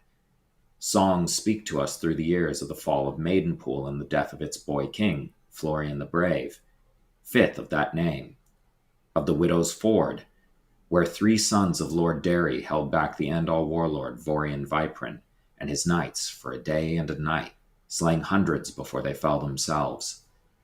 Of the night in the White Wood, where supposedly the children of the forest emerged from beneath a hollow hill to send hundreds of wolves against an Andal camp, tearing hundreds of men apart beneath the light of a crescent moon. Of the great battle of Bitter River, where the brackens of Stonehenge, okay, there's a Bittersteel reference right there, and the blackwoods of Raven Tree Hall made common cause against the invaders, only to be shattered by the charge of 777 Of course. Andal knights and 7 Septons, bearing the 7-pointed star of the faith upon their shields. Okay, we get it, Andals. We get it. Laying it on. Seems like you guys were like at number 7. But that is interesting that the Blackwoods and Brackens even allied together to try to fight. I use them an example for notoriously fractious neighbors, but here they are allying, so fractious. They got to get together at Ragnarok. All right, the 7-pointed star. Oh, sorry. I'm tempted to ask you what you mean by that. Who has to get together at Ragnarok? So I kind of view like the second long night as Ragnarok, and the way that it works. And Ragnarok being a cycle itself is kind of like the long night coming again for George. And when we look at where and why the long night happens, basically a war against the others. There, all those references of the wall being the end of the world, like it's all Ragnarok type stuff. So it's kind of like all of these people have to unite against the others in the real war, people who were enemies beforehand. And Brackens and Blackwoods do not like each other, but they're probably okay fighting with each other against the literal army of the undead. So, yeah, and I said, there also has been a lot of Bracken Blackwood intermarriages. So perhaps this was a time when they were not openly warring against one another, and they had recent marriages, and so it would have seemed logical to team up. Where they're trying so hard to give peace a chance. But and then the idea is they fought again after that, obviously, at some point. So, after the long night, we get to the Scourging of the Shire, where we now have to fight against King's Landing or whatever. Brackens and Blackwoods are against each other again. As it should be. The 7-pointed star went everywhere the Andals went, borne before them on their shields and banners, embroidered on their surcoats, sometimes incised into their very flesh. Okay, so that is in the books. There you go. Which means they're probably tattooing it also. In their zeal for the 7, the conquerors looked upon the old gods of the first men and the children of the forest as little more than demons, that's not wrong, and fell upon the weirwood groves sacred to them with steel and fire, destroying the great white trees wherever they found them, and hacking out their carved faces. Those will just grow back.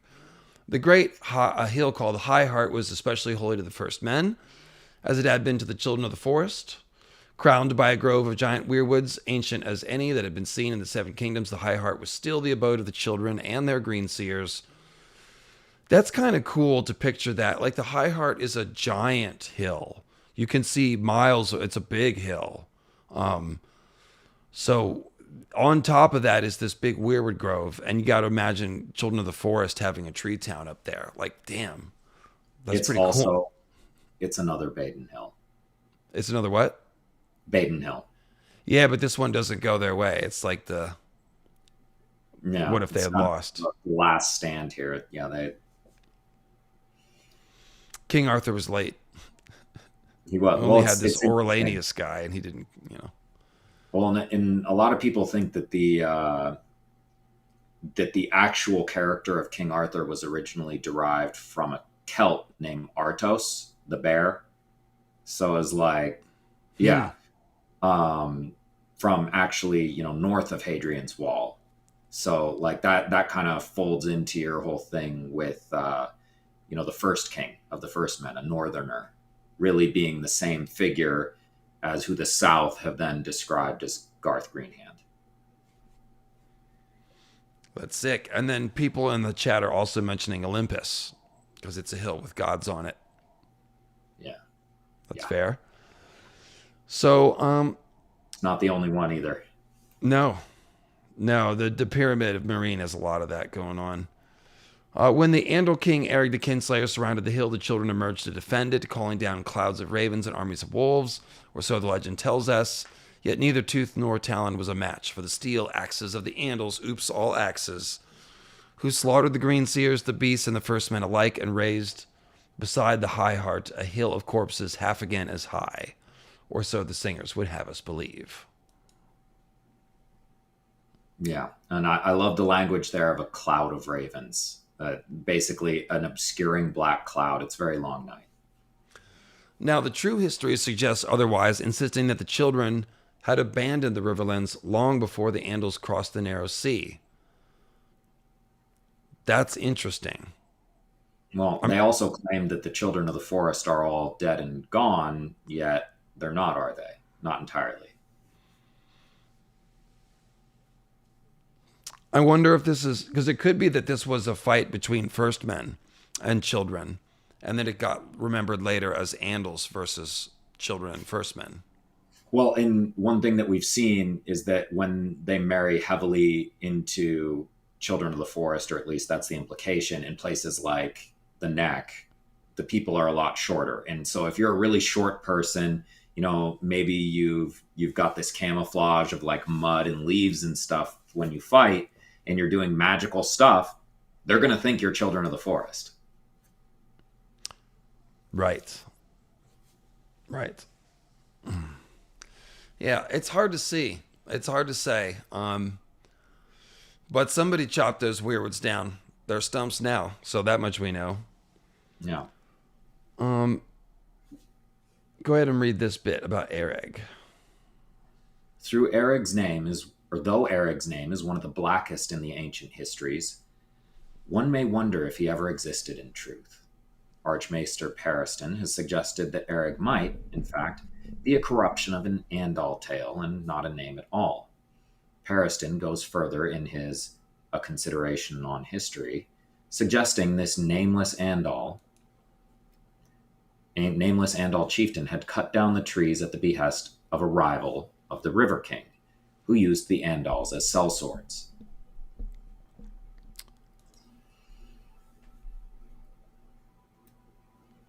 Ereg. Is there any way to know that could be a title? If any of you guys know Old English or Norse, is that a word that jumps out to anyone? I can't think of any ice and fire correlations to that word that's similar.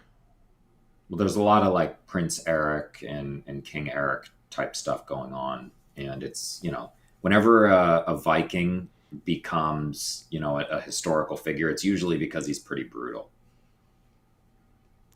So Eric the Red, maybe, and that would make sense if he's, if he's cutting down weirwoods, killing children of the forest,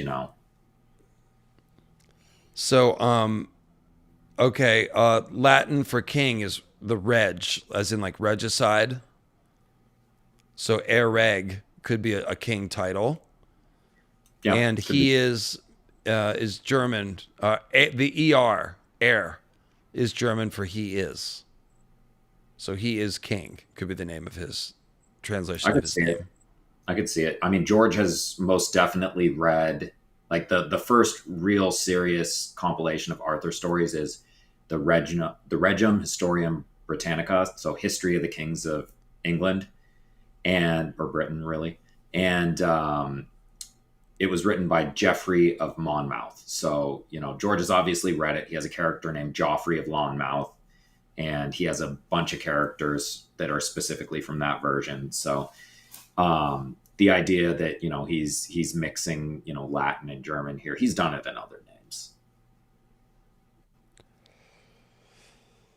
Beautiful. Well, that I think is.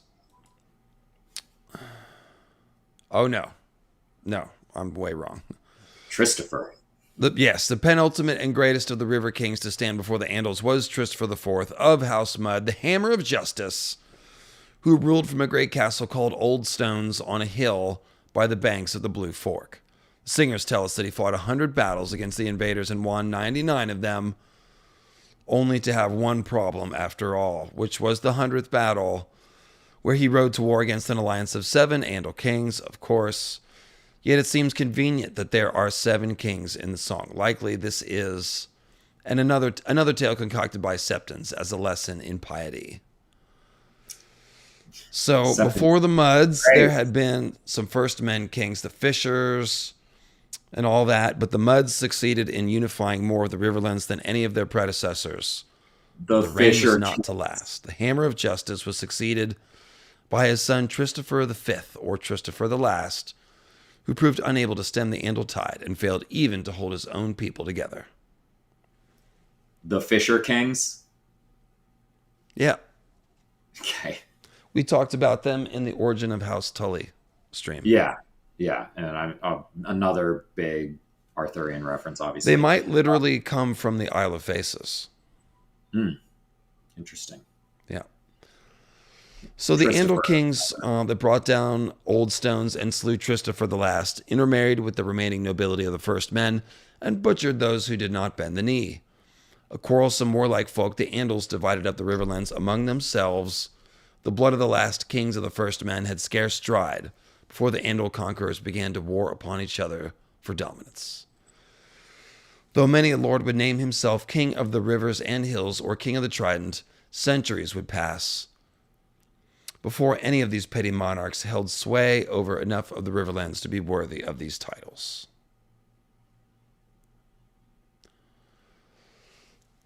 So let's see. Go ahead and read the next bit. The first of the Andal kings to bring all the Riverlands under his sway was a bastard born of a tryst between 2 ancient enemies, the Blackwoods and the Brackens.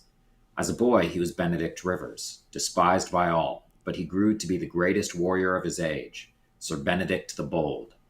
His prowess in battle won him the support of both his mother's house and his father's, and soon other riverlords bent their knees to him as well. It required more than 30 years for Benedict to throw down the last of the petty kings of the Trident. Only when the last had yielded did he don a crown himself. So, real quick, we have this between a tryst, Tryst, we had Christopher, the Christopher Mudd, who's an important king. We have Christopher Botley,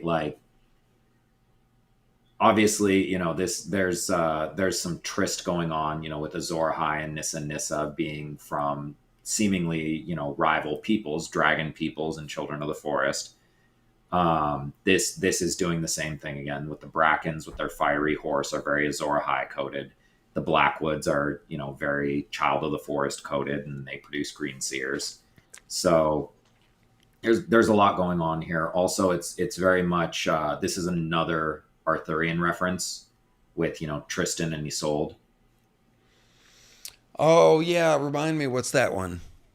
So Tristan and Isolde were 2 lovers, and they basically they had to run away to not get murdered or separated, and they were sheltered by Lancelot at the at his castle, the Joyous Guard. So it's Tower of Joy stuff as well. But yeah, another time. Obviously Christopher, like Lucifer. So I don't know if you know anything about Lucifer and that kind of Morning Star mythology. Having a hammer of justice. Yeah, that's the Lion of Night Justice right there. Woof. All right, yeah. Sorry, I had to bring that tangent up. That's pretty. It was pretty big for the Riverlands. I have to think the idea is to link him to the trident and the idea of the three kinds of magic working together or something like that as a weapon. Right. Well, and we have the Ruby Ford of the Trident being the site of a big battle. And then when we're talking about this, we have the Widow's Ford, which is what the Ruby Ford is when you think about the fact that the Ruby Ford made Lyanna a widow. You know, Rhaegar dies there.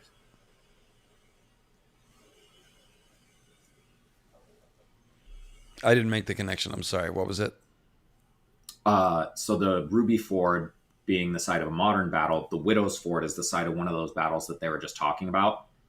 And so the Ruby Ford made Lyanna a widow. So it's a similar idea, both in the Riverlands.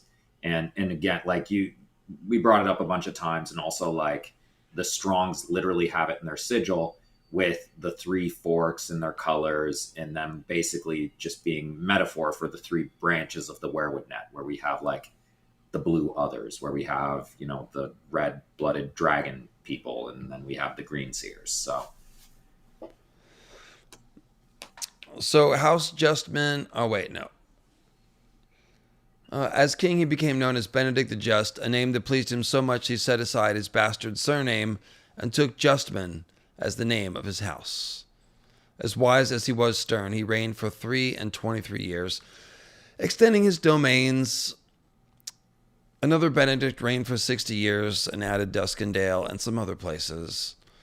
House Justman ruled the Riverlands for close on 3 centuries. It was ended when Corrid Hor, king of the Iron Islands, murdered the sons of King Bernard II while... Oh, God, something. Well, they're I'm held tired, captive. Sean. I'm tired. Another period of anarchy and bloodshed followed. The realm that Benedict the Bold had knitted together was torn asunder once again, and 100 years of conflict saw petty kings from House Blackwood, Bracken, Vance, Mallister, and Charlton contending with one another for supremacy. The unlikely victor was Torrance Teague, who seized a fortune of gold in a daring attack upon the Westerlands and used that wealth to bring sellswords across the narrow sea in great numbers. That's interesting. Captain Teague is a very famous pirate. I see. Well, he stole some booty and then hired some other sellswords. So that makes sense. Yep. And Teague was then crowned king of the Trident at Maidenpool after 6 long years of war. Let's see.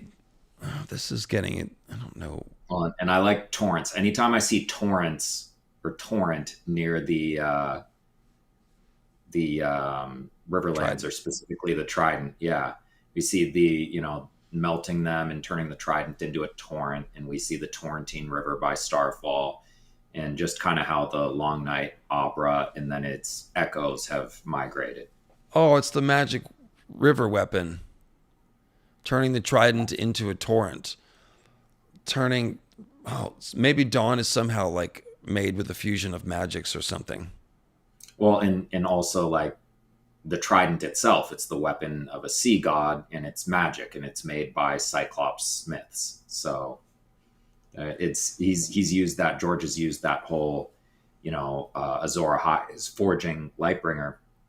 He's used it in the same way with a trident and a sea god weapon all the time. We have that blacksmith who's like Long John Heddle, who is a former knight, and he's doing, Azor Ahai stuff, basically.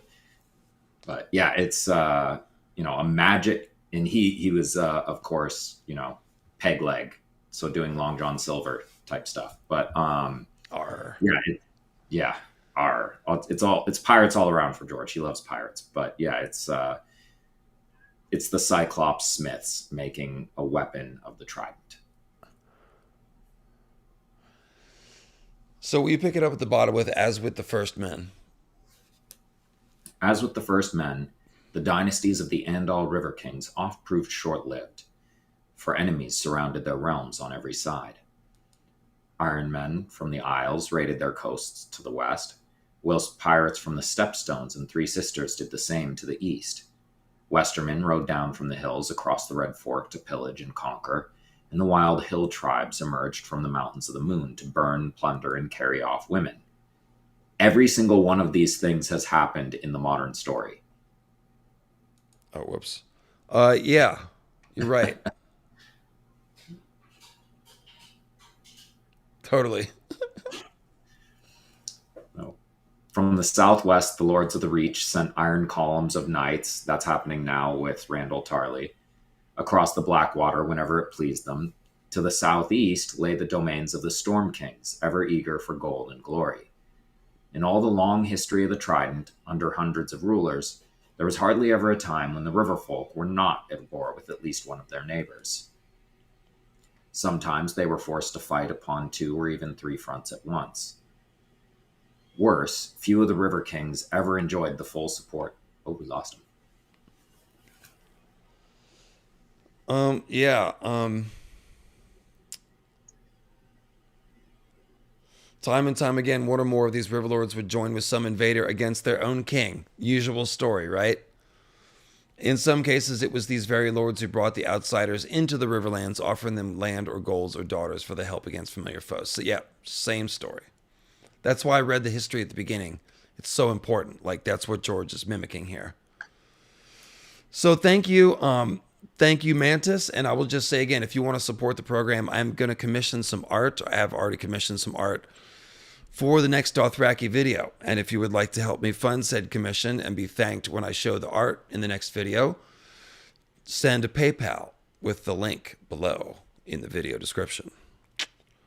I love that name too, from Always Sunny. Oh, Mantis Toboggan. Yeah. Let's see here. King Benedict of House Justman. There he is. Yeah, there's some like warrior crusader type stuff going on there. Benedict is a very common name for popes, even very recently. All right, let's see.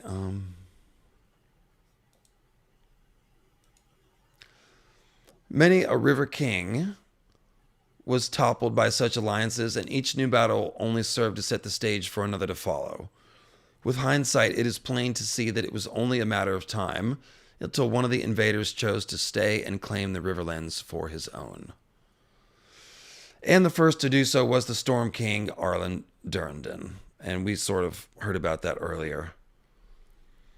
And this is getting on into the history of the Riverlands, which is beyond the scope of the Andal invasion. And so as we've done most of it, really, there's only little tiny bits about the Andals in these other realms. Well, that was right before King Arlen trained Sir Dunk. What's that? That was right before King Arlen trained Sir Dunk. Arlen the Third. Yeah. Different Arlen, I think. Oh. But that's probably who he's named after. Let's see.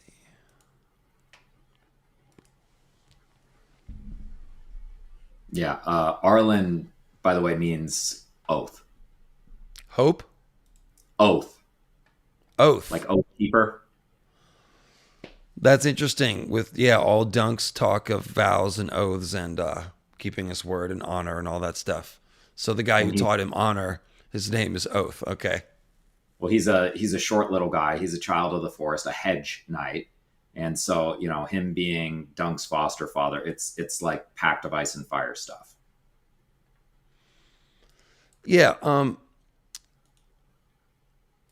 Yes, that is working, Northern Tommy. That's the link in the description is correct if you want to donate for the commission.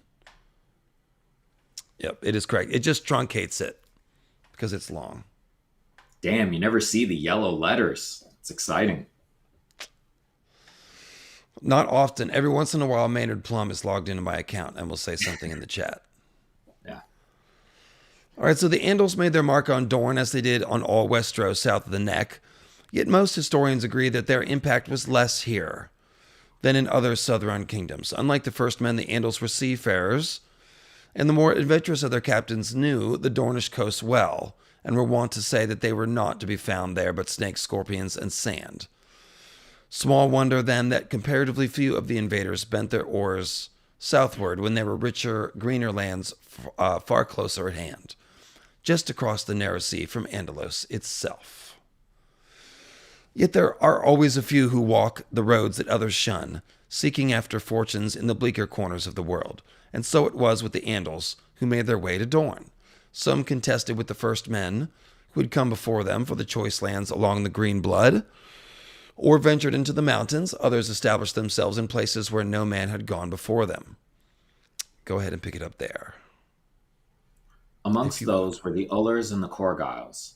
The former raised a grim, stinking seat beside the sulphurous yellow waters of the Brimstone, whilst the latter established themselves amidst the dunes and deep sands, fortifying the only well for 50 leagues around. Farther east, the Vaiths raised a tall, pale castle in the hills, at the juncture of the two streams that formed the river that soon bore their name. Elsewhere in the realm, the Illyrians, the Jordanes, and the Santagars carved out holdings for themselves. Oh, okay. The Illyrians sounds like Valyrians. The Jordanes sounds like the Danes. So we're imitating the formula again. But anyway. Oh, I never even caught that. Santagar is not like that. Celtigar. Anyway. And on the eastern shore, between the Broken Arm and the Green Blood, an Andal adventurer named Morgan Martell and his kin descended on lands loosely held by House Wade and House Shell, defeated them in battle, seized their villages, burned their castles, and established dominion over a strip of stony coastlands 50 leagues long and 10 leagues wide. No. Sorry. There we go. I'm back. Over the centuries that followed, their strength grew, but slowly, for then and now the lords of House Martell were renowned for their caution. Until the coming of Nymeria, no Dornishman would ever have counted them amongst the great powers of the country. Indeed, though surrounded by kings on every side, the Martells themselves never presumed to claim that title, and at certain points in their history, they willingly bent the knees to the Jordan kings of the Tor, the pious Illyrians of God's grace, the many petty kings of the Green Blood, and the mighty Ironwoods of Ironwood. The Ironwoods of Ironwood. Yeah, I'd love to know more about them. Well, for one, Ironwood is a place in Norse mythology. Yeah. Tell me about that. I need to look it up real quick. But it's from really early in, in Norse mythology, Jarnvidr, meaning Ironwood, is a forest east of Midgard, home to troll women who bear Jotnar, the frost giants, and giant wolves, including the wolf Managarmr. So Garmr, he's sometimes he's called a wolf, sometimes he's called a dog, but he's basically the hound of the underworld, who will devour the sun and swallow the heavenly bodies at Ragnarok. So a lot of people think that's kind of a conflation of Fenris mythology. But there's only one wolf. Yeah, I got split into a bunch of different wolves, but they all do the same thing, really. Well, sometimes he's the dog, and they make that distinction very clear so that they can treat some Fenris separately. And then they have the two wolves who chase the sun and the moon chariots. Skoll and Hati, yeah, which are like children of Fenrir. So it's right. Yeah. But yeah, Ironwood, where the wolf comes from. So the wolf's wood, the ironwood, it's all the same thing. Yeah, that's he's riffing. That's an interesting corner of Norse mythology, the woods and the wolves and stuff. I read some of that stuff, but I want to get more into it. Yeah. So crossing the narrow sea in long ships, they landed first upon the shores of the Vale, then later all along the eastern coasts. The fleets of Oldtown and the Arbor barred them from the Red Wine Straits and the Sunset Sea. Reports of the bounty of the Reach and the wealth and power of Highgarden and its kings undoubtedly reached the ears of many an Andal warlord, but other lands and other kings lay between them. And this is really a map thing. They're just, just going in order, kind of. Thus, long before the Andals reached the Mandar, the kings in Highgarden knew of their coming. They observed the fighting in the Vale, the Stormlands, and the Riverlands from afar, taking note of all that had happened. Wiser perhaps than their counterparts from other regions, they did not make the error of allying with the Andals against local rivals. Gawain IV, the God-fearing, sent his warriors searching out the children of the forest in the hopes that the Greenseers and their magics could halt the invaders. Mern II, the Mason, built a new curtain wall about Highgarden and commanded his lords bannermen to see to their own defenses. Mern III, the Madling, showered gold and honors on a woods witch who claimed that she could raise armies of the dead to throw the Andals back.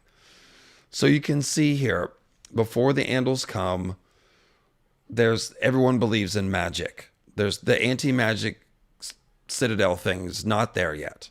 And so, yeah, same as in the Rainwood. They're like, oh, maybe the children can help us. What about that story when the last hero did that one time? And so you sound like Bran right now. The children will help us. That's it. And so they're preparing, yet the great battle most of them had anticipated never came to pass, Sean. By the time the conquerors were done conquering the eastern shores, generations had passed, and the Andals had raised up 20 petty kings of their own, many of them at odds with one another. And in Highgarden, the 3 sage kings followed one another upon the oaken seat. Garth the Ninth Gardener, his son Merle the First, the Meek, and his grandson Gawain the Fifth were very different men, but they shared a common policy toward the Andals, one based on accord and assimilation rather than armed resistance. Garth the Ninth brought a sept into his court and made him part of his councils, and built the first sept at Highgarden, though he himself continued to worship in the castle Godswood. His son Merle the First formally espoused the faith, however, and helped fund the construction of septs, septries, and mother houses all over the Reach. Gawain V was the first gardener born into the faith, and the first to be made a knight by solemn rite and vigil. Most of his noble forebears have had posthumous knighthood conveyed on them by singers and storytellers, but true knighthood only came to Westeros with the Andals. And this is interesting to me just because Gawain is clearly a very transparent reference to Gawain and the Green Knight, who George has combined into one figure. Like Gawain is the Green Knight in all of these figures in his archetypes. And he's also a nephew of King Arthur himself. So it's like every time we see Gawain, and most notably Gawain Corbray, when he fights against Daemon Blackfire in the Blackfire rebellions, it's another very, very Baden Hill like. Or Hamlet, or what was the other battle where Arthur actually died? Anyway, so too big a tangent, but both Merle I and Gawain V took Andal maidens as their wives, as a means of binding their brides' fathers to the realm. All 3 kings took Andals into their service as household knights and retainers. Amongst those so honored was an Andal knight named Sir Alester Tyrell, whose prowess at arms was such that he was made the king's champion and sworn shield under Gawain V. Sir Leicester's descendants in time became the hereditary stewards of Highgarden under the Gardeners. The 3 sage kings also found lands and lordships for the more powerful of the Andal kings descending upon the Reach, in return for pledges of fealty. The Gardeners sought after Andal craftsmen as well and encouraged their lords' bannermen to do the same. Blacksmiths and stonemasons in particular were handsomely rewarded. The former taught the first men to arm and armor themselves in iron and plate of bronze. The latter helped them strengthen the defenses of their castles and holdfasts. And though some of these new-made lords forswore their vows in later years, most did not. Rather, they joined with their liege lords to put down such rebels and defended the Reach against those Andal kings and warbands who came later. When a wolf descends upon your flock, all you gain by killing him is a short respite, for other wolves will come, King Garth IX said famously. If instead you feed the wolf and tame him, and turn his pups into your guard dogs. They will protect the flock when the pack comes ravening. That's a pretty great one. I've always loved that quote, and this is probably has something to do with the others and the creation of the others, and using them to strike back against the people that are violating the weirwoods, something like that. But also definitely Odin, just because he's talking about wolves, and then he says when the pack comes ravening, and Odin has two wolves, Gary and Freki, and Gary is called the ravenous one. So, indeed, he is. Yeah, and we talked about it in the crows and ravens stream. Like wolves cooperate with crows and ravens. So George is not new to the zoological angle of this, and he's not new to the mythological angle of this. He's definitely making that implication. So then it says they gave us King Gawain V said they gave us 7 gods, but we gave them dirt and daughters, and our sons and grandsons shall be as brothers. And many noble houses of the Reach trace their ancestry back to Andal adventurers, given lands and wives by Garth IX. Merle I and Gawain V, among them the Orms, Gracefords, Kais, Roxtons, Uferings, Laygoods, and Varners. As the centuries passed, the sons and daughters of these houses intermarried so freely with those descended from the first men that it became impossible to tell them apart. Seldom has a conquest been achieved with less bloodshed. So these are going to be like a perfect 50-50 genetic population mix here, essentially. Yeah. And this is the MO of the High Towers and the people in the Reach every time. Because their stuff is really nice. And like, hey, don't burn our stuff. We'll just, can't we, talk about it? Yeah, they're very relaxed. They have a much easier life. They have food aplenty, so they're really chill about this whole thing. And then after that, it goes downhill, 3 Sage Kings, but this is on, and not the Andal Conquest anymore. 3 Sage Kings. How about that? Yeah, and let's see what this has to say. It's definitely a visiting Jesus thing. Oh, yeah, I guess that would be. They're the ones who kind of adopt the faith, so.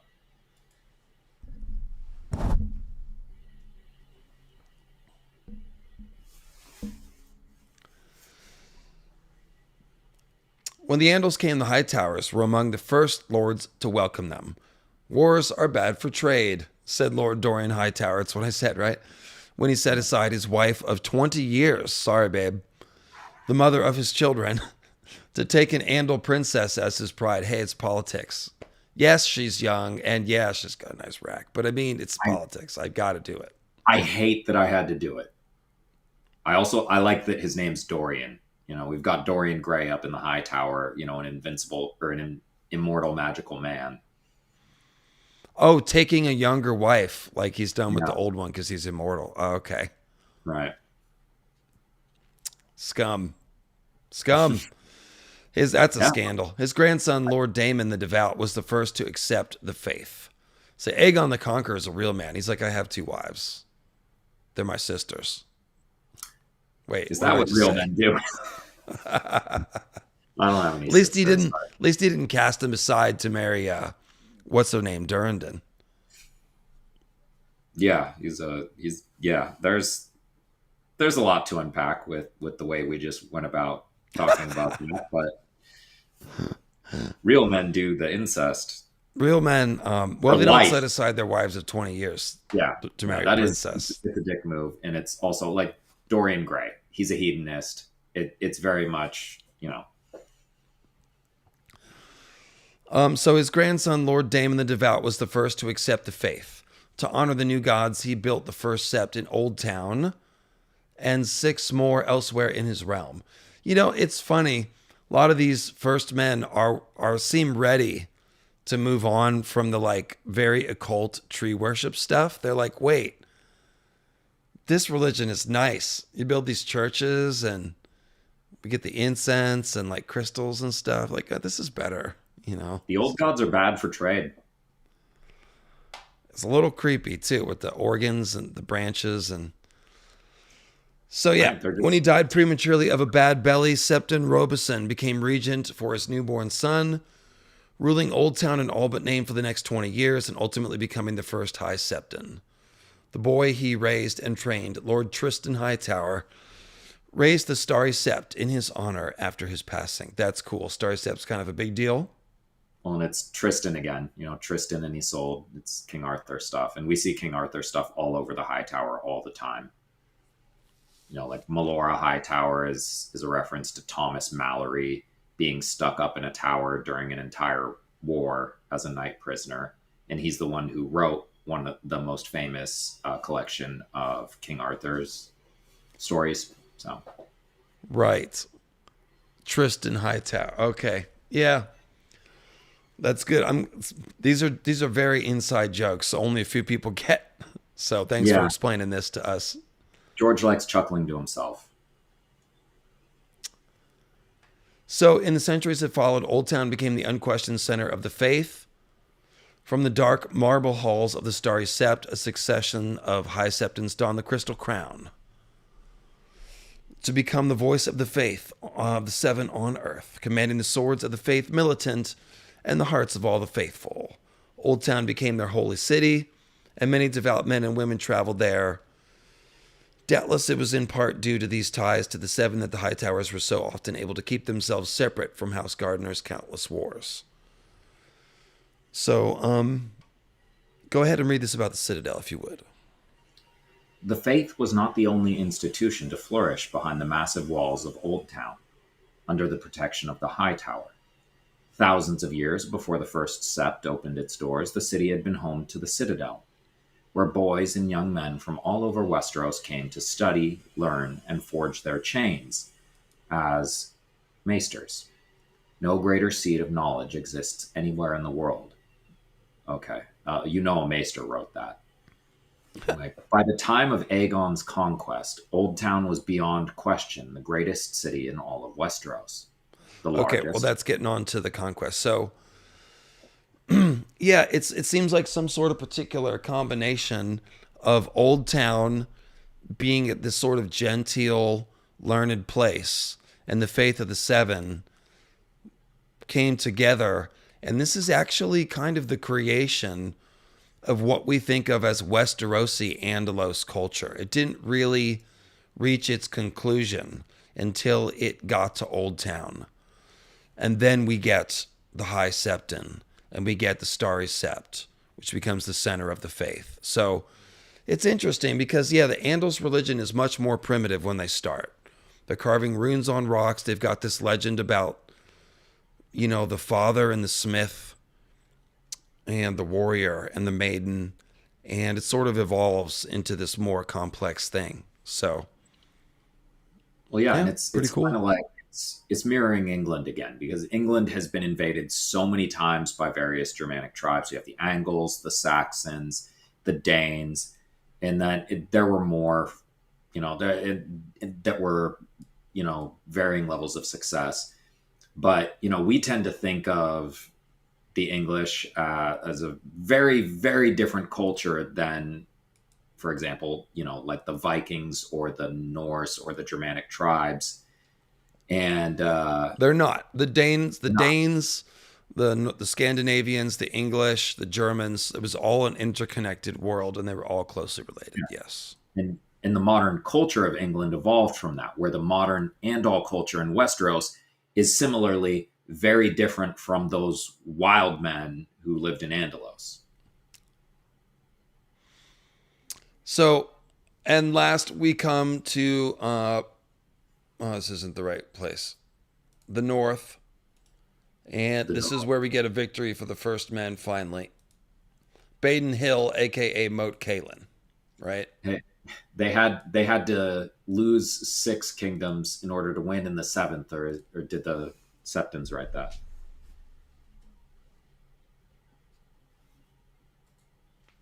Okay. And if you would be so kind as to read this, I would appreciate it. Crossing the narrow sea in their hundreds and thousands, the long ships of the Andals made landings in the north, just as they did to the south, But wherever they came ashore, the Starks and their bannermen fell upon them and drove them back into the sea. King Theon Stark, known to history as the Hungry Wolf, turned back the greatest of these threats, making common cause with the Boltons to smash the Andal warlord Argus Sevenstar at the Battle of the Weeping Water. In the aftermath of his victory, King Theon raised his own fleet and crossed the narrow sea to the shores of Andalos, with Argos's corpse lashed to the prow of his flagship. There, it is said, he took a bloody vengeance, burning a score of villages, capturing 3 tower houses and a fortified sept, and putting hundreds to the sword. The heads of the slain the Hungry Wolf claimed as prizes, carrying them back to Westeros and planting them on spikes along his own coasts as a warning to other would-be conquerors. That's an Anglo-Saxon tradition, putting heads on spears. It's also a way that they mark graveyards. They put a head on a spear outside the graveyard at the line where you're not supposed to cross unless you're willing to speak to the dead. Thank you. Excellent knowledge. Later, in his blood-drenched reign, he himself conquered the 3 sisters and landed an army on the Fingers, but these conquests did not long endure. King Theon also fought the Ironborn in the west, driving them from Cape Kraken and Bear Island, put down a rebellion in the Rills, and joined the Night's Watch in an incursion beyond the Wall that broke the power of the Wildlings for a generation. So this guy's like the opposite of Vortigern.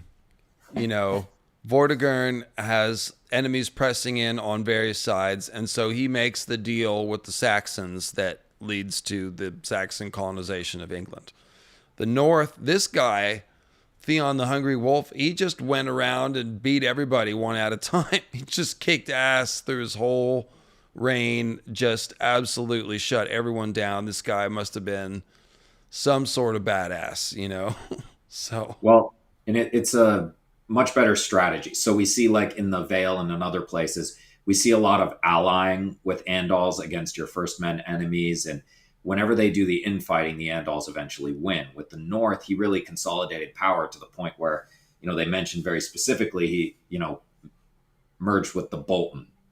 And obviously, they don't have a great relationship historically, Starks and Boltons, but they got together, they consolidated power at home in the North in order to defeat the outside threats like the Andals, the Wildlings, the Iron Men.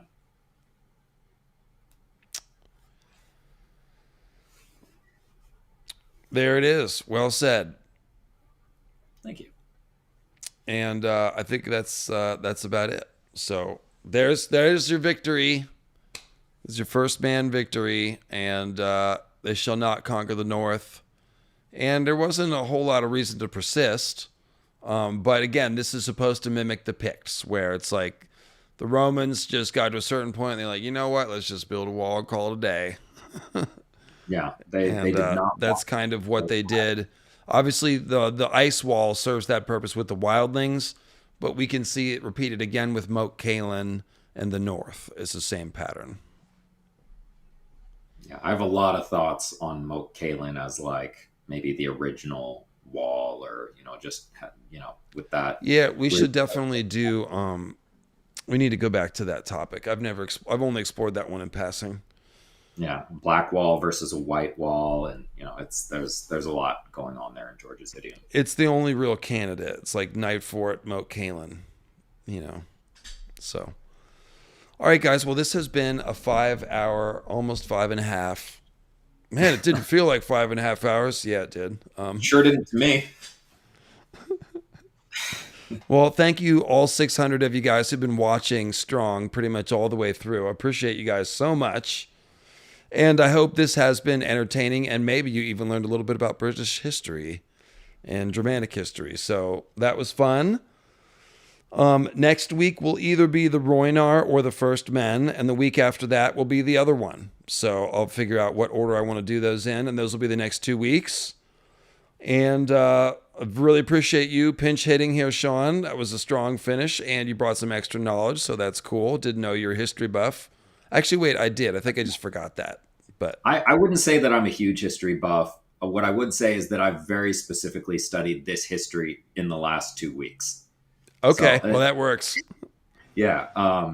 And I'm sorry that we had to sacrifice Tim in order to summon me here, but I'm sure he'll have his internet situation Omelets, fixed. eggs, shells, John Brightstone, the fingers, something. Gotcha. Dragon omelet. Dragon omelet. That's it. And 1 roast raven. So thank you to Grey Waste Tim. You can check out his channel, of course, at the link in the description. And Sean's channel, Hero with 1,000 Voices. So, yeah. And that's it. We'll talk to you guys soon. Oh, boy. All righty. You lived. I did. You guys, I wish y'all know how little sleep. I was partying late. I don't do, like, when I say partying, I don't mean doing drugs. I live pretty clean. It's me and Garth and lots of water. But I slept for fewer hours than this stream was by a not close. Far fewer. They can see your Instagram, sir. Oh, right. I forgot. I forgot I post things there. Yeah. Cool. Well, we don't need to give that out, really. Okay. Thanks, Sean. I'll have you back on soon. And yeah, this stuff is great. There's got to be definitely some more history to charge into. Oh, yeah. Always. George loves his pop history, especially. I've been doing pretty much all the mythical influences, but the history and the mythology really does go together. And it's so fun to trace the movement of these ancient peoples. Anytime you get to play with the maps, I mean, you know. Yeah, it's really wild how much effort and thought and memory and research we've had to put into just understanding the stuff that George has already done all of. It's almost like he's trying to encourage us to learn. He's definitely doing that. He's also showing off. True. A lot of inside jokes for lit nerds here. Yeah. All right, guys. Well, again, thank you all. Love you much. And I'll talk to you in a week with another live stream. Thanks for everyone who's sending in PayPals for the new Sarnori art that's coming your way. Oh, yeah. Oh, yeah. Cheers.